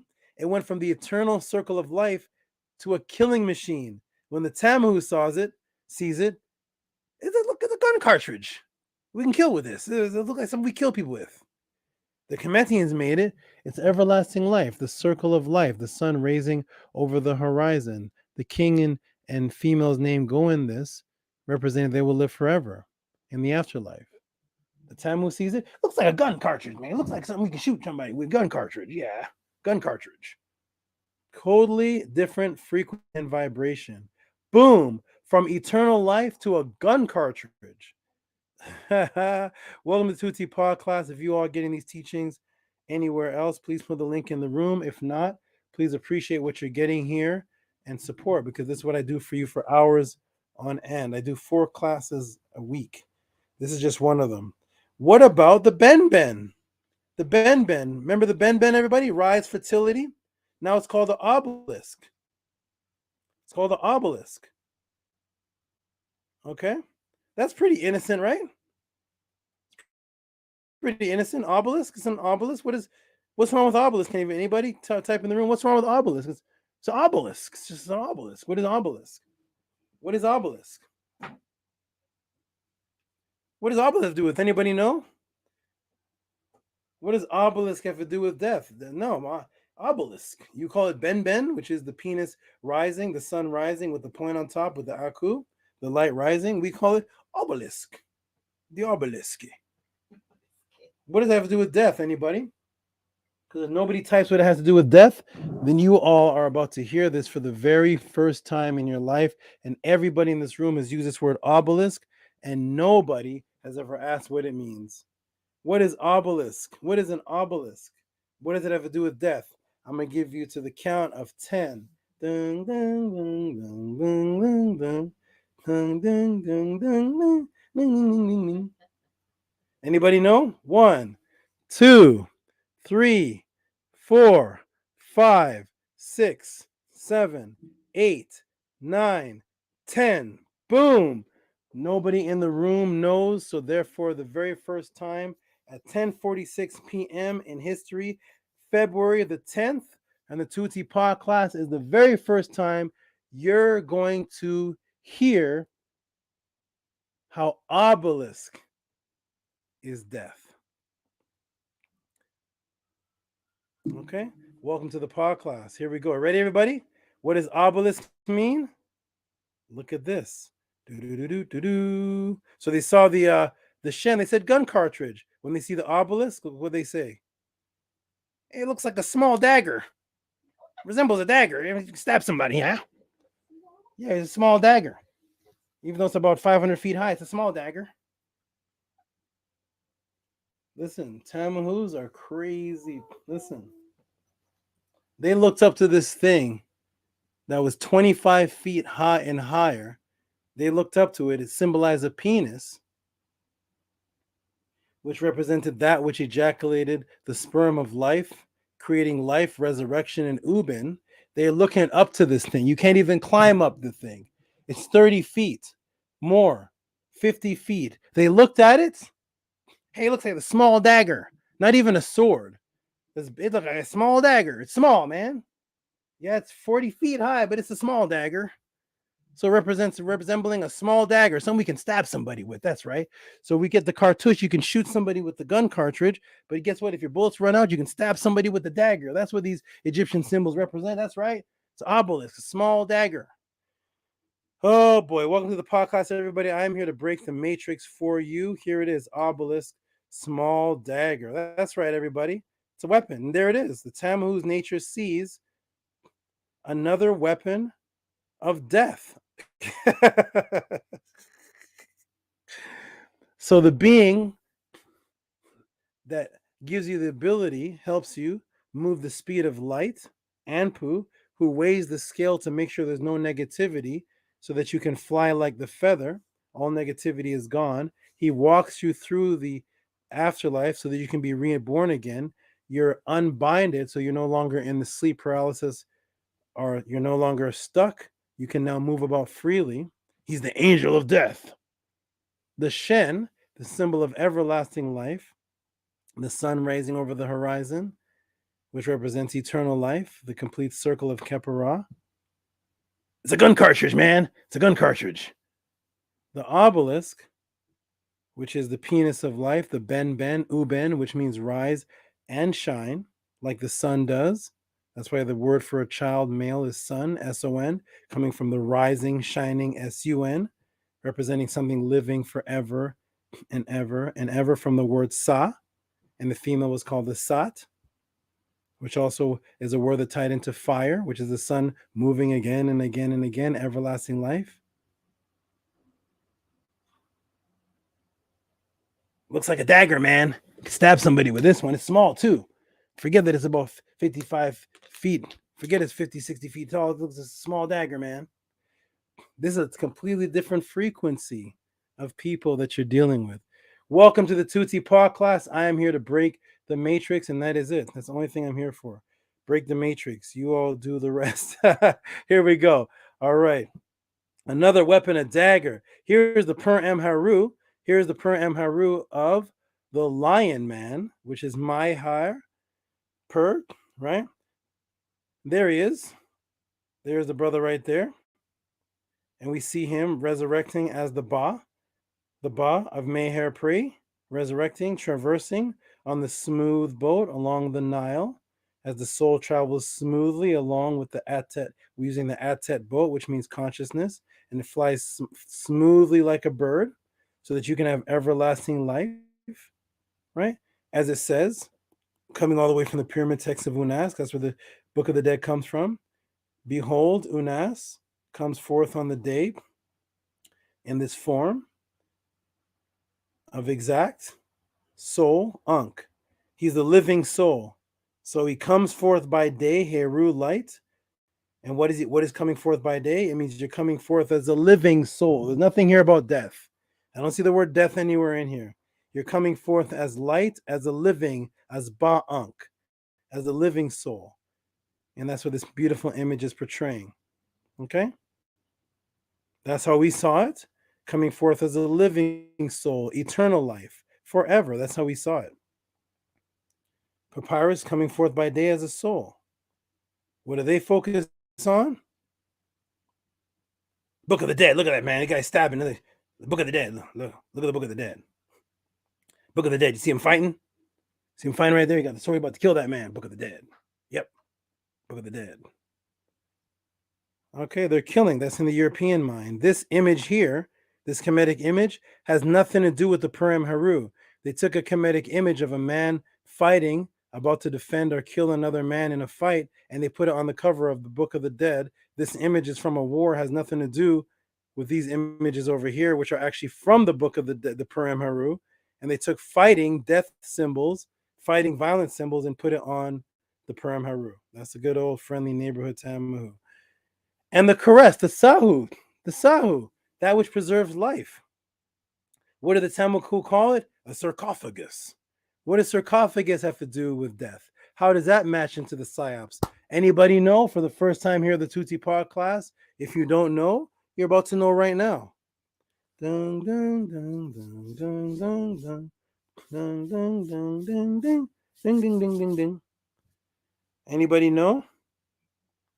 Because I know once I type it, I know there's 89 people watching. I know there's some dedicated people, but of the 89 people watching, I know there's going to be 40 people saying, yeah, we always knew that. We always, no. Type it in the room. How does sarcophagus now tie into death? It was a symbol of Sahu, the egg, birth, life. But how does sarcophagus now, the word, how does that tie into death? Okay, let's look it up, everybody. Here it is, sarcophagus. Sarcophagus. That's what he calls this. Sarcophagus. What is it, everybody? Literally, flesh eating. What? Sarcophagus. Literally, flesh eating. What in the sarcophagus is eating your flesh? Look what they say because they know it's a joke. Look where they say it comes from. See, sarcasm. What's sarcasm? So sarcophagus comes from sarcasm. Sarcasm, to sneer, jest, taunt, a mockery of something, to speak bitterly, strip off flesh. Anybody ever know that? Did anybody ever know the word sarcasm means to strip off your flesh? From sarcophagus, flesh eating. Those are the jokes you tell when you're lying. Okay, see, in Kemet, there was no such thing as sarcasm. But when you say something that's the opposite, you can always say, I was just being sarcastic. Oh, sarcasm. Sarcasm is stripping your flesh. Sarcastic. It just means you're lying about something. You're saying something and you're saying the diametric opposite of something. And you hide it under a Tamahu word that doesn't have any equivalence in Medu-Neter or the Aztec or any ancient Tsugagi language. Sarcasm is not a word that has any equivalence in any ancient dictionary. It's a new Tamahu concept, which is to taunt somebody, to make a mockery of something, to speak bitterly. That's what you're saying when you say, I'm being sarcastic. You're taunting, you're jesting, to speak bitterly about something, and it means to strip off flesh from sarcophagus, which means flesh eating. Tell me you all have heard that before, and put the link in the chat. Let me check the room for the links. I know there's going to be 1,000 links. Let me check.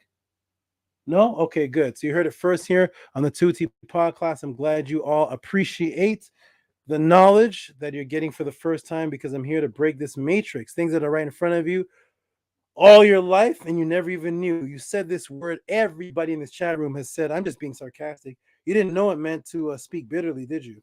You didn't know it meant to mock, sneer, and strip off flesh, did you? Those are the vibrations and frequency that come from that word, because it comes from what the Tamahu was calling the Sahu, which meant flesh eating. Like as if flesh is being eaten. The Kemetians are wrapping the deceased body with flax so that it can't rot. If the flesh was being eaten, how do we have mummies here 5,000 years later? If the flesh is eaten off, how are we having tours with mummies? How are we seeing mummies in the museums? Because their flesh is not being eaten off. That's a Tamahu sick horror film fantasy of sarcasm, because he is mocking the truth. So he called it from Sahu to sarcasm to sarcophagus. Boom. First time here in the Tehuti podcast. Please support if you enjoy what you're learning. And of course, like some type of horror movie, they say flesh eating from sarcasm to symbolize openly, right in your face, that they're making it the opposite of what it is as a joke. Calling the Sahu sarcasm, something flesh eating that's a joke, that's bitterly speaking. That's what we are taught to call the Sahu. Welcome to the podcast. Let's break this matrix once and for all. That's what I'm here to do for you. Here we are. And now for the ultimate disgusting twist of eternal life teaching, symbols of Ma'at. And that, of course, is the most popular image of all. What is it? The mummy. Of course, we know the obvious diametric opposite, Orwellian opposite, and the love the Tamahu has for blood, violence, and death. He made the mummy into a horror movie and made Imhotep, who was the father of life.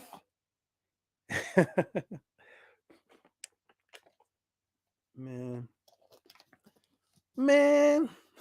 Imhotep, who was the father of life-healing medicine, the Tamahu made him a serial killer.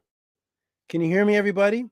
Imhotep, the father of medicine, that continues life on this planet, the inventor of medicine on this planet, the black man Imhotep.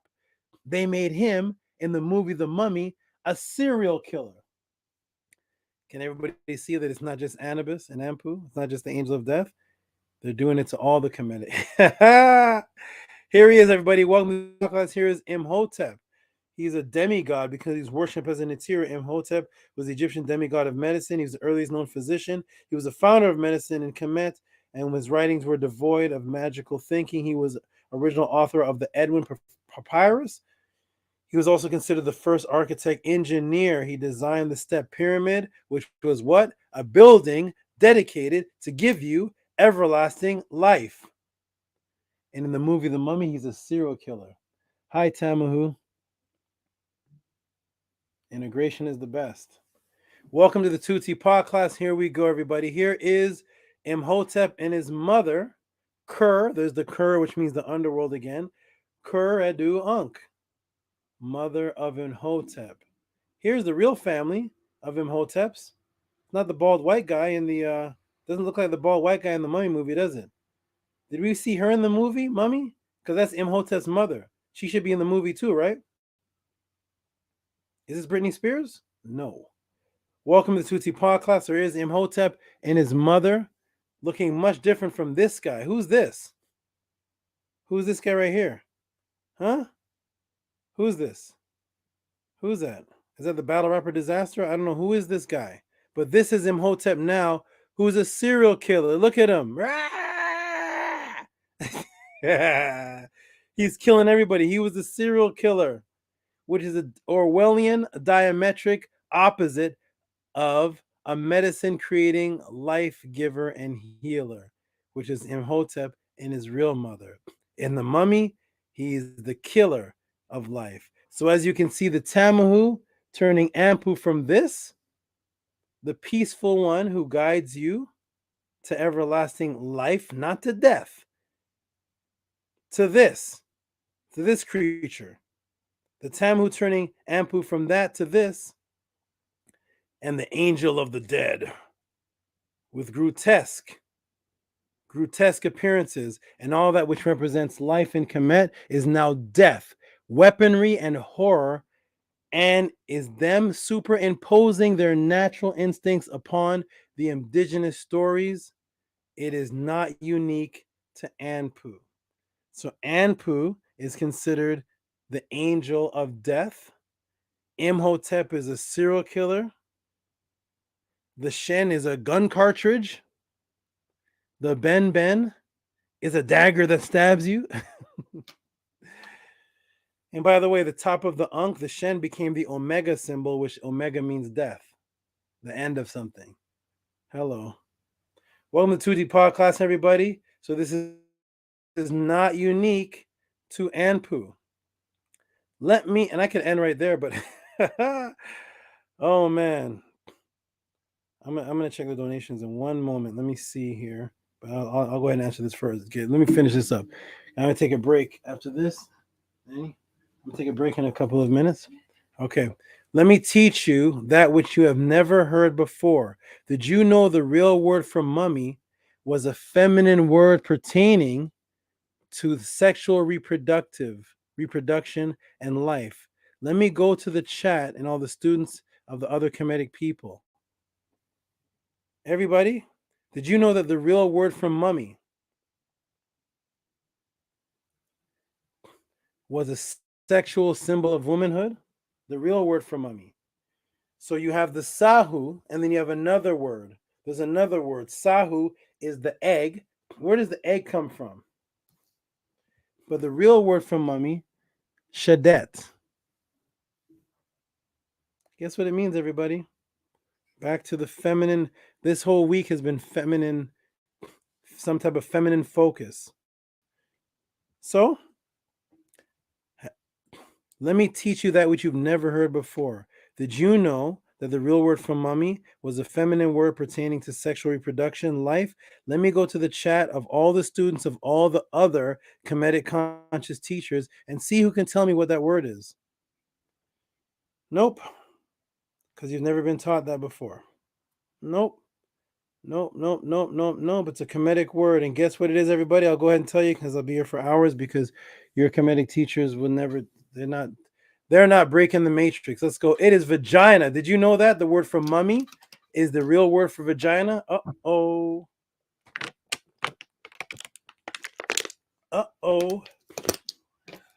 Did you know that the real word for mummy is the word for the woman's vagina? The vagina, the real word for mummy was vagina. It related to life and rebirth, which only the vagina can do. Did anybody ever know this before? Have you been taught this before? And if so, put the link in the chat, put the book, page number, chapter, book title, page number. I want to know if your Kemetic teachers have taught you this, because this changes the game completely.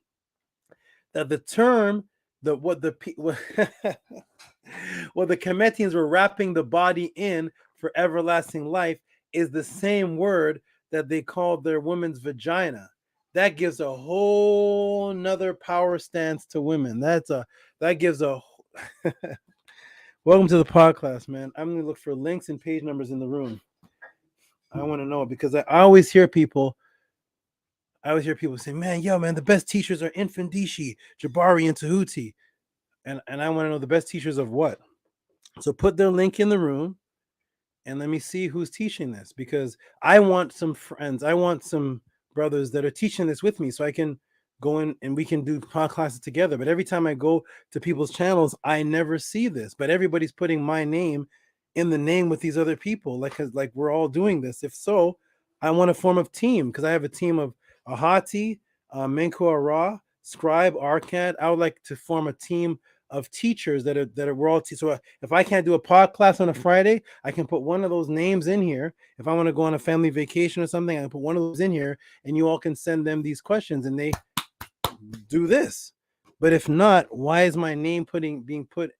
Anyways, welcome to the podcast, everybody. Here we go. Okay, so here it is. The vagina, the real word for mummy was vagina. It related to life and rebirth, which only the female can do. So while they're wrapping up the deceased, they're thinking of the power of the woman's vagina and the power of the female. In other words, in order for you to have an afterlife, which was the whole focus on Kemet, that's why there was thousands and thousands and thousands of mummies found. In order for you to have an afterlife, you have to do a ritual practice with the flax wrapping around the body, representing and worshiping the woman. Because when it's done, you name that the vagina. When you're done, you don't say.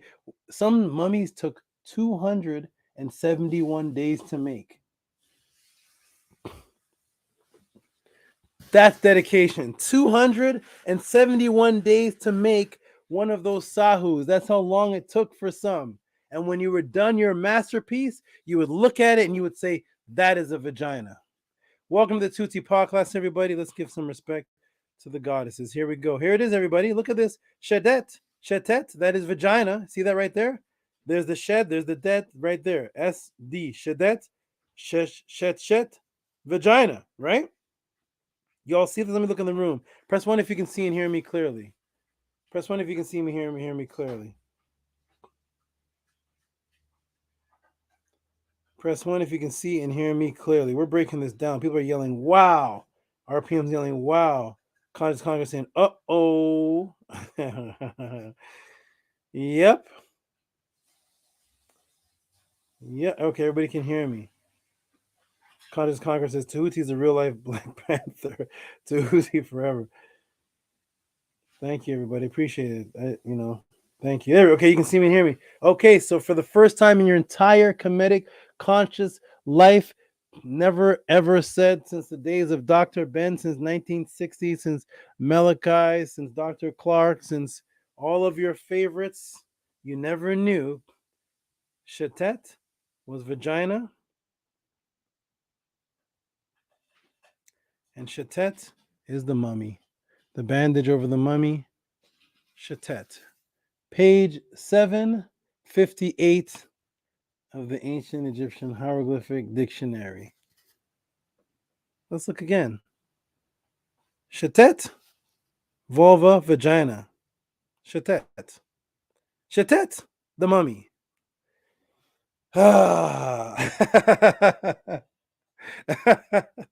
That's how serious the Kemetians were about their women. Let's go, everybody. Welcome to the Tehuti podcast. Guess what the Tamahu did? Their natural love for death and violence is in the fact that they turned Shet into the word mummy, which contains a hidden story of, guess what? Their own cannibalism. Yes, mummy is from mumia, a butamin or black medicine, because they used to eat dead Kemetic black bodies.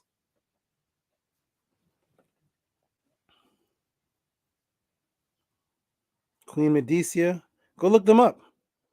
Go look them up. Go look up the French kings and queens. You know how you walk around with a, hopefully not, but you know, you walk around with a bag of Doritos and you have it on your side, maybe in your fanny pack or whatever, and you reach into and you're eating it all day, like potato chips. Well, the European, I think it's King Frost and Queen Medici, and hundreds more would walk around with a bag on their side with dead black people from Kemet.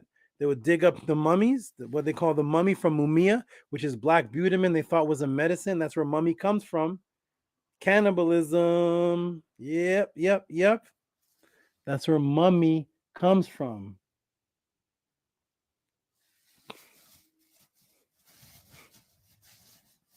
But Tehuti is teaching you that mummy comes from vagina. That mummy is shedet, vagina. Well, the Tamu took it and made it equal something of death. Cannibalism, which would be the opposite of a mummy, which is what you call your mother, who has the vagina that birthed you, the shetet. The same word for the mummy, which births one into the afterlife. So they call it mummy. They took the word, the Arabic word mumia, didn't call it mumia, chopped it up to sound like the word that you call your mother. Hey, mummy. All right, everybody. Welcome to the podcast. Let's go. Let's do this, everybody. I don't know.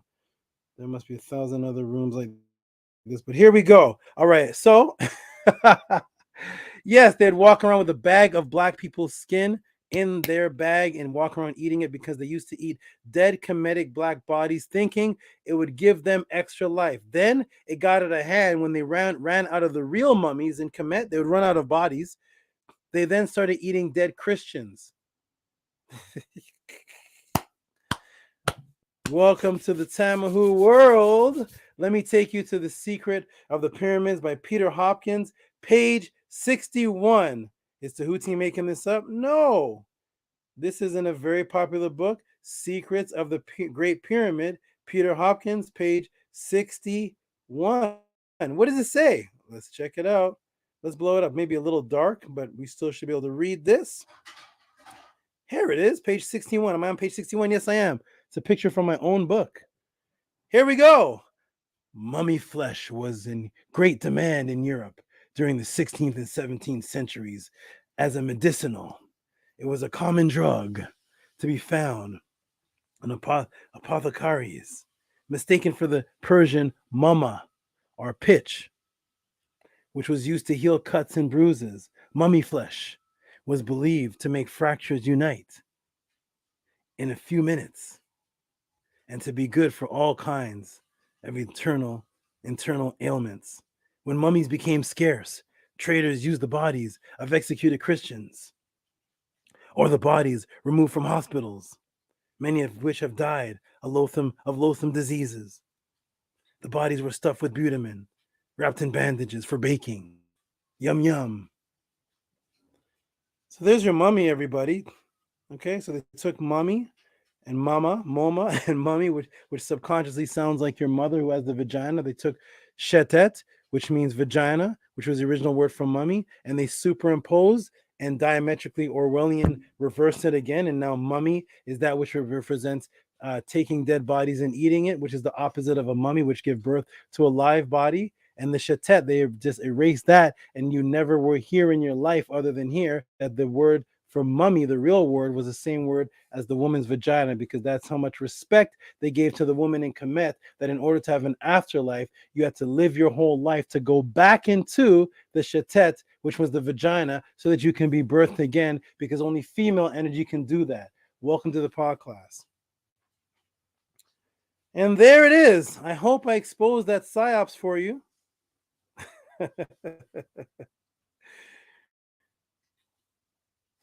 I'm trying to free your mind, Neil, but I can only show you the door. You're the one that has to walk through it. All right, everybody. So there is my answer. Welcome to the Tehuti Pod class. For those who have never been here before, there's a little taste of why people send the amount of Cash Apps and PayPals to get these kind of answers, because you're not getting this anywhere, any who, anyhow, any putting my name in the list of other teachers. No. That's all, folks. No. You're getting it here at the Tehuti Pod class, because I've not seen a link in the room or a chapter, book, and verse yet. This is where you get this type of knowledge coming from all types of sources. So now you know that mommy, with the vagina that gave birth to you, is now mummy, the dead people that you eat their flesh. And the shen is a gun cartridge. And the ben is a dagger, which kills you.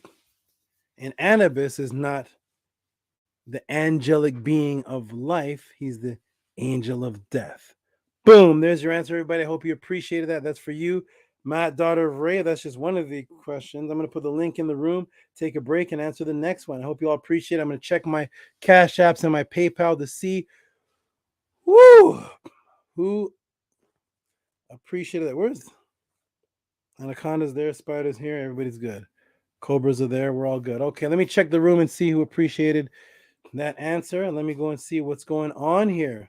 Let's go and see. All right. Let me see if I see any booms, bombs, or any thank yous or anything, if anybody heard the answer. Oh, here we go. The person that, and the sister that asked me the question said, Tua Saba. You finished the question? Thank you. Yeah, thank you. Rebel Minded says, no teacher is breaking down this type of information. None. Rebel Minded, you can jump in the chat too. My good brother, I heard you're a member.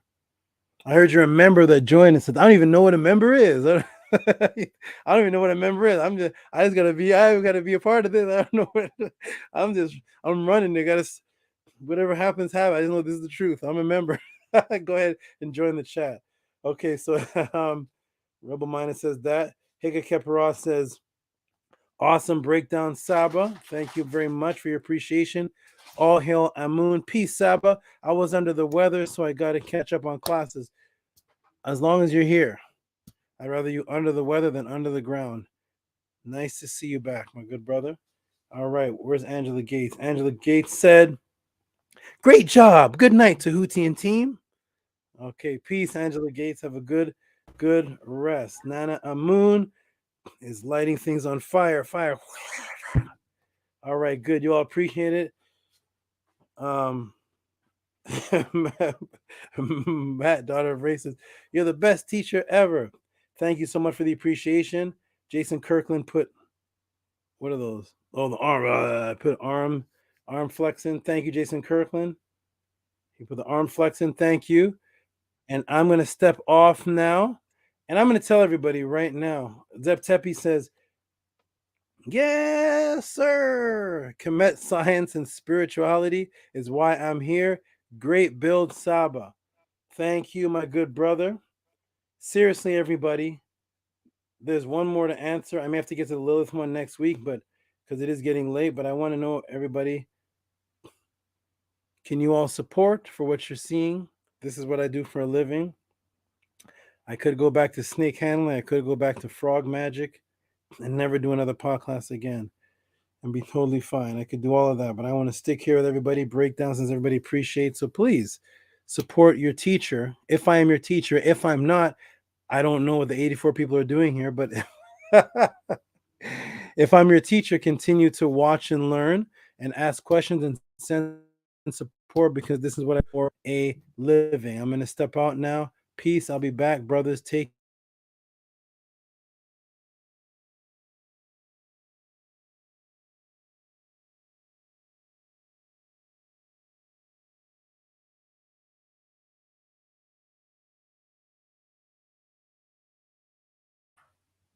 Your brother's there?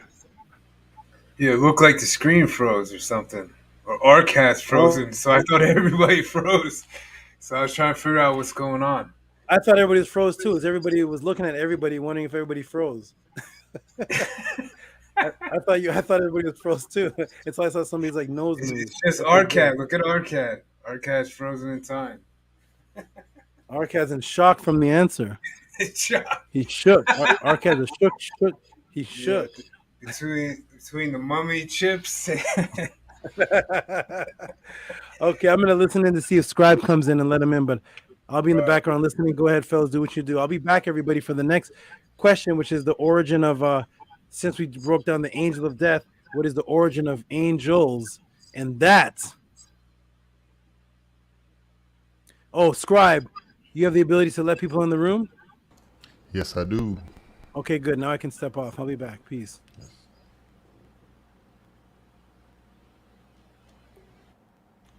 Go ahead, Menku Ara, Mary Maud. Peace, everybody in the chat. Peace to the brothers on the panel. Oh, man, Saba did it again. I don't have that much to say except the truth is the only solid ground to stand on. And so, you know, to Saba for building that foundation, bringing that truth to us. Man, they tried the trickery, the tricknology of the Tamahu. Serious. So just so grateful and thankful for Saba for flipping the switch on the Tamahus, try to keep us in the dark, feed us lies. The truth has been told. The truth has been made clear to us so we can follow the right path. So that's all I'll say. I'll be brief and I'll pass it to you, brothers, where you can speak on it. Peace and love, Hotep, Mott. You brothers, yeah, Saba did it again, my brothers. That's amazing, man. Shout out to everybody in the chat. Y'all know how to lie be so crazy, right? What we how they take the language and flip it and twist it. Like we how they say we park in the driveway and drive on the parkway. It's crazy how we subjected to the matrix of this language, man. It's just, I don't know, man. Like I'm with you, Saba. Put the link in the chat if anybody is breaking us out of the matrix and breaking down information like this week after week after week. And Saba, the reason why you don't have that much support is because our people don't value the truth anymore. Tamahu have us so mixed up that we do not value the truth and we do not value what's important. And that's a shame because when you turn on the TV, we see our children suffering. We suffering too. And we suffering the matrix, and it's clear, it's evident, it's there. And we want to just continue to just promote ignorance and foolishness, and I just don't understand it. And shout out to everybody that appreciate the truth, and shout out to everybody that want the truth just like me, because I have to question everything now. I'm questioning the language. I'm questioning everything people say to me, you know, because he's right. We're in this they on a death matrix. Like, what is the food, the Granny Smith apples, and everything is everything is it's crazy, man. It's sad.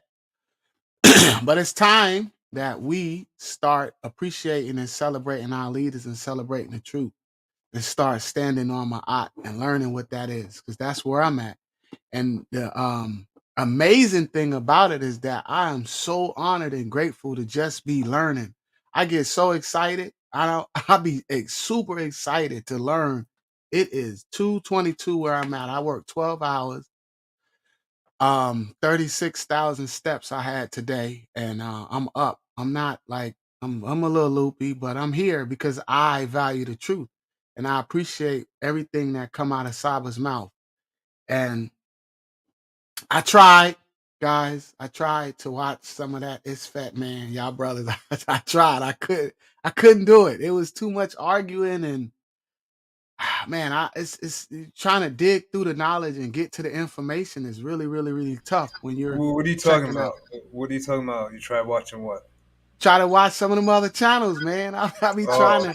They're arguing, and it's just and I used to be there because I used to like eat the fish and spit out the bone and all of that. But now all I want is the truth, man. And it's like when they start talking that foolishness and start arguing, and I don't have time for it. Like all right, I just leave and open up a book because that's the thing is that right. We have to fight for our survival, like your background says, Ahati, and we're not. We're not. We're shout out to whoever's joining. Shout out to you, Rebel Minded. Peace We're and not love, fighting for brother. our survival. Hi, Peace and love, my brother. Peace, brother. what's going on? Hey, too Go much, tell brother. I'm my gonna let brother. you talk, brother. I'm gonna let you talk. I'm gonna give you his time. I'm gonna let you talk, my brother. Go ahead. I'm gonna give you an opportunity. Shout out to Rebel Minded, everybody. And it'd be kind of hard getting up here coming at the Saba after he done dropped the beautiful teaching like he always do. Hey, Yeah, bro, I'll why be you stuck, bro. always echoing like that? I could turn if you got it on your phone or on another if you got it on the YouTube or something, just turn that off or mute that. The mute it? Yeah, we can hear you good though. You're not echoing on our end. Yeah, I'm talking Scribe, about is he when echoing? y'all be talking, it be echoing. Yeah, I think it's something going on with your system, my brother. You sound good, and we sound good. So Yeah. Scribe, you sound deep though, my brother. Go ahead, Yeah, Rebel like Minded. everything y'all said was still just going. We can hear you, brother. Yeah, but anyway, I'm gonna just go ahead and say, man, it's a beautiful thing, man, that I found Saba, that I found you brothers. It's a beautiful thing right here. Like this is the movement that I know me from my past, from the things I done been through. This is the most genuine movement that I have ever encountered. And I ain't just saying that because I'm on here. I'm not just saying that because, I became an active participant, member of the Teachers of my art. As you can see in my background, that's what I do. I spend my money on studying, trying to find the truth. I bumped into the brother Tehuti watching Sinetta. And from that point on, it's just I've been rocking out with him. You know what I'm saying? And that's just that. It's hard trying to come up after Saba. I mean, y'all hear what he's saying. Y'all hear how he dropping the jewels down. Y'all see how he breaking it down, showing and proving to you through with sources, not just getting up here talking. A person is actually the manifestation of what he's talking about. Rebel Minded, brother, you got the man weigh his food and all that. Like, that's a dedicated, disciplined brother. And that's what it's going to take for us to get up out of the conditions that we in. We got to be dedicated and committed and disciplined to something that's positive. And that's a shining example right there of what we need to be following. That's a true leader right there.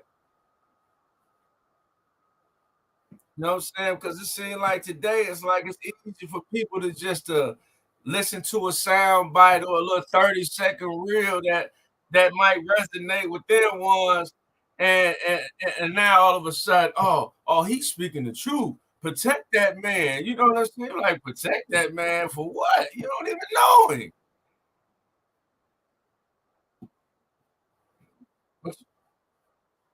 And then you gotta protect him how?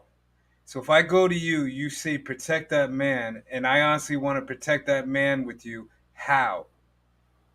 I want to Exactly. see how we're going to exactly protect him, because I don't want to jump in the fight with you and get slaughtered in the first two steps. I want to see your strategy. How? And that's the problem. There's no strategy. There's no organization, which means there's no protection. Once again, we're back at just words. And no other race of men is living like that except for us, because they have us in a child state status because we're not in our natural state. Our natural state was worshiping each other, worshiping our leadership, worshiping our animals, and ultimately worshiping nature. And they told us that word worship is evil, is wrong, is arrogant, is egotistical. But if you notice, if I don't worship you or hail you, Siddiqui, then it's going to be real easy for me to allow Isfet to come in and have negative feeling. Oh, Siddiqui talks too much. Oh, Siddiqui got a big ego. Oh, Siddiqui, I can think of a million different things. And they want us in that state because you can never organize. You can never unify. And we see it. We see it with these other channels. They've been around for decades and decades and decades and decades and decades. Don't get me wrong. The entertainment, great. If I'm bored and want to check out some good entertainment, I'll go over there and watch. But I don't have time to be bored. We don't have time to be bored. And the thing is, the Tamahu is not sitting around watching the television programs he created, because he created them for us to watch so we remain docile and complacent and comfortable. And a real terror problem that we're going through now is our women are acting masculine. They're playing our roles now, but it's not even our natural roles. They're just in the masculine role now. And once you start doing that collectively to our women, our boys are being raised effeminate or feminized. And a feminine male will never fight. He's a coward right from birth. So, Saba calls me serious, but brother, I don't know how much longer I got here. I'm not in my 20s anymore. I know that much. And I can't be sitting around acting like everything's okay. It isn't. And hey, I could be the party pooper. I could be the damper of good news. Whatever you want to label me, I'm just being real. Straight up. I don't care if you like me or not. I love my people to death. I love my Saba to death. I'll protect him and his home and his netaret. They know that. I don't have time to play games. If you want to organize with me, you join me. If not, then keep your cowardly ass away from me. That's straight up. I'm being real. I don't care who you call yourself, the general, the lieutenant. These are all Tamahu ranking names.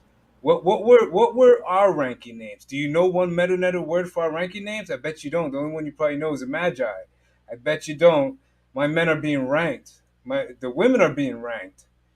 I don't know any other black organization that did that without colonial influence or Greek influence. So this is very serious to me. And the brothers know this. You know this, Siddiqui. You wouldn't have joined. You've been through the same experience I've been through. And you know what's crazy? We're more organized in prison and jail than we are on the outside. And the sick thing is, I know at least out here in California, because it's all politics, we're so organized that we protect the deputies and sheriffs. Yeah, so to me, it's a living nightmare, and I don't want the children to go through that. I don't want them to. I don't want. I'm just tired of talking, brother. Protect that man. I was thinking about that the other day. How are you going to protect somebody if you can't protect yourself?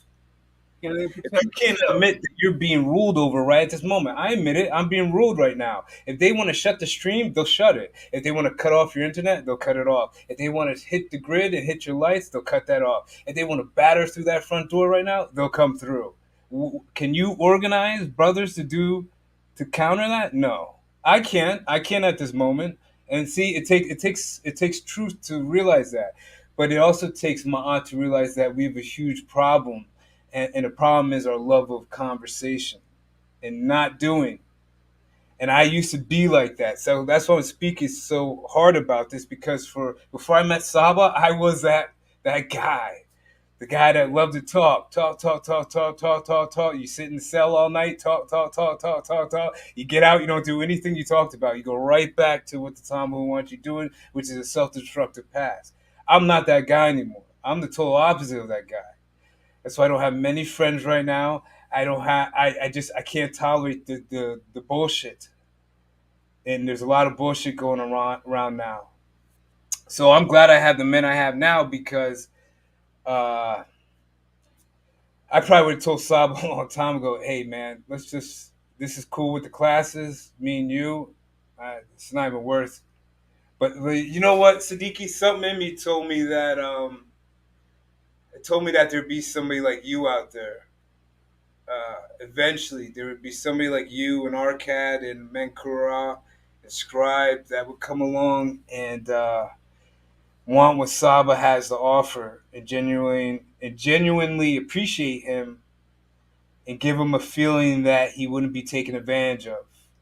And that's why he said, I was actually talking to him this week. That's why he said he took a chance on me, because he did. He didn't know who I was when I met him at the beach. He didn't know anything about me. So, and from the stories that he tells about being taken advantage of, I can see where he's coming from today. So, I don't know if you got anything to give Siddiqui or any of the brothers. Go for it.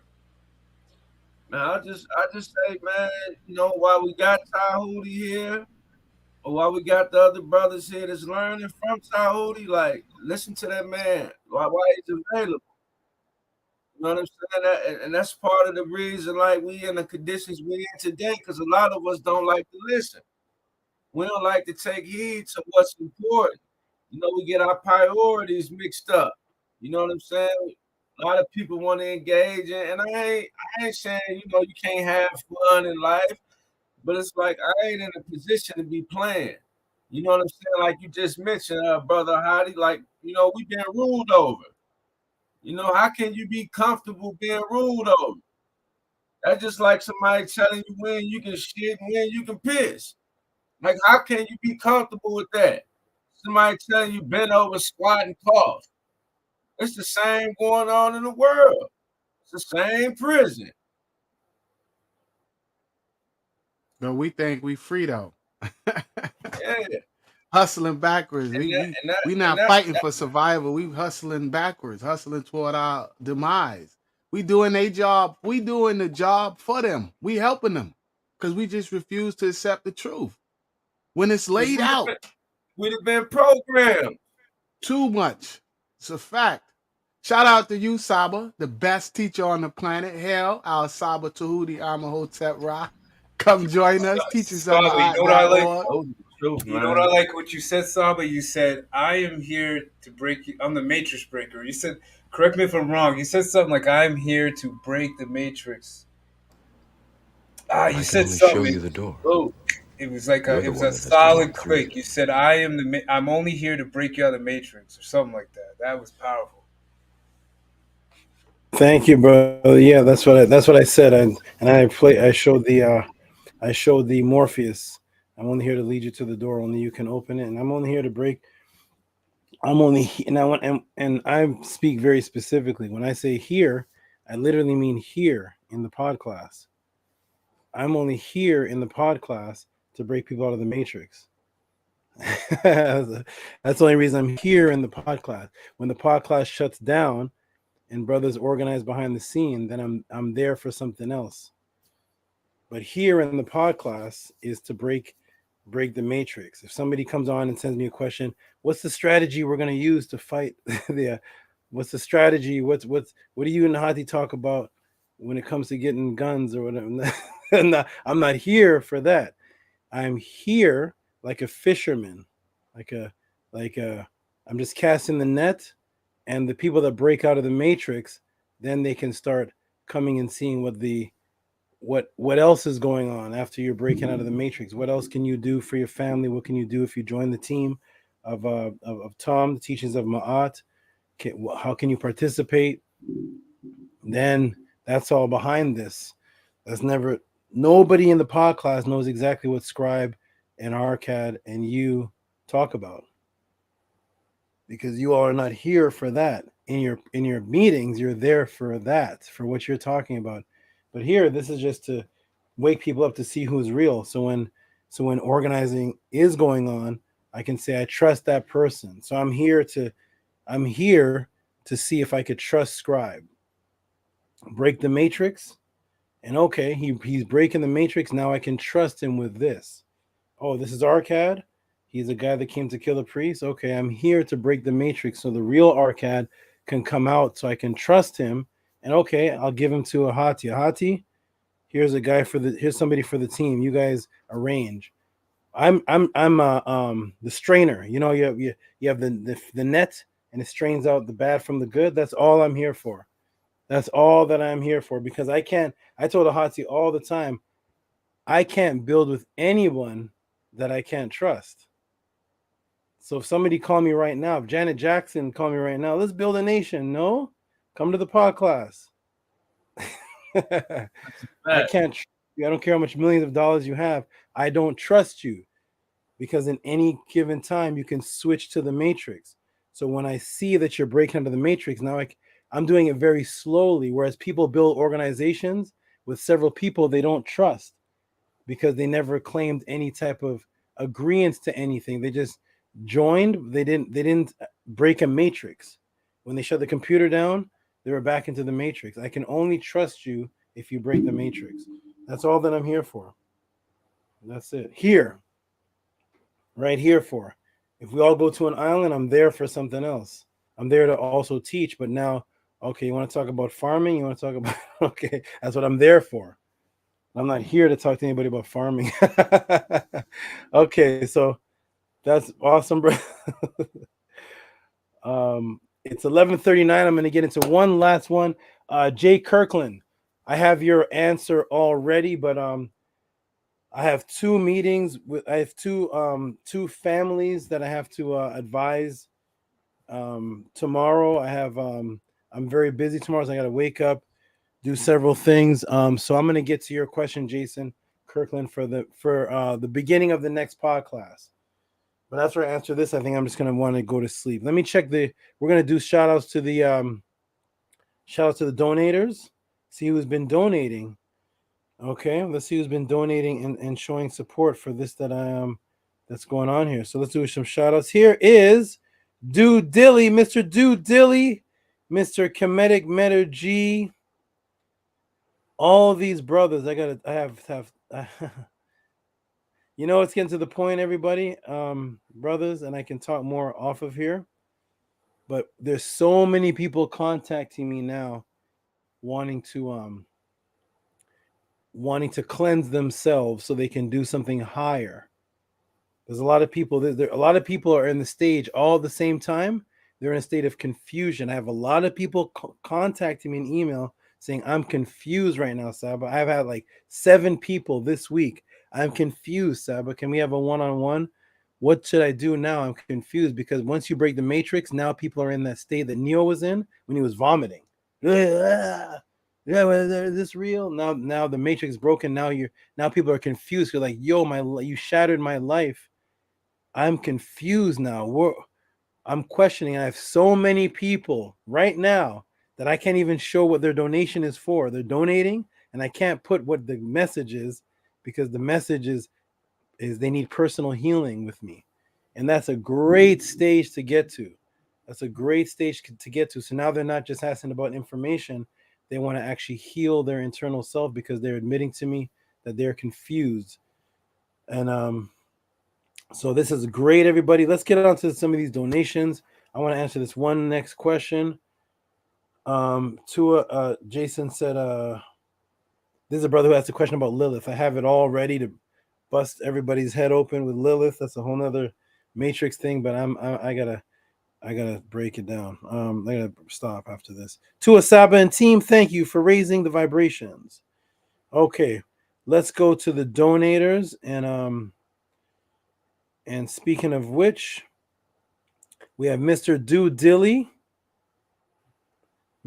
Dilly himself, Carlos Kemetic Metter G. I'm gonna talk to you, my good brother. Contact me. We'll figure out something. We'll build. and we'll get things right. Thank you for your support. Give him the bomb. There we go. Mr. Dilly. Dilly. Thank you, Carlos. Thank you to G.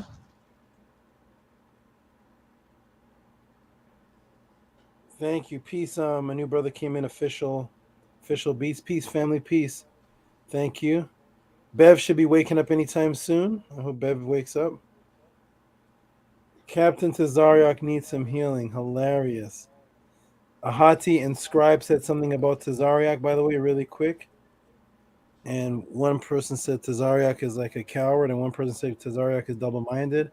And I actually said Tazariak is a smart man, and he's actually single-minded, because the same mind that you have to not want to fight a lion is the exact same mind that you would have to fight a teddy bear. That's the same mind. It's the same biological imperative. It's actually not double-minded, because there's not two Tehutis. Now, if there's two Tehutis that Tazariak actually said yes to one and no to the other, that's double-minded. But when you have the lion, you don't want to fight a lion. Will you fight a little chipmunk? Sure. That's the same biological imperative. One, you're going to die. One, you're going to live. So you're not actually a coward. You're actually extremely smart to choose to fight Shaka in Dugu. What's his name? You choose to fight Shaka in Dugu, right, for a possible debate, but you don't want to fight Tehuti. That's single-minded. If you compare Shaka and Dugu to me, that's single-minded. Don't fight the lion when you could fight the little deer that hasn't grown its horns. That's not a coward. That's a smart. I wouldn't want to fight a lion either. I'll fight the chipmunk. I'll fight the chipmunk too. Go ahead. I want to live too. He doesn't want to die in front of everybody. But yes, but he does need some healing. Yes, he does need some healing. And no, he's not ready for me, because he never was. Nobody that debated me was, and that's why they lost. They're not ready. They're supposed to be students here in the pod class. They're not. If they're ready for me, then they can take over the pod class. Okay, everybody, here we go.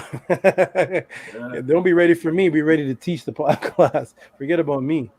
All right, so there's a shout out to the good brother, Dilly. Next up is Lisa Suarez, who is also Lisa Gomez, who's Queen Lisa. I want everybody to know, clear it up. She is all three people. So when you see these donations from different names, Lisa, it's all her. So shout out to her. She's actually donating more than I thought. I thought these are different people. Lisa Suarez, Lisa Gomez, Queen Lisa. It's actually the same person. So if you see a donation from Lisa Suarez for 25 and another one from Lisa Gomez, that's actually 50. Shout out to you, beautiful sister. Yeah. And remember, everybody, the situation is still going on. I actually had a meeting about the support situation. I got one update, but it's not over yet. It's not even close to over. So you can put the link in the room, gentlemen, for the emergency support. That is not even close to over. All right. Shout out to Sash Wallace. Sash Wallace is an advocate donator. He's all about every Facebook post this man puts out. About 98% of it is all about knowledge. All has some type of Kemetic deity. This brother here is not playing around at all. Off the pod class, he's not the post. He's into this knowledge. Shout to you, Sasha Wallace. Shout to you, Amin Ma'at Ra. This brother out of nowhere always comes and gives me, he calls it a gift. He calls it a gift. Thank you so much. Do you see that, gentleman? Give him his noise.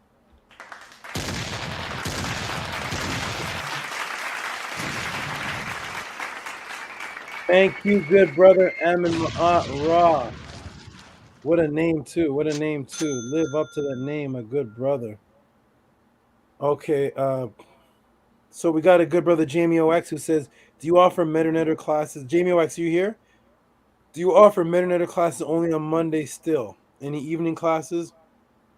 And yeah, when you all can gather up enough funds to you know what you'll have to do? What would be good for you to do is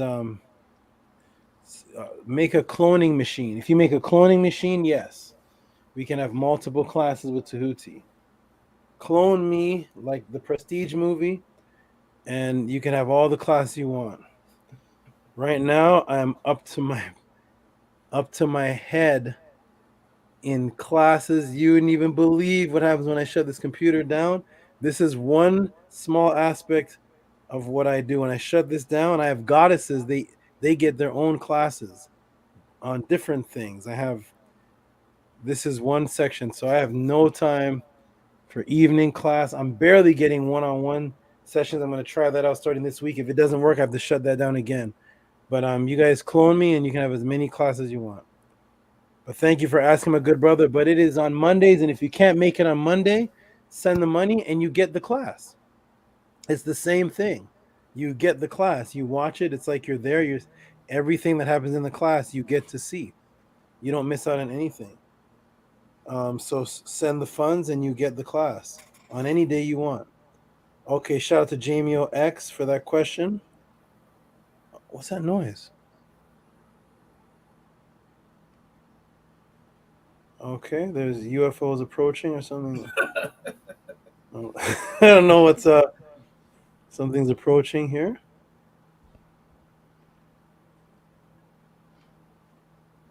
What is that?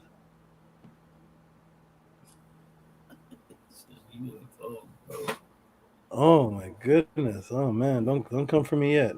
Hold on, that was interesting. That was Nanny. Did you hear that? She's knocked out. I don't know if you guys could hear that from the podcast, but I don't know what that was. ET phone home, but okay, here we go. Did you hear that?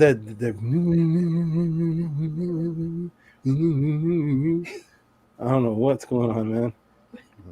ET home. Just a minute ago, it was the sound of the ship. Want me to come over with the lasers? No. It'd be too late. But there's nothing you can do. I'll take the teleporter. There's nothing you can do to them. I'll tell you that right now. Yeah, I know. You think the white man's powerful? I wouldn't even attempt it. There's nothing you could do to them. Better just hope they're the friendly ones. Okay, so yeah, I've seen it with my own eyes. I've seen wars. Okay, shout out to next up. Okay. Hey, Matt, daughter of Ray, if you're still there, do you remember? Were you there for the war we saw? Do you remember coming up to the roof with me, and the helicopters were trying to fight the other beings, and they were in a cloud. I don't know if you remember. It was a Nisi Fee on Martin Luther King and Ashby. I don't know if he came up to the roof that time, and the helicopters were trying to fight the things that were hiding in the clouds, and things were just zapping them, and helicopters were just disappearing silently. No explosions. I saw the wars, so I don't know if you were there. but Matt Ray, you would have been there if anybody. Okay, let me go. Here we go. Okay, so Windows, there we go. Shout out to, who's this? Vincent Black Lodge, who's become a consistent donator. Thank you. Keep up the great work, all. Thank you. That includes you all, too. That is everybody. It says all. So keep up the great work, all. I'm putting everybody in there. Everybody, all of the team, everybody's doing great work. Thank you, Vinny Black Lodge. Are you Eni Black Lodge? There's somebody in the room named Eni Black Lodge. Is that too? Yeah, give him his bomb. Thank you.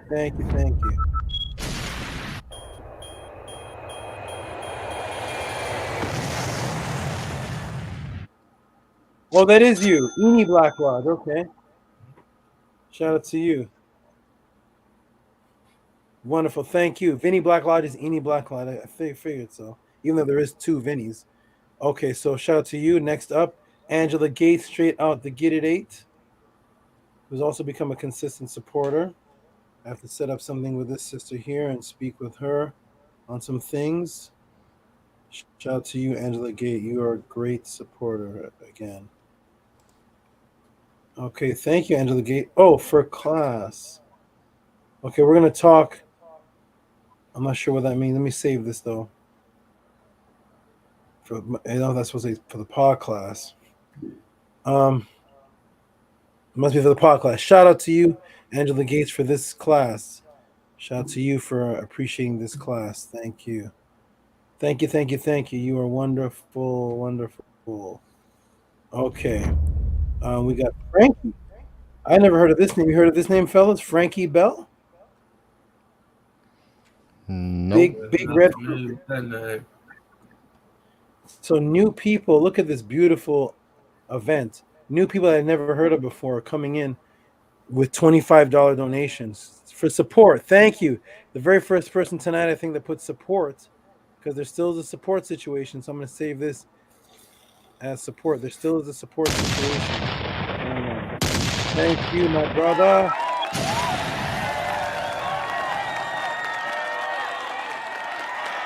Thank you, thank you, thank you. I'm going to do it.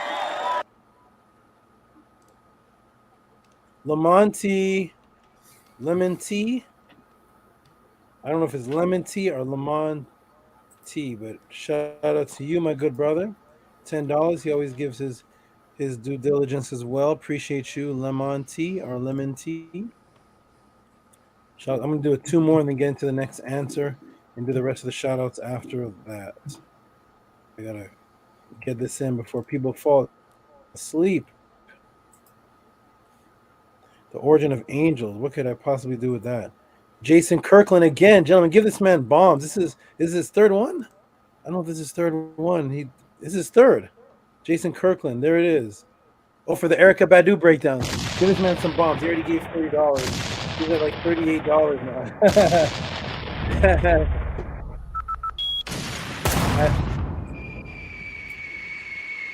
Thank you, thank you, thank you.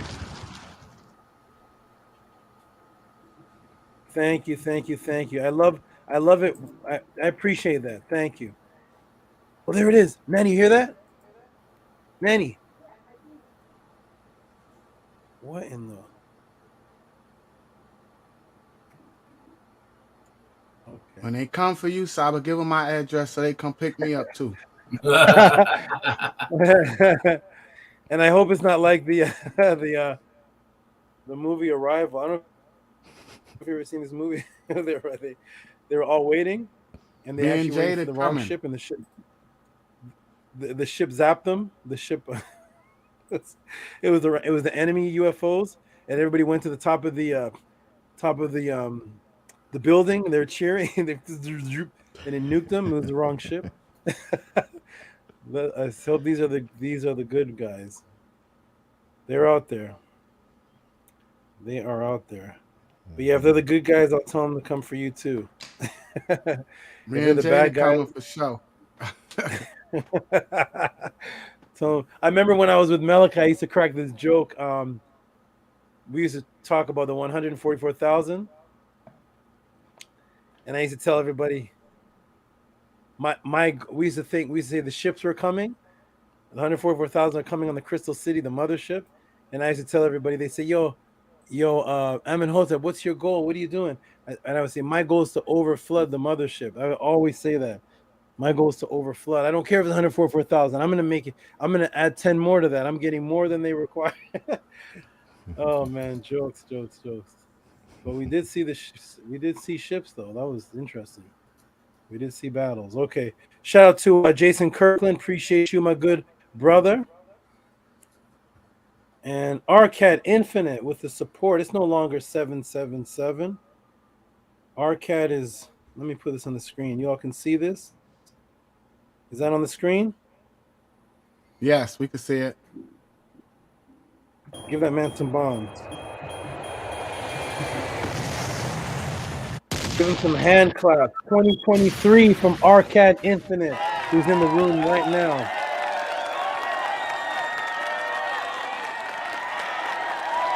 Arcad Infinite. Thank you, my good brother.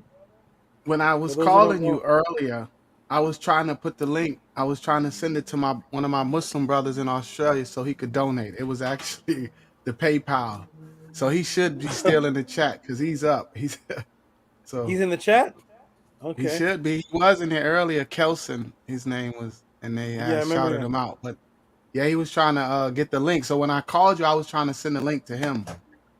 Oh, He was trying to donate. So okay. I think he put in the room, how do you donate from another country? Was that him? yes, that's him. Yeah, he in Australia. Thank you, Arcad.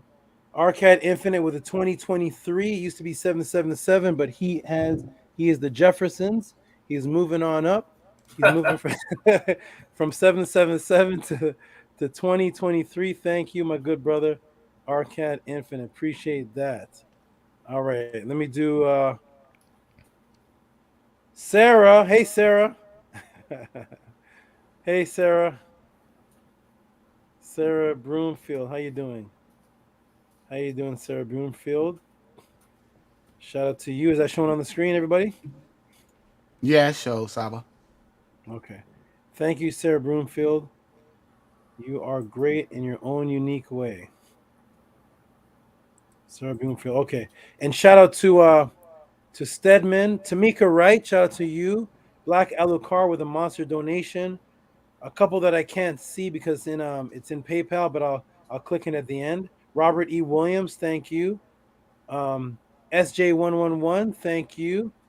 Junior Prescott, thank you. I'm going to shout out all your names and show your donations at the end. I like clicking on these PayPal ones because they're usually hidden monsters. Oh, it's Sarah again. Sarah likes donating multiple times. Thank you, Sarah, again. Sarah is unique. Sarah is a unique one. Okay. Another one. Oh, Terry Patty. I'm going to save that. Terry Patty, shout out. I see you. Oh, man. Wow. Okay, brothers. So what I'm going to do, we're going to get into the next question, everybody. Welcome to the Tutti Pod class. This is going to be the last question of the night. If you send in a question right now, I will put it in the beginning of the next class. Shout out to all of you. Appreciate you all. We're going to get into the last question. It's going to be an explosion. Beautiful question. Let me just put on a little bit of motivation for myself just for a little minute. Little minute. Okay. Okay, put a little bit of. Okay, good. Thank you. It's a little bit of J Electronica and Jay-Z. A little bit of motivation. I got to wake myself up. All right, let's go, everybody. Welcome to the Tehuti pod class. That's a song is fire. My goddess introduced me to that song today. That's J Electronica and Jay-Z, and I don't know what type of magic that is, but that song is craziness. All right. Which song is it though? Which song is it, Saba? Blinded. That's we talk about the Anunnaki. That's blinded. We talk about the Anunnaki. Jay-Z is the Jay. Listen, yes. Jay-Z. Nobody can say anything about Jay-Z or Jay-Z. Listen, man, how's that man? 59, 55, still controlling things in hip hop. And J Electronica is just another. J Electronica, the guy with the mask, that they used to have the light voice. MF Doom. MF Boom. MF Doom. MF Doom. You just transition. Yeah, he wasn't MF Doom when I was listening to him. He was Zev Love X. He changed his name. When I listened to him, he had after a little his brother voice. died. His brother died. Peach brother passed. Yeah, Peach Fuzz. Yeah, J Electronica, MF Doom, and Killer Priest have this dark, nice flow. It's like a dark, gruesome flow, and I like them all. Shout out to all of you. I just got into MF Doom recently. I didn't even know that was him. But anyways, let's get back to this. I can talk about hip hop all day, but let's get back to this. The question is, I'm going to show the question, then I'm going to run over there for just a moment, and then when I come back, your brothers can go back into the chat. The next question is, Matt Daughter of Ray here. Did she fall out? Did she fall out or is she here? Is she here? Because this is another question, part 2. And I'm going to open it up right now. There it is. Okay, good. It's opened up. Concept of I'm going to link angels in and a particular angel to something you guys. Uh-oh. Oh. Am I here? Yeah, you're Yeah, here. we can hear you, Saba. I can hear you, Saba. Yeah. Okay, that was interesting. It blanked out. So I'm gonna link in. I'm gonna link angels in. I'm gonna break. It's gonna be. This is nice. Here we go. Let's put the question in the room. Then I'm gonna step away for one quick second, and then I'm gonna be right back. Matt, daughter of Ray, are you here? It's my last question of the night. Are you here, Matt, daughter of Ray? Does anybody see her in the room?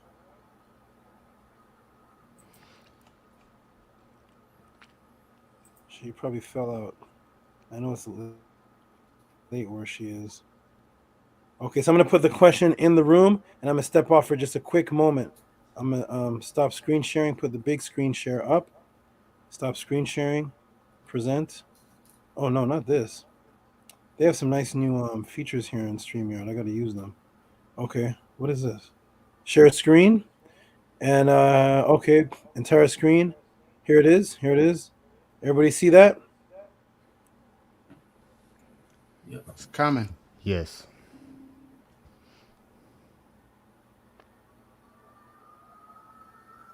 It went away. So I just see a blank screen. there it go. Where did the concept of angels come from, and why do they say that Anpu is the angel of death?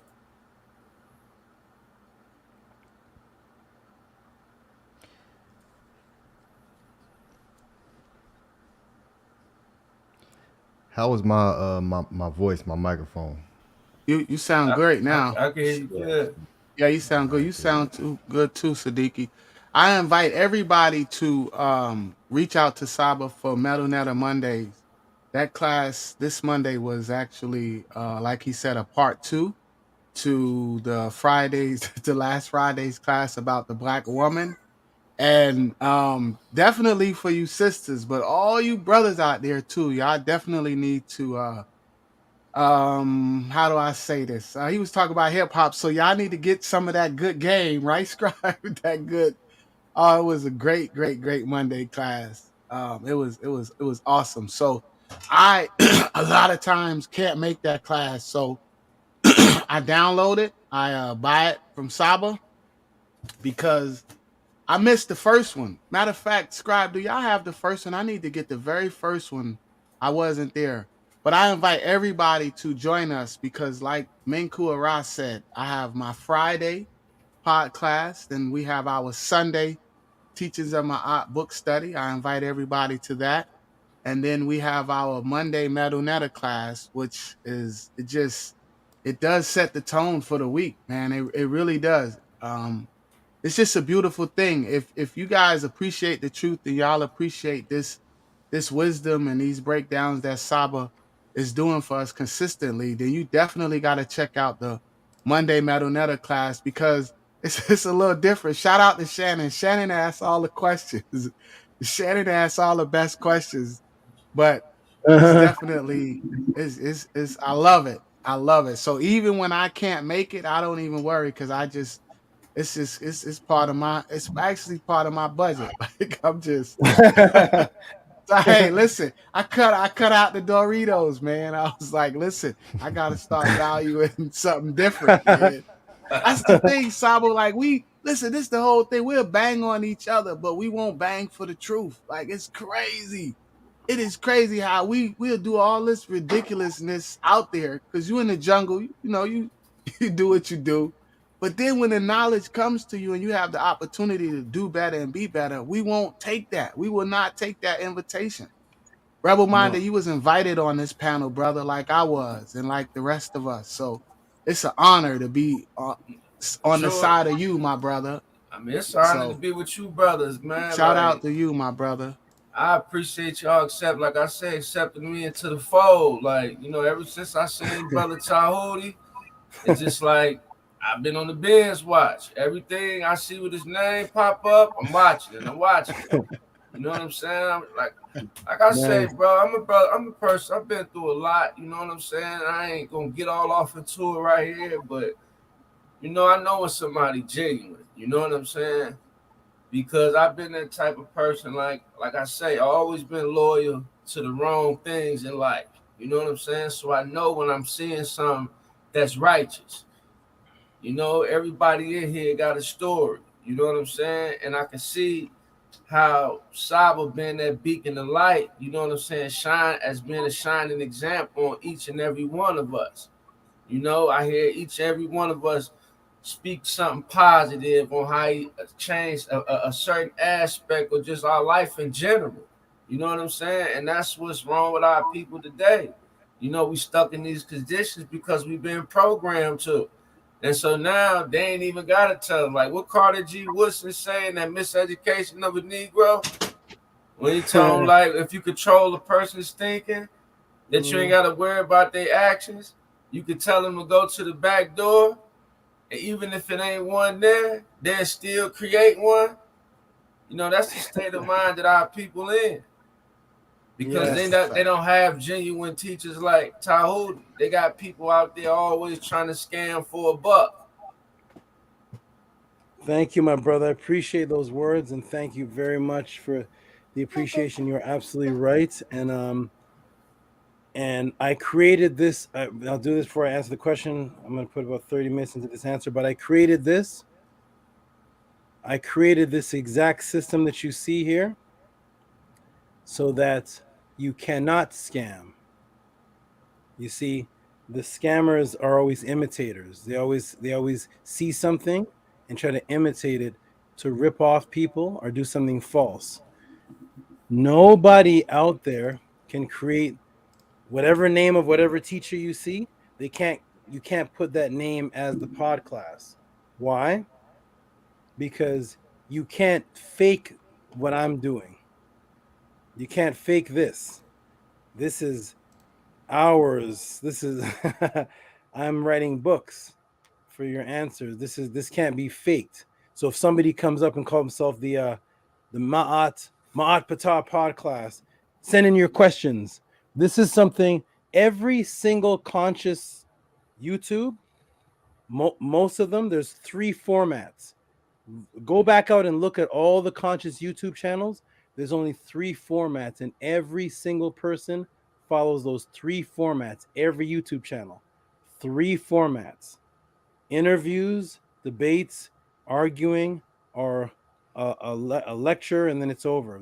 You can't imitate this, because you'd have to put yourself in the situation where somebody says, "What is the origin of Angel and Anpu being called the Angel of Death?" And what happened in Houston with the UFO conference?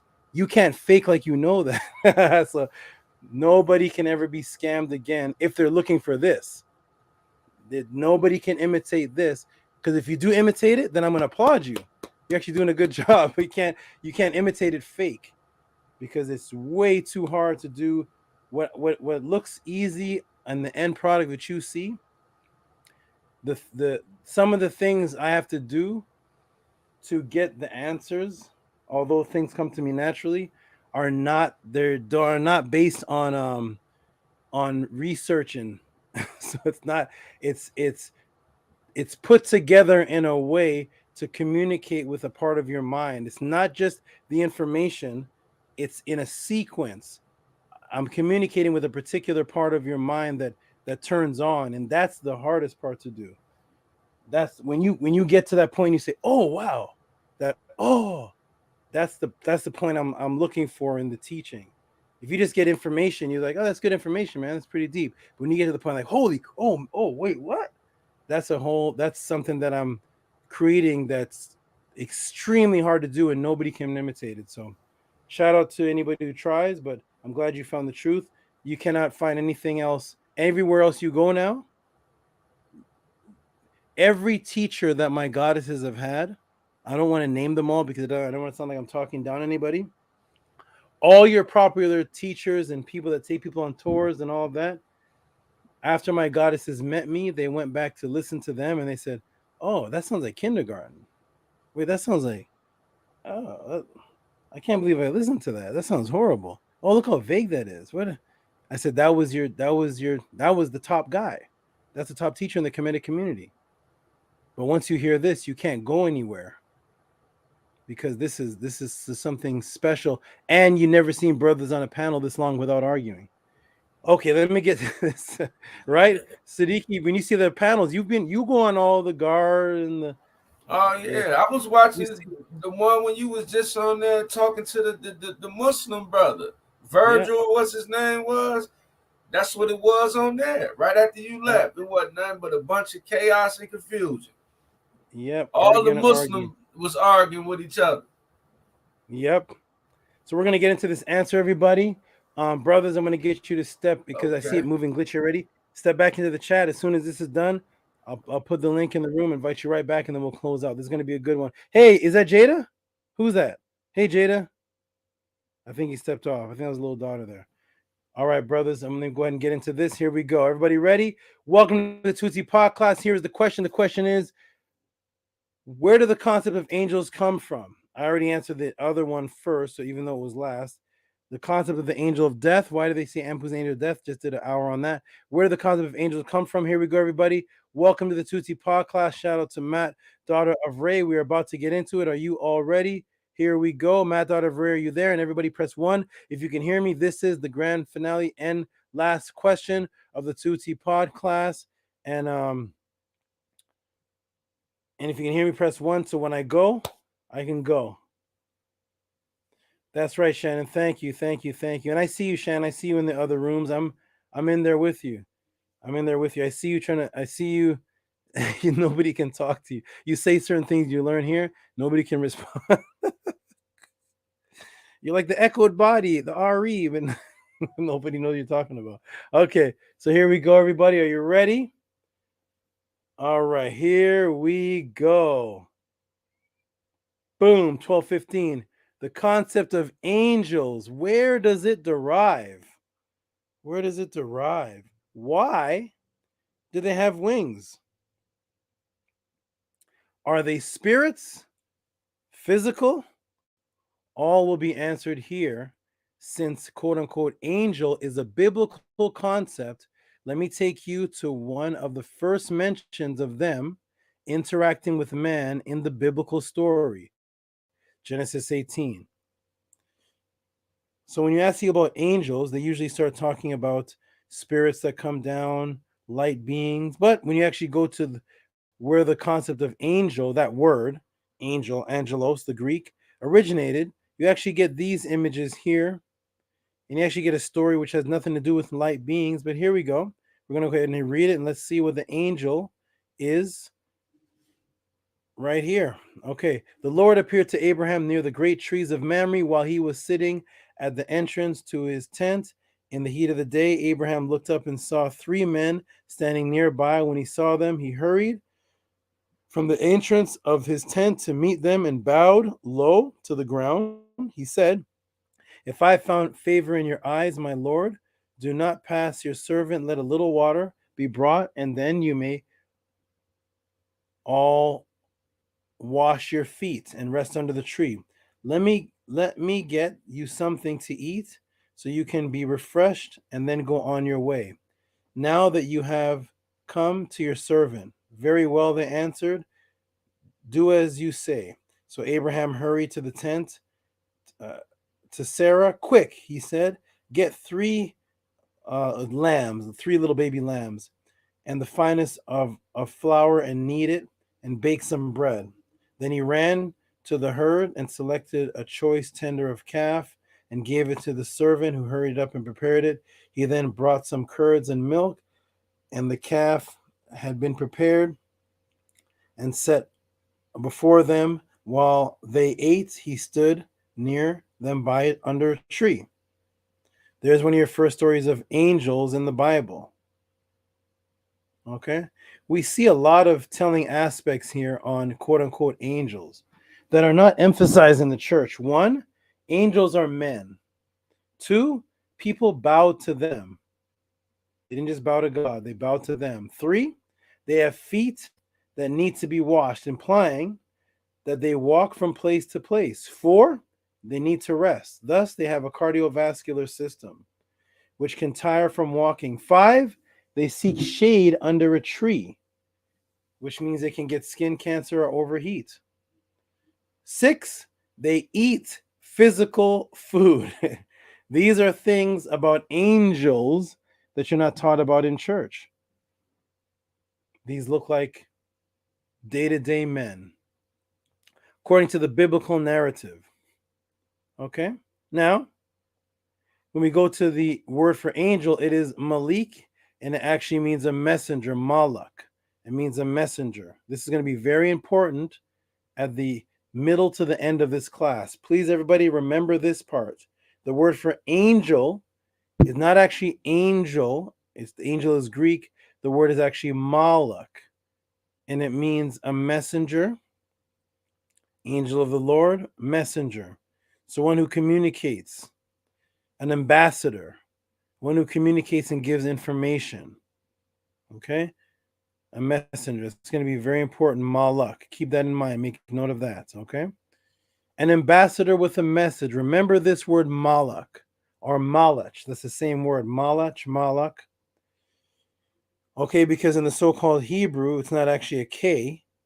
It's not actually a K. It's a CH. Malach. So remember this word malak or malach. We will get back to this shortly. Did you know there's a book in the Bible called the Book of Malach? The Book of Angel? There's a book in the Bible actually named the Book of Angel, and it's called My Angel, Malach Ki, which means my angel. And there's our good friend Malachi right there. There he is. Hey, Malachi. Malachi, the biblical prophet. There he is. The Book of Malachi, Malachi, from Malach, which is the same word for angel. So there's actually a book in the Bible named the Book of Angel. Okay? This is all going to tie in. Here we go. Have you ever noticed that these so-called angels are usually drawn with wings and a halo? Anybody ever notice that? The angels, here we are, they're usually drawn with wings, and they have the even the little things you can buy for your children. A little angel, 2 wings, and there's a circle of light here. And here we see 2 wings and a circle of light. Anybody ever notice that? It's always associated with angel. There's always a circle with light. It's always gold, and there's 2 wings. Okay, we've all seen it. This is called a halo. But what is a halo, everybody? What actually is a halo? Okay, why do they put it there? What is a halo? Halo, a ring of light around a sun or a moon, from Latin, halo, halos, from Greek, halos, this, sun, moon. Okay, so it's a ring of light. Okay, halo. You see, a ring of light dealing with the sun, from halio. That's why when flat earthers, how you know halo deals with sun is because flat earthers will come and say, "Are you heliocentric?" Heliocentric means that which surrounds around the halo, which is the sun. The sun is the halo. Are you a heliocentricist? Are you heliocentric? Halo. So halo is the sun. It's a circle of light because the sun appears over us and looks like a circle. So it's the sun. Okay? Here we go. Let me reveal the matrix for you. Angels equal a sun disk in between 2 wings. The sun disk is called halo. What have I told you about the letter L? I will use the word Libya to break this matrix. Everybody's heard of the word Libya. You may remember this was one of the facts I used to beat Zion Lex in our debate. The letter L, phenomenon. So there's a letter L phenomenon. We're going to break it down. I've explained this before, but we're going to break it down again. The letter L, here we go. Greek, let's go right over here. The Greek name is based on the ethnonym Libu. Libu Latin, Libby. Libya, in use since 1934. Libya from Libu, formerly known as that word there, was the Latin designation for the region of Maghreb. Libu, see Libu, Libya, the term broadening meaning. And then we go down here. We keep going down, down, down. The Libu are attested since the late Bronze Age, inhabiting the region in Egyptian called Ribu. Do you see that? Ribu. So what just happened there? This is what I use to beat Zion Lect, one of the things I use. But Libya is Greek. That means the Greek came in and added the letter L where the letter R is supposed to be. So it turned from Ribu to Libu. See, it says Egyptian is Ribu. What's first, Egyptian or Greek? Of course, Medu-Neter. So originally it was the letter R. Okay? So we see the Greeks turn the letter R into a letter L. Let's use that to reverse engineer the word halo, which is a sun disk shown on angels in between wings. Halo, put the R where it's supposed to be, which is where the L became. Because remember, it's a Greek word, halo. So wherever this word came from, the Greeks, because the Greeks learned from the people in Kemet about the sun disk. There was no sun disk in Greece spoken about before they came and learned from the people of Kemet. So put the letter R where L is. And what do we get, everybody? Let me go in the room. Halo, put the letter R where the L is now. The L is new. So the letter R was originally there. What do we get? Halo, put the letter R there. Okay. I have a lag, so I'm going to go back. I'll check this. Oh, look at that. Heru. See that? Heru. Heka Kepara typed it right. Heru. So halo, put the letter R there where it's supposed to be because it wasn't originally an L. You get hollow or harrow. You see that? Harrow. The difference between an O sound and a U sound is simply pronunciation. In Kemet, there was no O. Heru or Har, Halo. So Heru, there we go. We're getting closer to the origins of this angel concept. Let's go, everybody. Welcome to Tehuti Podcast. And here we go. Let's break it down. When you go to the biblical book of Malachi, called Malachi, what do we see? So we're going to go to the book of the angels, because remember, the angels concept became a sun disk, halo, which was from Heru, and two wings. And now we're going to go to the book of the angel to see if any of this is described. And here we are in the book of Malachi 4:2. It says, but for you who revere my name, the sun, there's the halo. Let me shrink this down. For you who revere my name, the sun of righteousness will rise with healing in its rays. And you will go out like frolic like calves. Okay. And other translations say wings. In the rays or in the wings. Malachi 4:2. Okay. So what is this healing in the rays and healing in the wings? What's going on with this sun rising?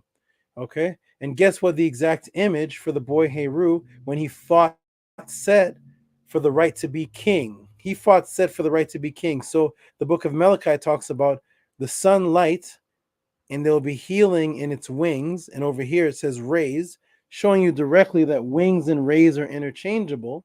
And it's talking about an actual sun. And you will go out and frolic like well-fed calves. So healing's in a wing with the sun in it. And Heru, the boy Heru, when he fought for the right to be king, what was the image he used? So if I go over here, let's go over and do this live. Let me see. We'll go over here and do this live. I'm going to put in a Malachi 4:2, 4:2, not 32, 4:2. So we get, pull up Malachi, the book of angel, and let's go to images and see some translations. And here it is. What does that say? Malachi 4:2, the Son of Righteousness shall arise with healing in his wings. There's a sun rising with wings. There's your halo, Heru, and there's healing in wings. Malachi 4:2. Okay. So guess what the exact image for the boy Heru, because we just established that Halo comes from Heru when he fought Set for the right to be a king. Where was the image? Here it is, the temple of Edfu, the symbol of Heru Behutet. And there is the sun with the wings. Malachi 4:2, the sun with the wings. S-U-N, it says in the Bible. And this is in the temple of Edfu, west bank of the Nile of Edfu and Upper Kemet. Okay, this is the temple of Edfu. This is called Heru Behutet. Okay, there's a better image of it, clear. Luxor, Medinet Habu, temple of Ramesses III. This was Heru. See that? Heru was the son of the great bull Asar, which would make him a young king and a what? If he's the young king and the child of a bull, and he's young, what would that make him? Well, here's the healing wings. The Son of Righteousness will rise with healing in his wings, and you shall go free, leaping with joy like calves. Why? Because a calf is a baby bull. Asar's name was Benedejeb. Benedejeb was the Lord, the bull of the Dejed. Benedejed, the great bull. And of course, Asar, if he had a son, the son would be a young bull, but he wouldn't be a bull yet. He'd be a calf. His symbol was this light with the discs. And here's the book of the angels, which are light with the sun disc and the wings. And here in the book of angel talks about rising, the sun rising with wings on it, and that you will be like a little calf, because that's what Heru was. Welcome to the Tehuti podcast. Here we go. All right. Heru, son of Het Heru, the cow, making him the young calf. Heru, the boy king. He was a boy king. That's what the whole fight was about with Heru. It was about who would take the position of king. Who would take the position, because it was either supposed to be him or Set. So he was a little boy king that would eventually get the throne, but he was a young boy, a calf, and he was a boy king. Did I tell you the other plagiarized meaning of Malak? Malak is supposed to mean angel. So we've tied this down that this angel concept comes directly from Heru, with the sun disk and the wings and the boy calf, taken right from the book of Angel, the sun disk with the wings, the halo, Heru, and you'll be like calves, because that's what Heru was, a little calf. But what else does angel mean, or Malak? Because remember, the whole fight with Heru was he was fighting to get on the throne so that he could be a king. So look what they made angel mean. Malak. What does this mean now? Let me blow it up. Uh-oh. Now it means king. How is that, everybody? Welcome to the pod class. Now when we look up the word Malak, now it's king now. I thought it was angel. How could it be angel and king? There was no kings in heaven. Wait a minute. Hold on. The angels are from heaven with God, right? That's where they're from.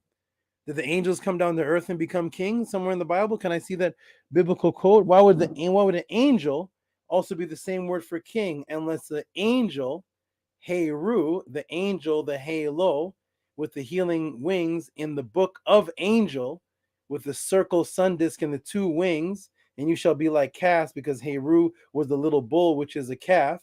He was fighting to be the king. So they took the concept of angel with all the symbolisms and made the word angel also mean king, when there was no kings in heaven. Angel couldn't mean king. Sorry. There's the one king in heaven, that's God. There was no kings in heaven. There was angels in heaven and God. None of those angels were kings. None of the men on the earth that were kings were angels. So how does angel mean king? Boom! Gotcha. Matrix broken. Let's go. Here we go, everybody. Angel means king. Uh-oh.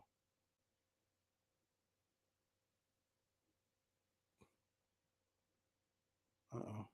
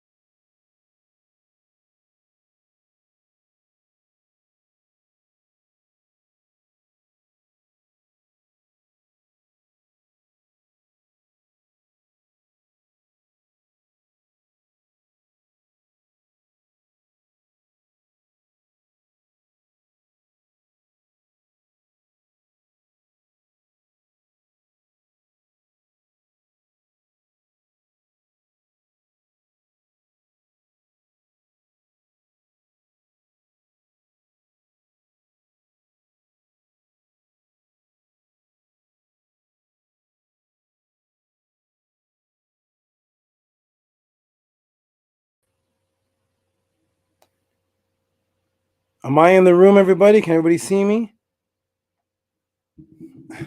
I broke the matrix and the screen shattered. The screen shattered. No glass. The screen. First of all, can everybody hear me? Let me press 1 if you can hear me. This is. Press 1 if you can hear me. Listen, when I said the matrix was broken, when I said that, as soon as I said the matrix was broken, my screen shattered like glass, but not the actual screen. It just showed the image of shattered, that my screen was shattering like glass. It was just the image of it. And I was shattered, broken. It was shattered. Hika Kepra's name was over on the left side, and it was shattered like somebody threw a rock at glass. But my screen is right here. But it showed as shattered glass when I said the matrix was broken. Oh man. My screen shattered, but it's still here. That must have been the energetic double of the screen, because it shattered in front of me. It shattered. I wish I had that recorded. It shattered. It shattered, and it's still here now, and I'm back. But the screen went, and it was in bits and pieces, and I couldn't see you all anymore. And now the screen's back. So, okay. All right, I'm back, everybody. Here we go. Can you hear me? Everything good? The screen shattered. We back? Oh, you saw it, Arcad? You saw the screen shatter too? Going to bits, going to pieces and little triangles? Oh, no. Okay, good. So it's on YouTube. We got proof of it. All right. You saw that too, right? The screen shattered. My screen shattered. I was in little triangles, and like the piece was off, and I could see my background because the glass was gone. It was interesting. I got to see that. We got to see that on the replay. When I said the matrix is broken, my screen shattered. Here we go. Are you ready? Here we go. Let's continue. As what? Yes, we're here. The dream team is here. Oh yes. Okay, here we go. All right, let me continue. Here we go. Everybody ready? Here we go. Okay. Oh wow. Okay. It got rid of everything too. What is happening? It got rid of everything on my screen. Let me pull this up again. Very, very good, Matrix. Very good. That's a good one. That was a good one. That was a nice move. That was cool. I like that. That looked good. That was a good one. Okay. Here we go. We're going to pull this back. It's okay. It's just the Matrix having fun. That's all. Just the Matrix having fun. I never seen that in my life. Okay, here we go. We back. Okay. The screen share in. My screen shattered. Oh, and look, it pulls up exactly where I left off. So it's saved. How could that be? I pulled up something fresh, and I'm right back. Yes, Matrix. Yes, here we go. Everybody ready? Here we go. Let's go. Welcome to the Tehuti Pod class. We are having fun with the Matrix. Okay, here we go. You're ready to tag in? Oh, golden one. Thank you for the breakdown, golden one. Oh, you're welcome, my brother. That golden one, is that a CMOS? Thank you. Appreciate it. You're welcome. Okay, here we go. Hey, thank you, Tamika. Where's Tamika? I just saw Tamika. Tamika said, like, share, and subscribe. Thank you, Tamika. Okay, here we go, everybody. Ready? Let's get this done. So Malik means angel now, and it means king now. Actually, it meant angel, but it meant king. And if you ask any Hebrew, how could that be when the angels were never kings? How could they both do the same word when the angels were not kings? But there was a boy king who you stole the concept of an angel from in the book of Angel with the Heru or the halo. Okay, here we go. Welcome to the Tehuti Pod class. Here we go. You see right there? Plagiarize. Now Malik means king now. Boom, king. You all see that? Boom, king. Should Tehuti keep going? Yes, absolutely. Let's keep going, everybody. Who did we learn was the highest king? Oh, this is going to twist people's stomach. At the end of this class, people are going to feel twisted like you actually ate McDonald's. And who did we learn was the highest king of the angels? The archangel who fought in the heavens when we were children, with the great wings, who cast the ones defeated down to the earth. Remember him? That's the highest, the archangel. That's this guy right here. Everybody remember him? Drawn in gold, representing the sun with the wings, the golden wings. He is Michael, the archangel. Remember him? And there was a war in heaven, and Michael and his angels fought against the devil and his angel. And the great, see right here, the great dragon was cast out of the heavens, cast down to earth. Daniel 10:10, 10:14, Revelations 12:7-20. You see that? Michael, the archangel, cast. He's the most popular of all the angels. He's the angel Michael. He's the archangel. Some people even say that he's Jesus. Remember him? All right, so he's the archangel Michael who fought a war in the heavens and cast the devils down to the earth. Let's break the matrix. Let me show you where it comes from. So let's get back to Heru Behutet, the winged halo, Heru circle, the great fighter. But where did he fight? Where did Heru fight? Here comes another Tehuti reveal. The key is in the wings itself. The wings in Meru are called Behutet. Let me take you to the legend of Heru Behutet, page 59, line 1. Heru is known as the great fighter. He fought. But you will notice, and I will make this clear, you will notice your Kemetic teachers will never tell you, where did he fight? Where did he fight? What location? Where was he? He fought in different locations. What's one of the main locations that he fought in? It's a one time where he fought multiple beings. It wasn't just set, it was set in multiple beings. Where did that fight take place?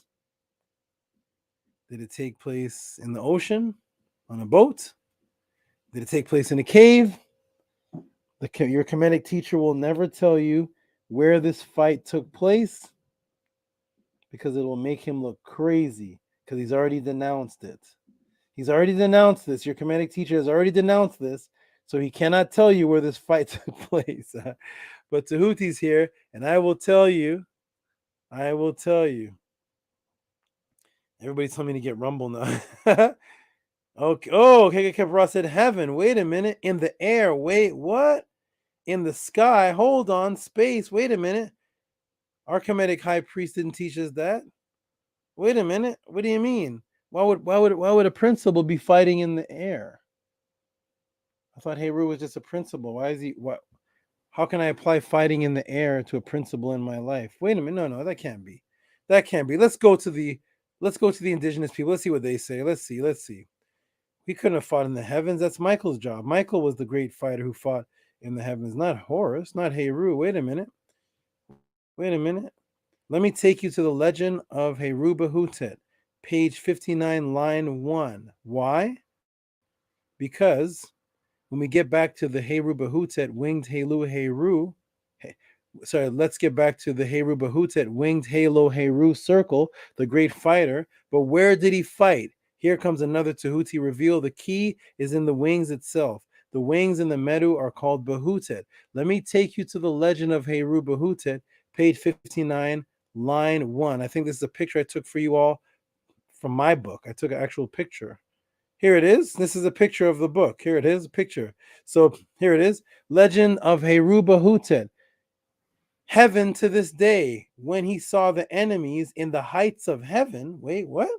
He set out to follow after them in the form of the great winged disc. Wait, what? Heru is in the form of a winged disc. That's in Malachi. And he's fighting in heaven. He attacked with such terrible force those who opposed him. They could neither see with their eyes nor hear with their ears, and each of them slew his fellow. In a moment of time, there was not a single creature left alive. I wonder what these creatures were he was fighting. We'll get into that one other day. What are these creatures that are in the air that he's chasing after, that he's fighting, but he's in the heaven fighting? Okay. And what happened to those Heru fought? What happened to them? We know that Michael and his angel fought against the devil and his angel. They fought in the heavens, and the rebellious ones were cast down to earth. What happened to the ones that Heru fought? Heru the angel, Heru the halo. Let's see. Okay, so here's the winged sun disk, sacred viper's entrance, and come Ambo temple, and the temple of Heru. The legend of Heru, it says, and Heru Bahutet, that's the winged disk, the winged sun. Heru Bahutet said, advance, O Ra, and look thou thine upon thy enemies who are laying under thee on this land. Thereupon the majesty of Ra set out on the way, and guess who else was there, everybody? The Anunnaki Ashtaroth. Kemetic teachers, please help me. Help me, please. All you priests and sidelock, everybody, help me understand. Why is there an Anunnaki in both instances? And it's the same one. Ishtar, Ashtaroth, was there when Heru and Set were arguing, and Set was offered 2 wives. Ishtar was there. And here is Heru Bahutet flying in the air, chasing after the enemies, and then they land on the ground. And here's Ishtar again. What is an Anunnaki doing here amongst the Natiru? Kemetic teachers, help me, please. Help me break it down to what's the principle? The principle of Ashtaroth is the ash that's on your body, and it's tearing off the Roth. Get the Roth. No. Ashtaroth was a being in the Anunnaki story. She was not a principle. Why is there a physical being in another culture mentioned in a war type setting with Heru as he's fighting? We'll get to that some other day. But look, Ashtaroth was with him. Aset wasn't with him. Nebtet wasn't with him. The goddess Neith wasn't with him. Serket wasn't with him. The Natiric goddesses were not there. And Anunnaki was with him. And he saw the enemies thrown to the ground. So he's an angel that fought in the heavens with the halo and the wings, the great fighter called the Malak, the king, which is what it really was, that got turned into angel, but is really king because he's the boy king. And he had a great war in the heavens, and the enemies were thrown to the ground. Hallelujah, praise Jesus. Here we go, everybody. Welcome to Tehuti Pod class. Boom! Heru, the one with wings and the halo, Heru fought in the heavens, and those he fought were cast to earth. Can you see now? Can you see now? Revelations 12:7. And there was a war in the heaven. Michael and his angels fought against the dragon. And the dragon fought against his angels and prevailed not. Neither was their place found any more in heaven. And the great dragon was cast out, that old serpent called the devil and Satan, Set, which deceived the whole world. And he was cast out into the earth. We got in yellow, cast out into the earth. And his angels were cast with him. So there was a fight in heaven, and they were cast down to the ground. In the story of Heru Bahutet, there was a fight in heaven, and it says, look at them who are lying under thee on the ground, on the land. And he saw the enemies overthrown on the ground. But in the story, the fight doesn't start on the ground. Uh-oh. Here we go, everybody. Welcome to the pod class. And what is it called when the sun peaks over the earth? What is that called, everybody? Let me look in the room again. I like participation. What is it called when the sun peaks over the earth? What's that called? Rigo said, dang. Oh. Arcade Infinite said, I learned that from Tehuti. Showed me which book to get.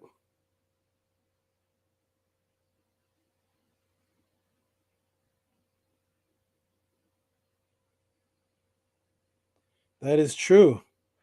I am always fascinated by our Kemetic history or mythology, yet most of the so-called Kemetic teachers are afraid to tell the full, complete stories. That's interesting. Yeah, that's very interesting. That's very interesting. The sunset, okay, sunrise. Sun rising over the what? Sunrise, sunset. What is that thing called? What's that line called that it's rising over? or setting below. What is that line called? Where the earth and the sun connect, right there, and it's rising. There we go. Boom. It's called the horizon. I wonder where that word comes from. So, what is it called when the sun peaks over the earth? This right here. Boom. Yes, horizon. Horus the sun. In the same story of Heru Behutet in the Purim Haru, Heru is always associated with the sun and the horizon. That's where the Greeks stole it. The eye rising over the earth. Let me show you. The eye rising over the earth. Welcome to the Tutsi podcast. Here we go. Last question of the night, and here we are. Let's break it down. Here it is. Now, this is from Legends of the Gods again. Over them, then the majesty of Ra, Haramachis or Haramakuti, which is the horizon, said to the divine Ka, Heru Behutet, O son of Ra, thou exalted one, who did proceed from me? Overthrow thou enemies who are before thee straight away. Heru Behutet flew up into the horizon. So there's Heru Behutet associated with the horizon in the form of the great winged disc. So right in the same story, we have horizon. In the Purim Haru, plate 1, adoration of Ra, Tua Ra Keft Uben F M Kut Abtit and Pet. Adoration of Ra when it rises he in the horizon eastern of the heaven. Heru, let me blow this up. What does it say there? Heru Kute, Horus of the double horizon, to the Ka of Osiris. See? So when you see the word Heru, it's associated with the horizon. That's where they got it from Heru, the sun. Heru and sun. Sun is a meta word too. The eye rising over earth. Wait, what do the Freemasons call this in English? Peaking. Peaking over the earth. Do you know what peaking means, right? They say when the sun peaks over the earth. What does peaking mean? We've said this since we were a child. The sun is peaking over the earth. What does peaking mean? What does it mean, everybody? What's Heru's most popular symbol, everybody? What is his most popular symbol? The eye. The eye, the sun over the waters. So the Freemasons, when they created the language, they say the sun is peaking because peekaboo can only be done with your eyes. You can't peek with your knee, can you? Can you peek with your elbow? Can you peek with your chin? There's only one body part you can peek with. So when they say the sun is peaking over the earth, that's the eye. That's the eye of Heru again. Welcome to the podcast, everybody. Oh, boy. Heru, the eye. Boom. Wait. Did they, the Matrix architects, do all this on purpose when they were making the word horizon? Do you think they did this on purpose? Let me see. Did they actually create horizon and actually let you know it was from Horus and associated with the eye of Horus in the definition of horizon? Were they that deep and that open that they actually show it to you right in front of you? Here we go, everybody. Peeking is looking. Ooh-wee. Welcome to the pod class. Well, you know what I did? You know what I'm going to do for you? As a matrix breaker, I'm going to show you horizon in the dictionary. Uh-oh, man. Come on. I'm like people say, they say, yeah, you're just putting words together. It sounds good. Horizon has nothing to do with Horus. It just sounds good. Horizon. It's the sun peeking over the earth. That has nothing to do with an eye peeking, even though I don't peek with my toes. Well, let's go to the dictionary. Uh-oh. Horizon. Bound, limit, divide, separate. From Horus. They tell you right in the dictionary. It's from Horus. They tell you that. This is not some secret hidden knowledge. They tell you horizon is from Horus. Oh boy. Well, what about the eye part? Does it tie into the eye? Because we know the sun in Kemet was the eye of Ra. It was also an eye. The eye peeking over the waters.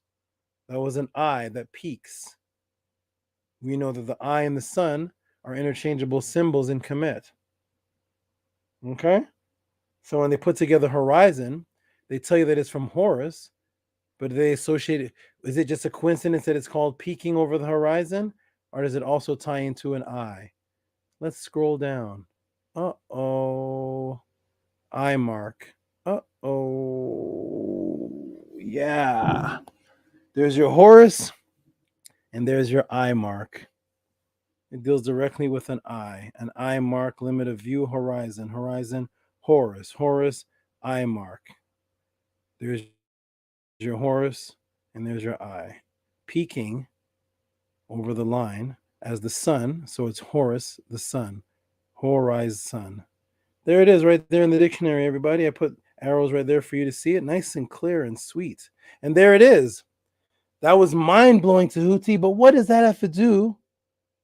What does horizon have to do with angels? Or Archangel Michael? Why did you explain the sun's apparent motion across the sky? Well, there's only one more attribute of the Archangel and Heru left to parallel. That would show the symbolic plagiarism beyond a shadow of a doubt. So we have Heru, the warring winged king angel with the sun, halo, who warred in heaven and cast the wicked down to earth, who represents the horizon. Wait, Tehuti, I understand all of the other plagiarizations from Heru to form the angel concept. I just don't get the horizon part. Why did you explain the sun's apparent motion across the sky? That is because for all of these years, we were taught the top angel was the archangel, weren't we? Isn't that what we were taught? Michael, the warring angel in heaven that casts the devils down to the earth, he's called the archangel. We all said it, right? Archangel. But no pastor or Christian ever told you what arch means. Only Tehuti will open this door. We've all said archangel, right? Michael's the archangel. He's the archangel. He's the archangel. But the pastor never told you what arch means. Uh-oh. They'll be like, nah, man, you're stretching. They'll be like, nah, man, you're stretching now. What I'm saying. Yeah. So what did arch mean, though? He's called the archangel. Why is that? That's an odd word to use. We don't use that word in regular language. You're the arch musician. You're the arch bus driver. You're the arch breakdancer. We don't use that. That's a code word. That's a Freemasonic code word. One of those words that you don't use in regular language, but only applies to this particular name, archangel. We only say, when I was young, I only said arch dealing with angel. Michael's the archangel who warred in heaven.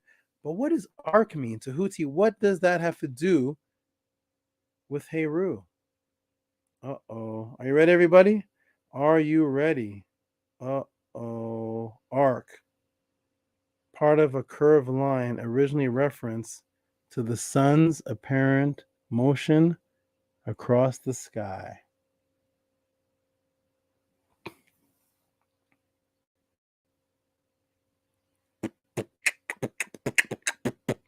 Boom, I'm done. I'm done. I'm trying to free your mind, Neo. But I can only show you the door. You're the one that has to walk through it. So they called him the Archangel because they stole that from Heru too, the horizon. Archangel has nothing to do with the position you're in. Arc means the sun's apparent motion across the sky, which starts with the horizon. I'm done. Peace, everybody. Let me get back to the room and check. Let me check the room and see. Okay, let's go. It's 40 minutes, 42 minutes. Nice. All right, let me check the room and see if Mad Daughter of Ray got her answer of the concept of angels and Angelos and Malik and how it's king and it's the king boy. That's the arc, the horizon, peeking over, fighting in the heavens, casting the devil and his people down to the earth in the book of Angel 4:2. The sun disk with the wings, because you'll be like calves, because Heru is the calf, he's the son of the bull. Osiris. And there is where the concept of angels come from. I'm not even going to show you all the bonuses with the Ark of the Covenant and Aset and Neptet with the angel wings. That we don't even deal with that, but that is the that is where angel comes from, because angel doesn't really mean just a messenger, it means a king. But none of the angels in the Bible were kings. Heru was the boy king, fighting for a position to be king. And in his war, he had to fight in heaven and cast the wicked ones of Satan, that old dragon, Apep, lizard, dragon, reptile, down to the earth. And the Anunnaki, Ashtaroth, was right there with him. What's she doing there? And Heru was the sun peaking, because he's the halo. L is R. Halo. Heru. L is R. And the sun peaks over the horizon, which would make its apparent movement across the skies, which is arc.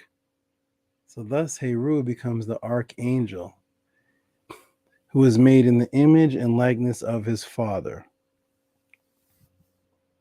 You know what Michael means? One who's in the image of God.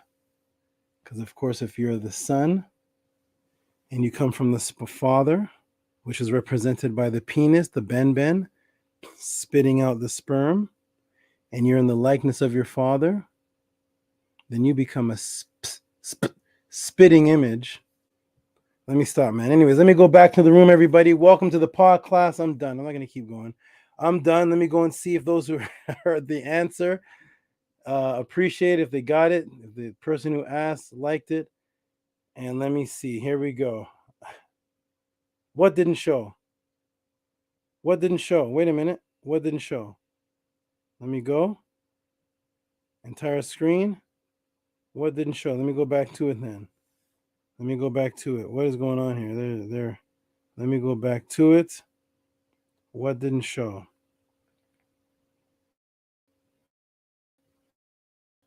Am I screen sharing everybody? Am I screen sharing everybody? Am I screen sharing? Okay, I don't know what didn't show, but here it is. Horus, horizon, there's Horus. Eye mark, there's the eye of Horus moving across the sky. Archangel, there's arc, originally referenced to the sun's apparent motion across the sky, which is arc. So boom, there it is. There it is, everybody. There's your archangel. There's Michael. There it all is. Okay. The warring winged sun disk, Heru.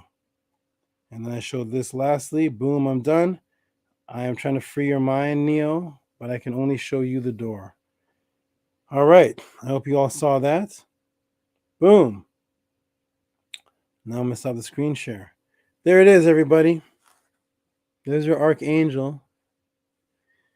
There's your Michael, one who's in the image of the god El. I'm going to stop. I'm going to tell you that El is Osiris. Even to the ancient people, El was Osiris. El was Osiris to the ancient Canaanites. So one who's in the image of Osiris can only be his son, the spitting image.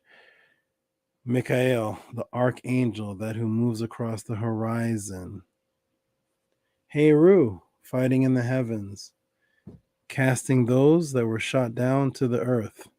The wicked Satan, Set. And there it is, everybody. Boom. I'm done. Let me go ahead and check the room. Rigo said, incredible work. Thank you, my brother. Thank you. My daughter of Ray said, much appreciated, Saba. Thank you. Okay, good. Part 2 donation coming up. What does that mean? Part 2 donation coming up. Okay. Oh, you saw the arc though now, right? Okay, good. Hega Kepara says, brilliant breakdown to a Saba, truly mind-blowing. Rigo said wild. Rigo, I don't know where you what you were into before this, but I can tell that this is this has to be mind blowing. You're young, and I don't know what you're into, but whatever it was, I know this is miles away from whatever you were studying. Thank you. Appreciate your support constantly, your energy in the class. And I know this is explosive to you. Why? Because you're literally putting up bombs and fire and all type of reactions. Boom. Okay, there it is, everybody. Let me go ahead and check. Robert is crying. Is he crying? I don't know what that is, but he says fire. Rebel Minded says always fire as usual. Always fire as usual. Thank you, Rebel Minded. I appreciate you, my brother. I know that you are that you have much more to say than you're actually saying, and you're just I understand you, brother. You're a good brother. Thank you for finding this. You've seen it all. You're a good judge right now of right and wrong with the knowledge. You've seen it all. You've seen it all, and street life and everything. So you've now found your way home. Welcome, my good brother, Rebel Minded. Welcome. You will be the next teacher one day. Mark Dog said he didn't say anything. He put up fire. All right, let's go and see the give a shout out to the last donations. Let me put the link in the room so I can give a shout out to the last donations. Wow, that was kind of fire. That breakdown. I wasn't expecting to say release all of that. A lot of these answers, when I start them, I don't expect all of that either. Sometimes I'm like, whoa, this is kind of deep. Okay, here we go, everybody. Let me go ahead and give Vortex Ninja creeping up at the end. Vortex Ninja is awesome. Okay, here we go, everybody. Let me put the link in the room so we can do the last of the donations. And actually, I can actually close out before 7 hours. Will this be a Tehuti pod class that's less than 7 hours? Can we do it, everybody? Uh-oh. Can I teach for less than 6 hours? Can I do it? Let's try. Khalid Preem says, peace, brother, peace to you. That's priceless coming from you, Saba. That's right. I thank you, my brother. Thank you. I know you're trying to articulate certain things. It's similar to Arcad, but he's a little better articulator. Arcad will say he has some things to articulate, but he wants to talk it right. He wants to say it. He doesn't want to say it the street way or whatever, however we used to talk back in the day. He wants to say it precisely.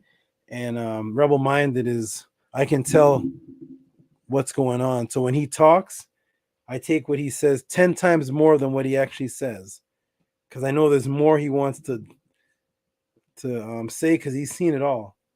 He's seen it all. Thank you, my brother. Okay. Arcad is here. Let's go ahead. Louis ICXC King Tehuti, shout out to you, my brother. Or sister, I'm not sure. LI. Shout out to you, whoever you may be. Okay. Sadiqi's now going to be a regular in the panel. He's coming he's up here. He's with us. He's here. There he is. Whatever it's going to take, Saba. Whatever it's going to take. Oh, man. Your voice reminds me of he's not around. Well, he's around, but he's not around on Sonetter. Sarah Sutin Seti. You and him kind of sound similar. Yeah, I remember I used to watch Seti years ago.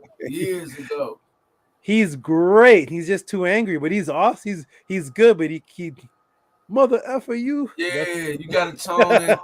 You know, it seems like when you read and especially the more you read, your vocabulary start to develop.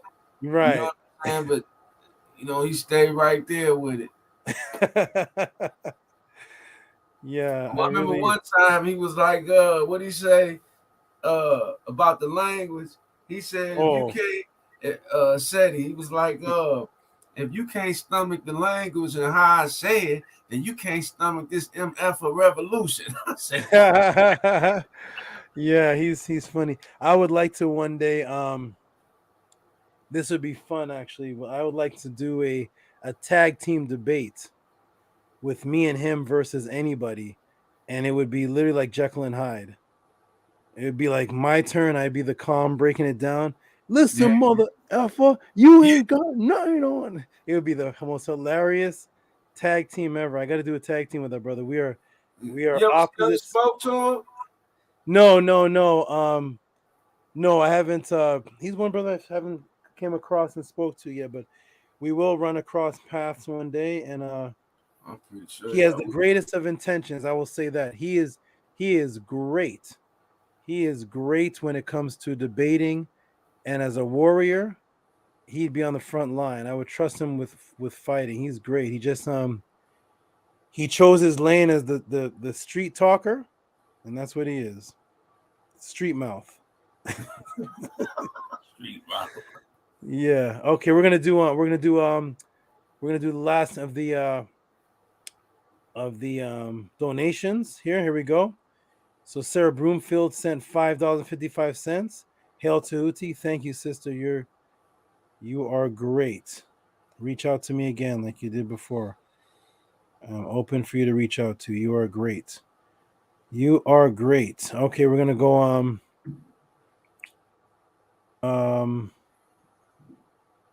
hey, desktop 1, 2, 3, 4, 5, 6, 7, 8. Okay, 3. Oh, we're not at 9. Oh, 18. Okay, good. All right, shout out to you, Sarah. Appreciate you. Appreciate you. We're gonna go to the whiz through these. A lot of people donated. Junior Prescott. Thank you for bringing the information to our people. Thank you, Junior Prescott. This must be one of the newer names. Shout out to Junior Prescott. Can you guys see that on the screen? Yes, it shows. Yep, so.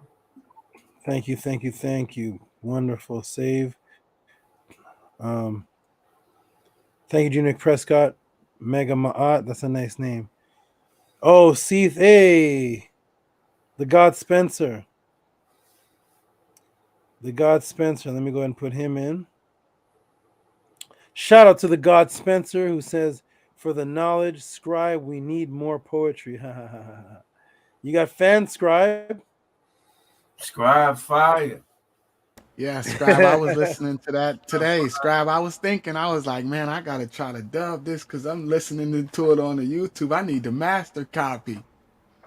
What's the Cash App? Y'all have to come in on Sunday. I might do something for y'all on Sunday. Hey, yes, Scribe, that'd be awesome. I'll peek in. Hey, let me ask you something, gentlemen. Is Ndugu Ma'at coming as a guest on Sunday? The Ma'at Forever brother? Let me check the email. He didn't respond back. Let me check real quick. Okay. That would be quite interesting. Let's see. That would be quite interesting. Nope, still no response back to my email. Okay. All right. Shout out to what does it say? Who is this? Screen is small. Robert Williams.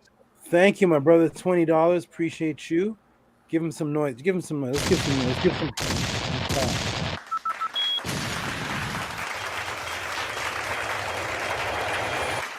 Yeah.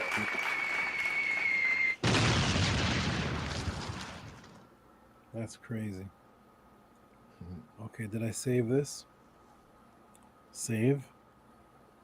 Robert E. He would be a 20. Who's 20? He'd be 21 then. Thank you, Robert E. Appreciate. Thank you so much.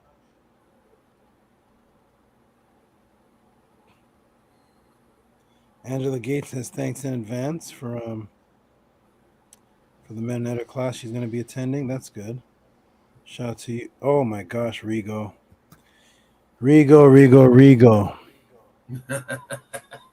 Oh my goodness. Let me hold on a second, everybody. Is it? It's not on the screen, is it? Is it on the screen? I hope not. No, not yet. Let me That's cancel it. this out. Rigo, are you in the room, my brother? Rigo, oh my gosh. Rigo is officially the highest consistent donator of the Tehuti podcast. Rigo is let me go ahead and put Rigo on. It doesn't matter if he's asking a question, it doesn't matter if he wants the matrix breakdown, it doesn't matter if he's donating. This man has one donation for whatever it is he wants to, whatever it is, it's one set of one money. Where's Rigo? Where is he? Hold on, that's not Rigo. That's let me cancel this. That's not Rigo. This is Rigo. What is he? Oh my god. Oh, hey, he's doing what you did.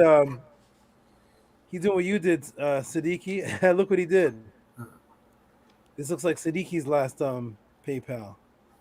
Metanetter classes and books. Thank you. I appreciate. Yeah. So okay, Rigo. I'm gonna you all remind me if we're in the Metanetter class and it starts, just say hey, did you send the link to Rigo? Because when I get a chunk like this, I put it in the section of the pod class, and when I go to check the Metanetter donations, I don't see this. Metanetter classes, and plus I don't know what he wants. Rigo, you're gonna have to contact me. Tell me what you want. Do you want me to send you a certain amount of Metanetter classes? Do you want to attend the class? We'll figure it out. You tell me, okay, my brother. Or do you want to come live, or I can send you a couple past classes that you missed. Inside of this $100, you can do a lot.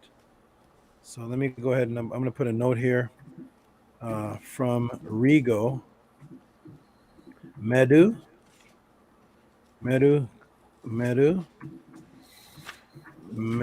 and books. What books? I wonder what books he wants. You don't have Stepping Out of the Matrix, and anyways, contact me, Rigo, and clarify this so I can know what exactly you want, and I will whatever you want, you shall receive. Vinny Black Lodge says on board. Thanks. Okay, Vinny Black Lodge, we got some new people gonna be coming to Metanetter class. Everybody. That's awesome. Yes, it is. Black Alucard coming with the monsters again. Wait a minute. Let me fix this. Oh, no. Give this man some bombs, gentlemen. If you see it on the... Is it on the screen yet? No. Not yet, Saba. Okay. There it is. Black Alucard. How about now? Nope. You broke the matrix. It's the second time. You consistently be breaking the matrix. I ran the video back, Saba. It really did do all that.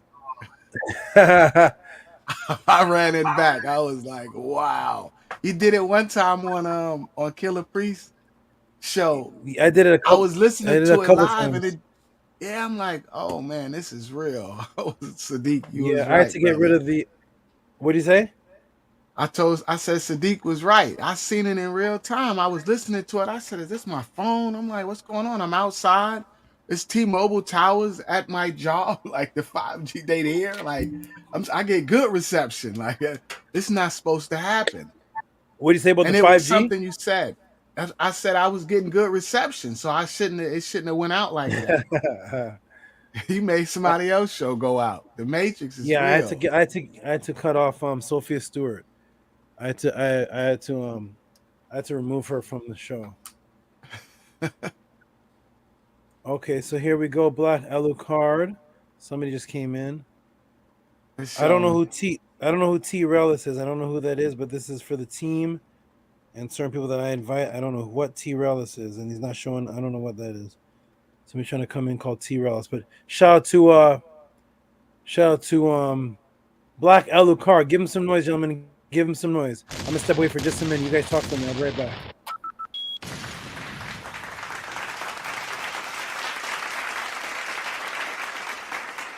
Scribe, you remember that show? Which one you speaking of? When he broke the Matrix. That was the first time I seen it. It was on KP's podcast.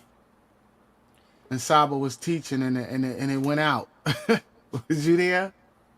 Yeah, I'm not sure. I know I've been in every single one, but it's Me done too, happened yeah. so many times. I think that was probably the first time I must have witnessed it or noticed it. I was like, man, what is going on? I'm resetting my phone. I'm like, man, what's and it was right when he said something. I don't even remember what it was, but it was profound. And I was like, okay, hold on. This is not happening. But yeah, those These Maranatha definitely some classes fire. powerful, life-giving teachings right here. Absolutely, absolutely. When he talked about Neo was vomiting, man, listen, it was one Saturday, bro. I was crying all day, off and on. I had to go outside in my backyard and like put my feet on the ground. Like I was just I don't know. It was a roller coaster, and it still Like me, happened. Cat, I don't mind displaying my emotions. You know what I'm saying? Like I go cry 1 minute. You know what I'm saying? Because I might get to thinking about something or something that happened. You know what I'm saying? And Brother, yeah, it's the same thing that Saba said, brother. It's what you don't say.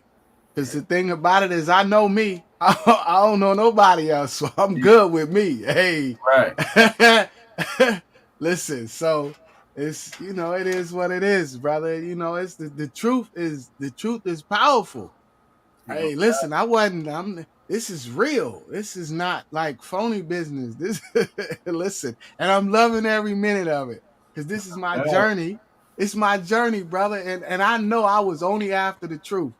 And I was invited up here, brother. I was invited to learn like this. You understand? And I am honored and I'm grateful and I appreciate what our Saba is teaching us because I know what it means. Y'all see my daughter, she try to stay up. She be she be trying, but she fell asleep. Then she woke up, came back in here. We got to teach our children, man. Like Ahati said, what are we fighting for if we're not fighting for the truth, man? Like, the thing about it though, brother, is that we have a foundation. Our foundation is Ma'at, and we're building it brick by brick. And we all from different places, but we're still on the same frequency, just like Saba taught us. So it's a beautiful thing, my brother. It really, really is. And the reason why it's true, I don't be having much to say because, man, listen, I'm seeking excellence. And when I heard Saba talk, I'm like, you know what? I speak really well, but man, I want to speak better. Like, it's time to unlearn and relearn. And the thing about it is that I'm not ashamed to say that. I'm not ashamed to say that because I got a PhD in ignorance. You know what I'm saying? So I'm just keeping it real, So listen, I know I need to unlearn and relearn. Like, so you feel me? It's like, listen, but the thing about it is what's important to you? Like, it's important for me that I take care of my children. That's important. And I'm not trying to take care of them with no lie. I know what the lie got me all this time. This is what the lie got me. This where I'm at. This is what the truth is getting me. Now I'm learning. Saba taught me who I was, brother. Knowledge is self. Listen, I'm eternally grateful. When if the spaceship was coming, I know me and Jada going, but I'm gonna invite everybody else. But listen, brother, I'm on that path, and I'm eternally grateful for this knowledge, brother, and for our Saba. Y'all can tell, And it's bro, real. Right? you express it the same way every rip. It'll never switch up. The energy stay the same. You know what I'm saying? It's just certain ways when you watching certain things, you can tell when it's real, and you can tell when it's fake. You know That's what a I'm saying? fact. Hold on, gentlemen. Sorry, 1 second. Hold on. Let me just give let me just invite this brother on real quick. Say something really quick to him. This is somebody that I actually knew from that old league. Is this Terrell from back in the day? Peace, my brother. Yeah, what's up? I don't know if he's. Hey, Whoa. Terrell, what's going on, young brother? What's going on, brother? I just seen you was live and I just decided to tune in. How's everything? Everything is good. Are you been catching the pod classes or you just came in now? I haven't really been catching up. I really been offline. I'm not on Facebook or anything no more. So, taking a little fast from social media. Okay, good. Good. Well, we're just about to close up. We just did 5 hours of teaching and live questions. This is a brother Oh, that I like more like 6.5, I see. yeah, That's what the time yeah, stamp says. yeah. Okay, so everybody, this is a brother from that league that I was a part of some years ago, and this was the one Hebrew brother in that league that no matter what happened, he always gave me respect. He was never disrespectful. He was never Oh, yes. crazy. He always shout out respect. So that's why I said, "Oh, Terrell, let me say what's up to him." He's in the Killer Priest podcast watching that. Yeah, So yeah, that's my elder right there, man. thank you, my good brother. Okay, we're gonna get back to closing this out. Nice to see you though, Terrell, and come back, stick around to the end and rewind this and watch. This was a great one tonight. House. Oh, we'll do. Peace to everybody else on the panel, and I'll be looking forward to whenever y'all go live again. Okay, thank Peace. you, Go brother. check the ones that's already Saba been going in. Is it on Brother Tehuti's page? Yeah, yeah. Yeah, it's And about 20. you can check out the teachings of my art page as well. Oh, teachings of my art. Is that on YouTube? I'll go subscribe now. Yeah, subscribe to Saba Tehuti. He got a page, he got his own page. Then you got the teachings of my art page. Where they had the Sunday school teachers. It's like, it's a more intimate type of setting. Teachings of my art. I'm finna go run to YouTube right now, man. Y'all have a good one. Yes, okay. They're gonna put it all in the chat. The brothers will put all the links in the chat. Take it easy, my brother. Peace and love. Okay, shalom. Peace. All right, peace and blessings. Shalom. Peace.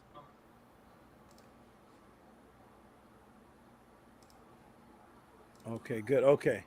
All right, everybody. Let's get on to the next one, which is Rigo. Let me see if this one's saved. Did this save? Is it still showing black out of the card? Is it showing black out of the card? Yes, it was. It switched though. Where did it switch to? To page where it's just showing everything how you got it all compartmentalized. Oh, I see. Okay. Let me where's 21? 22. Okay, here we go. Save that. Okay, here we go. All right. Shout out to Black Elder Card. You are awesome, my good brother. You are awesome. Let's get to the next one. The Monster Man. The Monster Man is here. Oh, wait. Oh, no, I showed that one already. The 100. Yeah, that was Rigo. Shout out to Rigo. Never showed Rigo. No, you never showed Rigo. Same one popping up. Okay, what happened to that? Wait a minute. Wait a minute. Hold on. You got money? Yeah, here we go. Boom, everybody. Here we go. Rigo. Here he is right here. Boom. Do you see that gentleman? Throw him all kind of noise.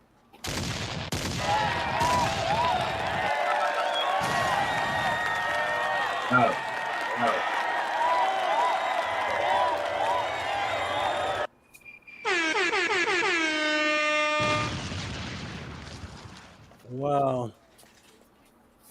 Wow, Rigo. Appreciate that, my good brother. Metanetter classes, books. Okay, he'll reach out to me. We'll get that clear. Thank you so much. You are an amazing supporter. Hey. You are an amazing supporter, my brother. It's just came out of nowhere. It's amazing. Okay, here we go. Next is one of the original sisters. One of the original sisters. Are you here, Tamika? Is Tamika here? Let me check if Tamika's in the room. Tamika, are you here? My good sister? Is Tamika here?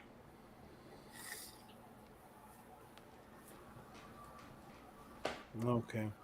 Okay, so shout out to Tamika. Tamika actually Tamika gave a donation, but I don't know if she wants it shown. I gotta wait for her. But shout out to Tamika. Give her a hand clap, gentlemen. Shout out to Tamika.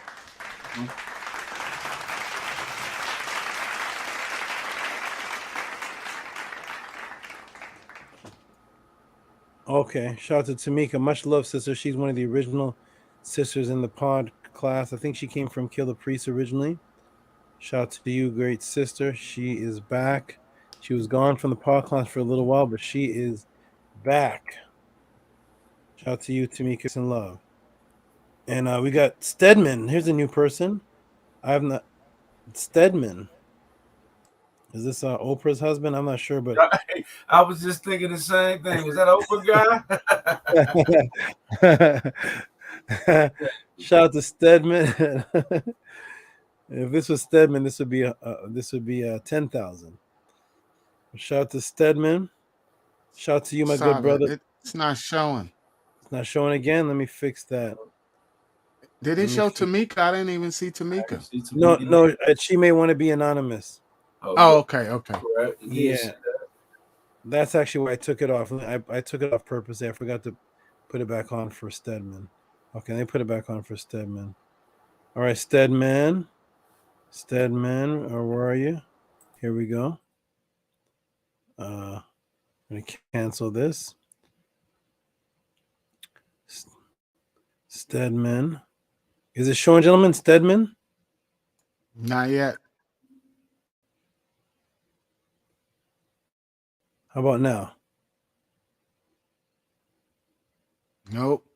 Oh, I see what's going on. How about now? There it goes. It's coming. Yeah, there we Okay, go. good. Okay, good. Stedman is 24. Okay, thank you, Stedman. Appreciate you, my good brother. The Great. It must be a new person. I'm not familiar with that name, but shout out to Stedman. Appreciate you, my good brother. Yeah. Here's the other monster. What'd you say, Siddiqui? No, I was like, indeed, Yes. No. Yes, sir. Terry Patty. This is another one. Rigo and Terry Patty are tag team. Terry Patty just breaks his up into two. He'll send 50, and then he'll send another 56 or something. He's like, give him some noise, gentlemen.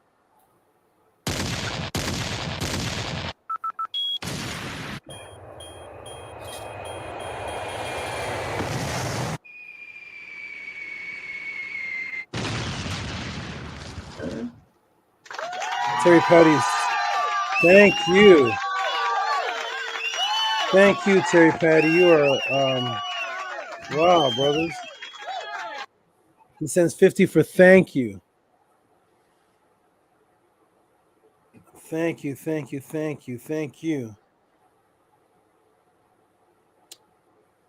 Okay.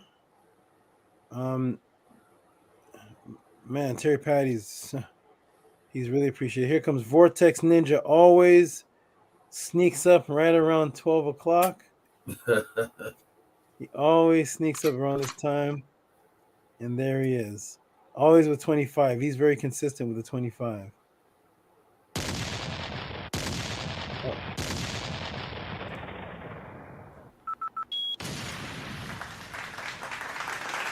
Is it still on the screen? No, it's black. Black. Okay, let me get it back. Vortex Ninja sends for support. Thank you, Vortex Ninja. I appreciate it. Thank you so much. Thank you. I'm going to log you in as support. Support Vortex. Thank you, Vortex. Appreciate you very much. You popped up out of nowhere and always give a consistent $25 every class. You are awesome. Here comes Bev all the way from the UK. She wakes up in the morning. Over here, it's nighttime. But she wakes up in the morning and catches the pod class and then rewinds it and watches it again. Shout out, Bev, for gratitude. Thank you, Bev. Appreciate it so much. I hope you get your computer situation audio fixed up. We can see you back in the Mennonite class and hear you. Shout out to Bev. You are awesome, fabulous, wonderful. and I truly appreciate your consistency. You are very consistent. I'll say that. You're very consistent. Ever since you stepped on the scene looking for me, you've been here ever since. You've never gone away. Okay, and of course, my good brother.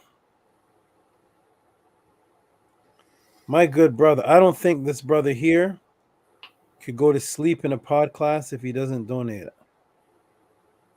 I don't think his heart would let him go to sleep because this brother here, the scribe, The scribe. the Scribe scribe, definitely coming through. yeah, he.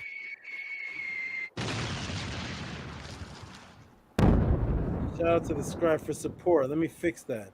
Let me fix the save.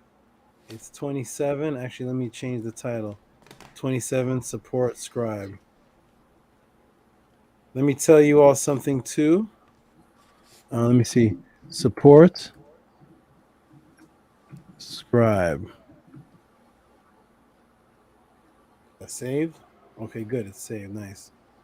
Thank you, my brother Scribe. Let me see if he's on the screen. There he is. Thank you, brother Scribe. Appreciate it. Scribe is a very he's um a deep thinker more than a talker. He likes to think more than talk. I appreciate you, Scribe. Your body language says a lot. So thank you, my brother. Appreciate You're you. welcome, Saba. You've been around. You've been around again since the Killer Priest, with the same consistent energy, and you are a key chain in the teachings of Ma'at's success. Isn't that right, Arcad? Would you say? Absolutely. He's I look up to that young brother. Absolutely. I look up to greatness. And you Yeah, brothers, yes, What'd you say? inspiring.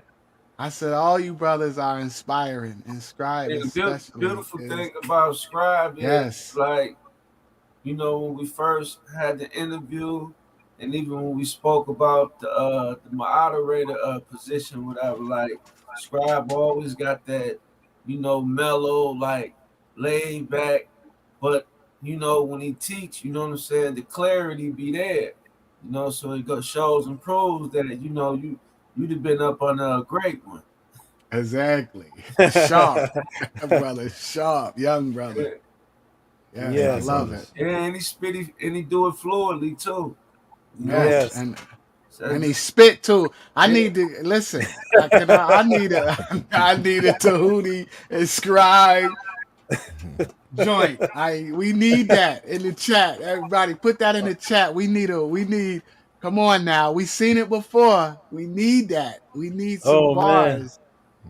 We need that. Man. A Tehuti and Scribe track. Okay, let's.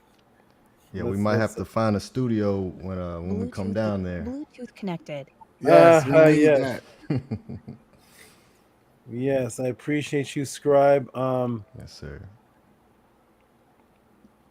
One of the reasons I appreciate Scribe also is because I feel like I'm giving him what he has wanted for a long time. Not just the knowledge, but he wants to Scribe what he's doing on the teachings of Ma'at when he goes on there by himself.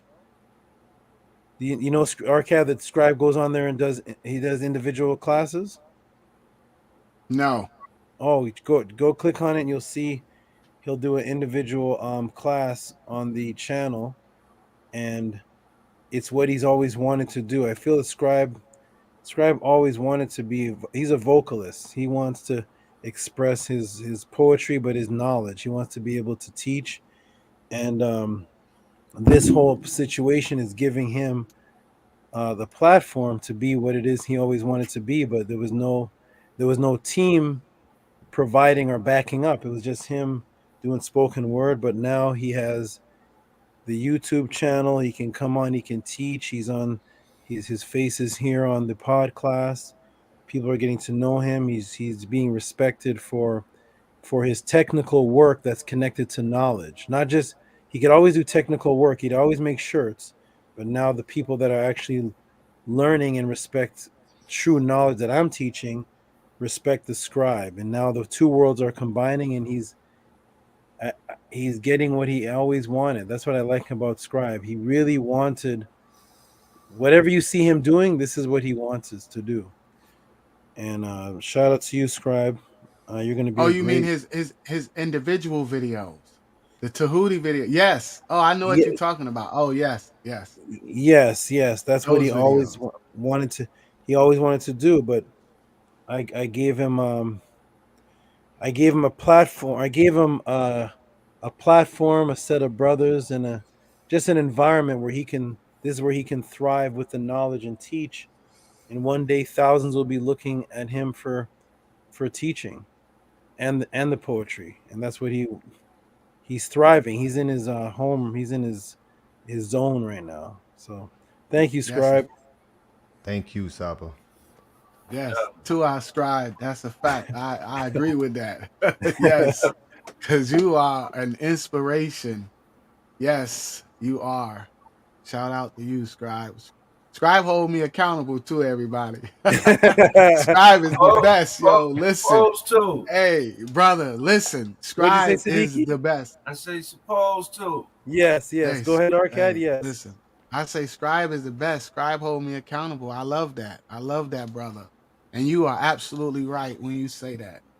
And that's why it's an honor to be up here with you brothers and to be learning and to, be able to celebrate greatness, right? That's the problem. We don't celebrate our brothers, old, young. We don't celebrate our leaders. We celebrate all the wrong stuff.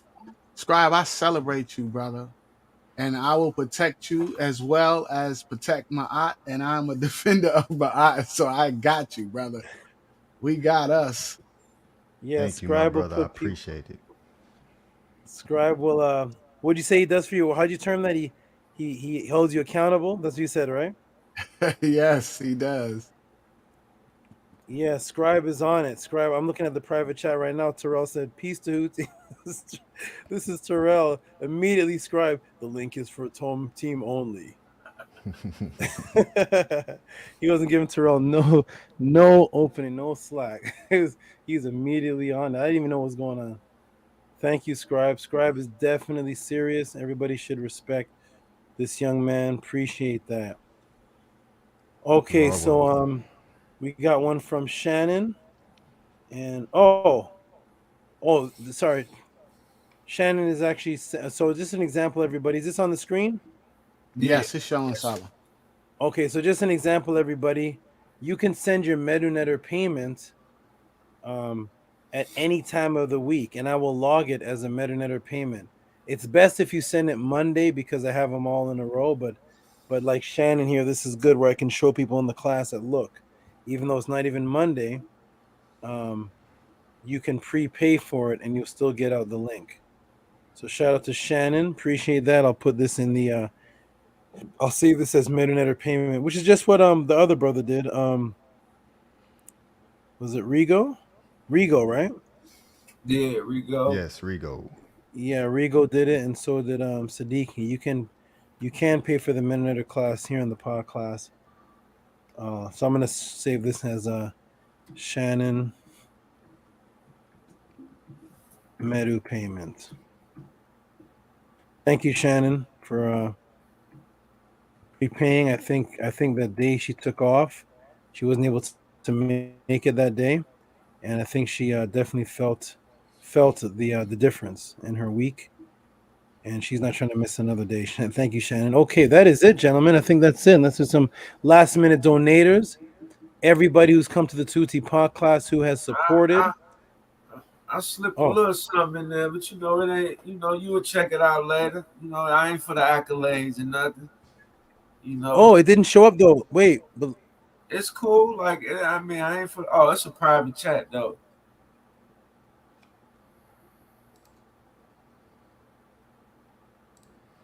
Okay, yeah. A private chat to my Facebook. No, I said it's a private chat though. I'm like I wasn't worried about the accolades and nothing, you know what I'm saying? But I look and say it's a private chat. Oh, but let me clarify something real quick though. Did you send a donation tonight that I didn't say? It was on I said I sent it to PayPal. Oh, thank you for telling me that. Thank you, Siddiqui. So Yeah, let me tell everybody this. If even if you want to not say, it doesn't matter if you shout out or whatnot, but I want to tell everybody with PayPal, one of my goddesses is over that. And so it doesn't come to me automatically. She actually sends it to me. So okay. anybody who sees the end of the night come and I don't see their PayPal is because she either fell asleep or something happened. And I'm glad that you mentioned it. So now I can tell her to send it to me. Because I want to know everyone that's given. I don't want anything to slip slip up. So I'm gonna actually contact her and let her know because there may be others that also gave.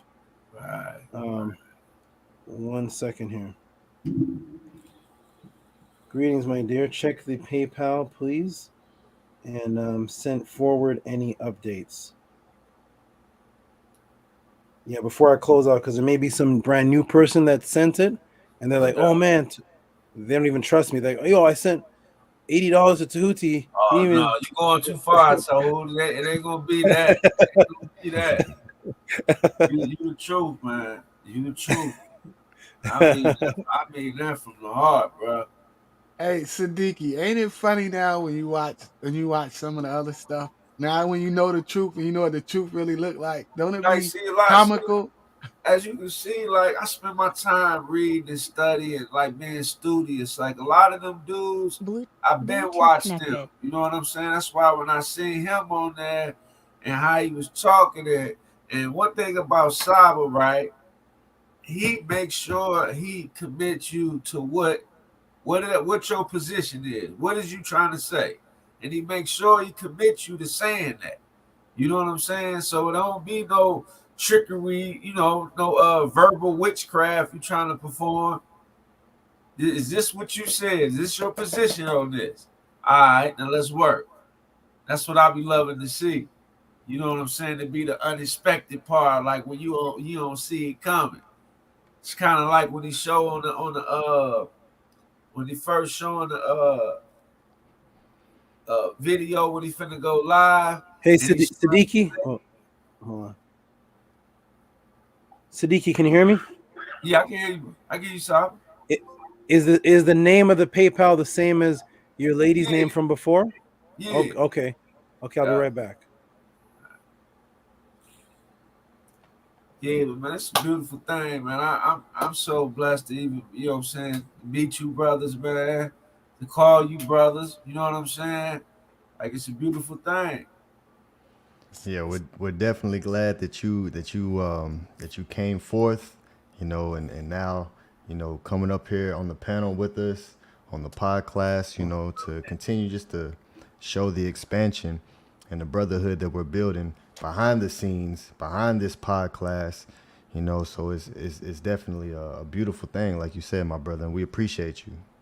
No doubt. Appreciate y'all too, man. And we definitely look forward to the sisters. Shout out to all the sisters in the chat. That good feminine energy, the females out there that we need to be protecting and defending. Shout out to all you sisters. We're gonna have some sisters soon. Almost definitely. As soon as they see the men doing their job, you know what I'm Exactly. saying? 'Cause you got a lot of men out there playing games. Siddiqui? Yeah. Hey, my brother, check and see. I hope it didn't go to the wrong person. I don't see any PayPal here, and I sent it to my goddess doesn't see it. Is it the Royal? What was it? Hold on, we go off and look on it right now. Okay. Cause all I gotta see when I send stuff to my girl through her the PayPal, I just use the same information that's already in there. Okay. Like, if I just sent something to somebody before, I just use that same information. Yeah. Okay, go to my activity. I sent it to Where's that? Everything's up to date on what I emailed you. Okay. What's the name again, Siddiqui? What's the we're looking up by name. At Rock SV. No. What's the name you sent it? Is it Precious? Yeah. Okay. Hey man, dude, it's a Precious name. The one that sent the. The last one was on February 4th. I don't have one for this week. Oh, maybe it didn't send. Siddiqui said she doesn't. Did Oh. you actually see it send, or did you send a message for her to send it? And I had put a message in there too, but I didn't actually watch it, see it though. Oh, okay. Check with That's her probably because what it was. maybe she is she probably around? what it was. Is she around you in the house right now, or is she somewhere else? No, I can log on. I'm finna do it right now. Oh, okay. Okay. I can log on there. That's the type Okay. of bond me and my queen got. What do you say? Say it That's again. That's the type of bond we got. All right. You know, we ain't hiding and keeping no secrets from each other, nothing. Yeah, That's but I'm great. about to. You know what, Saba? You right exactly what you said. You right in what you said. It didn't send. Oh, okay. Let me make sure. I'm finna do that right now. Okay, good. Yeah, It because probably ain't gonna take no more than 5 minutes. okay. I'll continue to close out. You go ahead and do that, Siddiqui. I'm gonna go ahead and talk the close out, and you go ahead and work on that. Okay, I'm finna do that All right right, now. everybody. Saba. Oh, what do you say? I said I'm finna do that right now. Okay, beautiful. I'll see you when it pops up. Okay, Okay, everybody. Shout out to everybody that came to the Tehuti Pod class. Here's a new name. I haven't seen this name before. Wayne Willis back with nephew. Much respect. Okay, shout out to Wayne Willis. Shannon. Shout out to Shannon. Shout out to Bev. Shout out to all the people that Khalid Prime, all the new people. Rigo is awesome. Rigo, Rebel Minded, which is Siddiqui in the room right now. Shout out to Robert Williams. Shout out to everybody that came. Matt Daughter of Ray with the beautiful questions. Hika Kepara with the awesome support and the excitement. Where's Hika Kepara? He's right here. Shout out to Hika Kepara. Everybody that's in the room. Everybody. Rigo with the bombs. Shout out to everybody. Conscious Conqueror. Shout out to everybody that came to the 2T Pod class. I'm going to let the brothers close out real quickly while Siddiqui's taking care of that. And go ahead, brothers, and each of you. Well, there's two of you. Go ahead, Scribe and Arcad, say your last words. And before I do that, everybody look at the bottom of the screen. That is the donation. Here it is again. That is how you support what you saw. So if you're watching this on YouTube after the show is done, you can still support and say, this is for February 11th class, February 10th class. Cash App TT Moon, PayPal Rocky SV. You can also send in for the inquire about the MeduNetter Monday class. It is not what you think it is. It is not us saying, A, this is the letter B. No. It is me dropping jewels and information based on questions that are asked right there on the spot. And it turns into a class, and it's all type of information. You can send into Mystical Television. I believe E-Manifesto, if you're there, he said he's going to send in for 3 of them, but I didn't hear back from him. I don't know if he was in the class. I think he was in the class today. Shout out to E-Manifesto. I'll look out for that. You can send in, and you can get them sent directly to you, just like books. Okay, shout out to everybody that came to 2T Pod class. Brothers, Scribe and Arcad, go ahead and do a closeout, and then we'll do the affirmation and close it out. All right, Hotel Ma'at, to all the great viewers, the people in the chat, peace and love. Yeah, I definitely want to reiterate the importance of the Medu class. You know, as Saba broke down with the angel of death and how the language is literally, they turned all our symbols of life into death. You know, and it's based on the tone that we speak. So when we say these words, they have the energy frequency of that. So when you go into the Medu, you start to reverse all of that. You start to learn the real words for the words that we've always said. like Egypt and mummy and cartouche. We start to learn the real words so you can start speaking the light frequency. And as a spoken word, you understand that the frequency is power. The tones are powerful. So when you start to look at these symbols of the Medu and you start to understand what it is that you're reading, and you're able to see, what they say Anubis, but then you learn the real name of the Anpu, and then you see that it's the Sab, which also means master. These are beautiful, beautiful things that you're able to incorporate in your everyday life, and you start to look outside and you start to see, I know that symbol, and I know that in everyday life, because that's what the Medu is. It's nature around you, and it's extremely powerful, and it breaks the hypnosis and allows you to step into who you're supposed to be as a light being. So I always, and have been for months, and I will continue to push the Medu class, because it's extremely important that we start to reverse this hypnosis that we have going on because of the language that we speak every day. I'm going to continue to reiterate that. We have to change the way that we speak and the words that we're using if we really want to break out of this matrix. That's how important this class is. So reach out to Saba. Shout out to all the great supporters who supported throughout the pod class.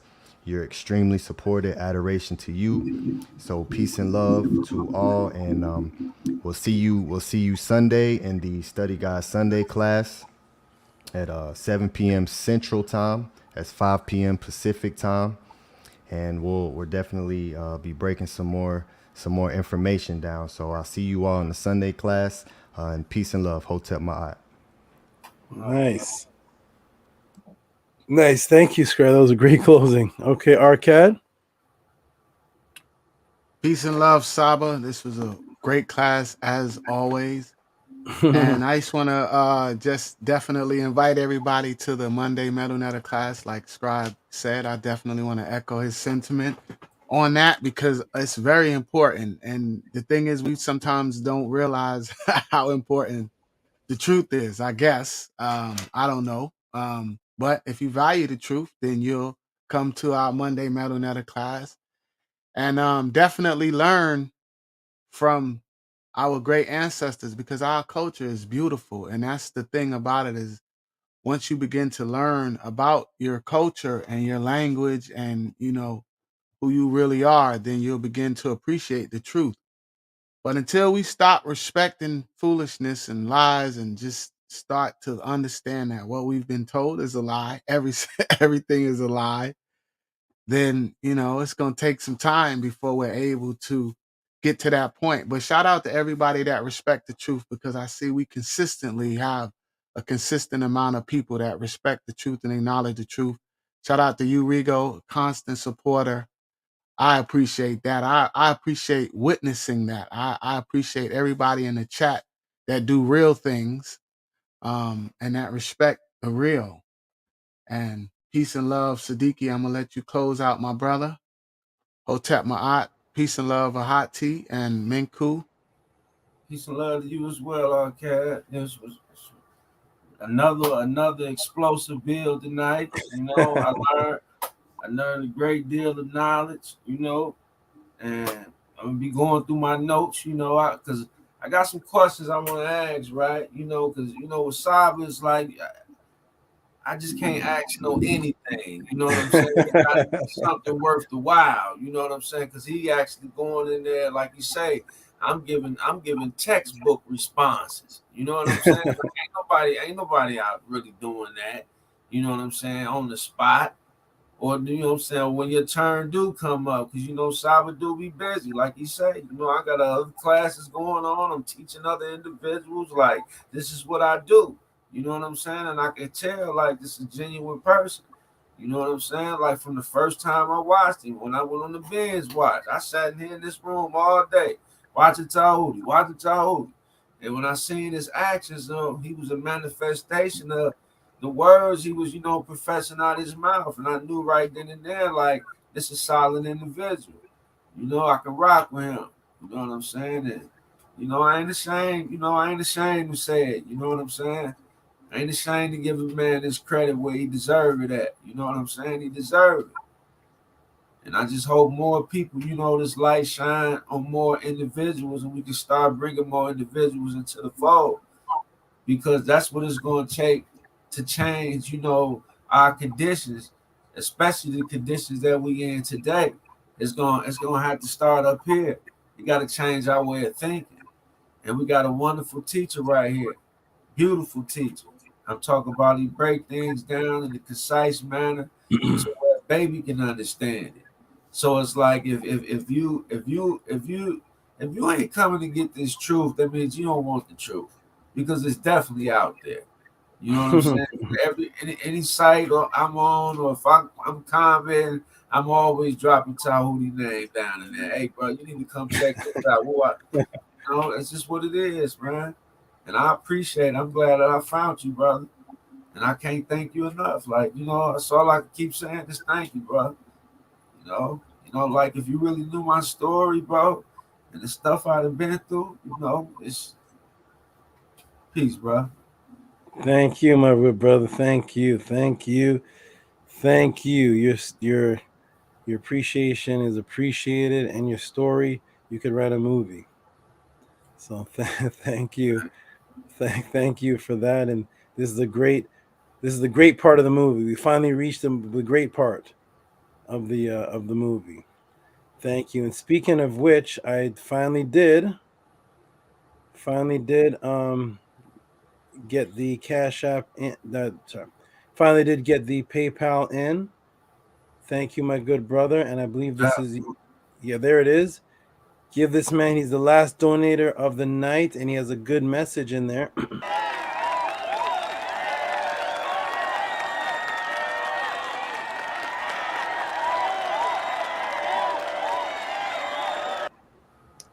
Thank you, my brother. It says so. Coming from Siddiqui, also who's rebel-minded in the chat. He says, "My leader and teacher Saba Tehuti." I'm too tired to scream right now, but there is exclamation marks at the end of this. My leader and teacher Saba Tehuti, peace and love. Thank you, my good brother. Appreciate that so much. Yeah, brother. You deserve it, brother. You deserve it. Thank you so much. Thank you so much. I do appreciate it. And I know that in these days and times, black people do not associate. Let me get this off the screen. Do not associate finances with knowledge, with appreciation of knowledge, and that is the only way that it's actually going to work. When we think that when you give money for something and you worked hard for that money, it shows that you're serious about it, and it's not just entertainment that you're watching. You are actually investing yourself. You're making an investment. When you look at the books behind you and you say, oh, those books all together cost maybe $500, and then you're happy that you spent that is the biological imperative combining with the knowledge. And that is where we need to be, where people are happy to support, happy to buy a book. Do you know that when I was first getting into my magical studies, I spent $40,000, I think. $40,000. Every penny I made went to magic. Years and years ago, I would flip houses and take the money and give it to magicians, and I was happy about it. And we need to be like that with the information, with the knowledge. And because there's so much screaming and arguing on all the channels, nobody's voice is valued. If you're always talking and screaming, your thoughts are not valued. And that's why some people on those other channels say, we've been here for 4 hours. My Cash App do work. How come I only got $6? Because you're talking too much. When you talk too much and it's opinion, you're not valued, because everybody can say, I got one of those too. But when you drive up with a Lamborghini, people can't say, yeah, I got one of those too. No, you don't. So I appreciate you brothers. You brothers have really associated financial support with the knowledge. And I know what it is to work hard for your money. And so I appreciate it. I really do appreciate it. Because that $40 that you gave to some people, I don't know what it is to you, But there's some people that could have been 4 hours of work at their job, at a job they don't like. And they got to go there for 4 hours, making $10 an hour or 3 hours, and then to give up that 40, to go back again for another 3 hours and do it again. It shows the true seriousness. So thank you, Scribe. Thank you, Siddiqui. Thank you, Arcad Infinite. You brothers are truly keeping me here. I could do other things for finances and do shows on the street of the Magic Castle, and I would never be here. You all are truly, Rigo and everybody, you all are really the ones keeping me here doing this. This is what I would do for my private goddesses every Wednesday. The pod class, that's what they would get every Wednesday. You all are keeping me online. Thank you very much. And Hika Kepara, all of you, Shannon, everybody, thank you so much. Thank you for seeing the difference in the quality of what's available. Thank you for that. It took a lot for me to, but I found it. I found it. Yeah, some people are still comparing me to Billy Carson, so thank you for seeing the difference. People don't. The one got me with the Anunnaki stories and all that. Like it sound good, but it's the difference when you up there, you actually showing verifiable sources and things of that nature. Like, you could train a parrot to say, get up there and talk. Yeah, it's because people, it's confusing to people. Honestly, I will tell you honestly, y'all, everybody, it is confusing to people that there's only one of me. That is actually confusing to people's brains because it means that you have to come here and learn. And Black men are very stubborn. So they create in their mind, he's like Billy Carson. He's like him and the best teachers, him, Sarasun Seti, Jabari, Mfundishi. Yeah, they're all those guys are the great guys. But when you actually look at what's going on, you would say, wait a minute, what's happening in the Tehuti pod class is only happening here. Those brothers you just mentioned, people mentioned, they're not doing this. Billy Carson is awesome. Hats off to him. He's not showing any screen shares. He's talking. He's talking, and what he's saying it's good. Like it sounds nice and it's good and it's easy flowing. He has white people and everything, but he is. It's not. I don't think there's no comparison to what's happening here at the pod class. So thank you, brothers. I'm gonna go ahead and close. What do you say, Siddiqui? I'm gonna be real quick, right? I was telling Scribe this, right? The brother had that jumped in on the chat. Was it last week on Code or whatever? That's a friend of mine, right? Real good dude, very knowledgeable, right? Which chat? Jumps in which chat? Here? Yeah, I think it was last week or 2 weeks ago? It was either last week or 2 weeks ago. And he had jumped in the chat. It said on Code. That was the name, right? And I had called him or whatever, right? Because I've been telling him about you or whatever, right? Like I say, he's very knowledgeable dude. He's real cocky with it too. And so I called him one day, right? Matter of fact, it was a couple days ago. I called him and I heard something in the background, and it was one of those things like he couldn't turn it down quick enough, right? I heard it. I'm like, I know that ain't who I think it is, right? He was like, I've been doing a little watching. Wait, what? Nice. Very good. But his thing is like it's the Hebrew thing. You know what I'm saying? It's the Hebrew thing. I'll tell you what I'll do for you, my good. Oh, go ahead. But like he said, man, if I can articulate myself in the way that brother do, like the way how concise, how you paint the picture with the words, and enable people to see exactly what you're talking about. He said, if I can do that, he said, I'll be a bad MF. I'll tell you what I'll do for you. Just like everybody gives donations and I break down things for an hour or 40 minutes or 15 minutes. If you ever want to see me and him talk live, give any donation and I will talk live to him and walk him through, and you'll see him. You're going to see him change in front of you. I will talk live with him in the Tehuti podcast. Very respectful, very decent. What's that? I said I would love to see this. Yeah, and I would do it for a donation, just like I answer a question for 40 minutes. I will talk to him for half an hour, and you will see him change in front of you. It'll be a beautiful, beautiful thing, and I will take his ego, and I'll remove his ego from him in front of everybody, and he will change. You'll see him transform. It's a beautiful thing. You got to see it. I convert a Oh, lot wait of people. till he hear, wait till he hear this. Yes, he can come on the show. Yes, he can. Okay, everybody, we're gonna close out. I'm gonna put the affirmation on the board. It's 2 a.m. here. I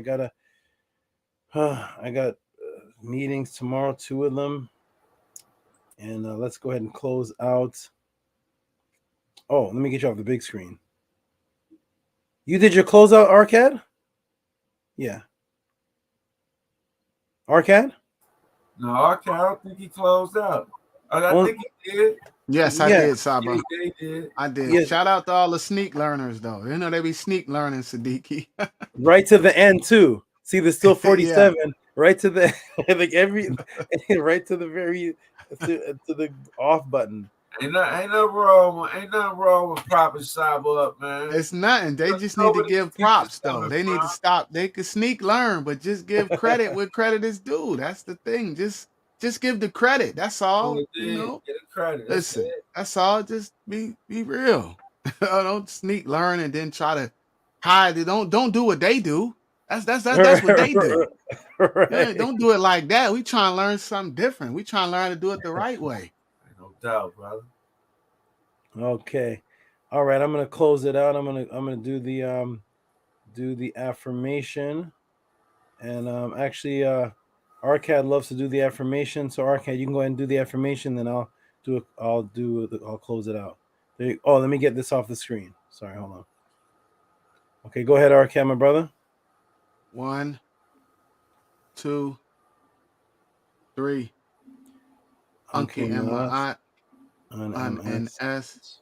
Nintet Aset and Ma'at. Min Hapapet and Ma'at. Her in Hukui. Per Ikut. I live for Ma'at. I exist within her. I do not speak in the place of Ma'at. Every day I advance towards Ma'at. My being is surrounded in darkness.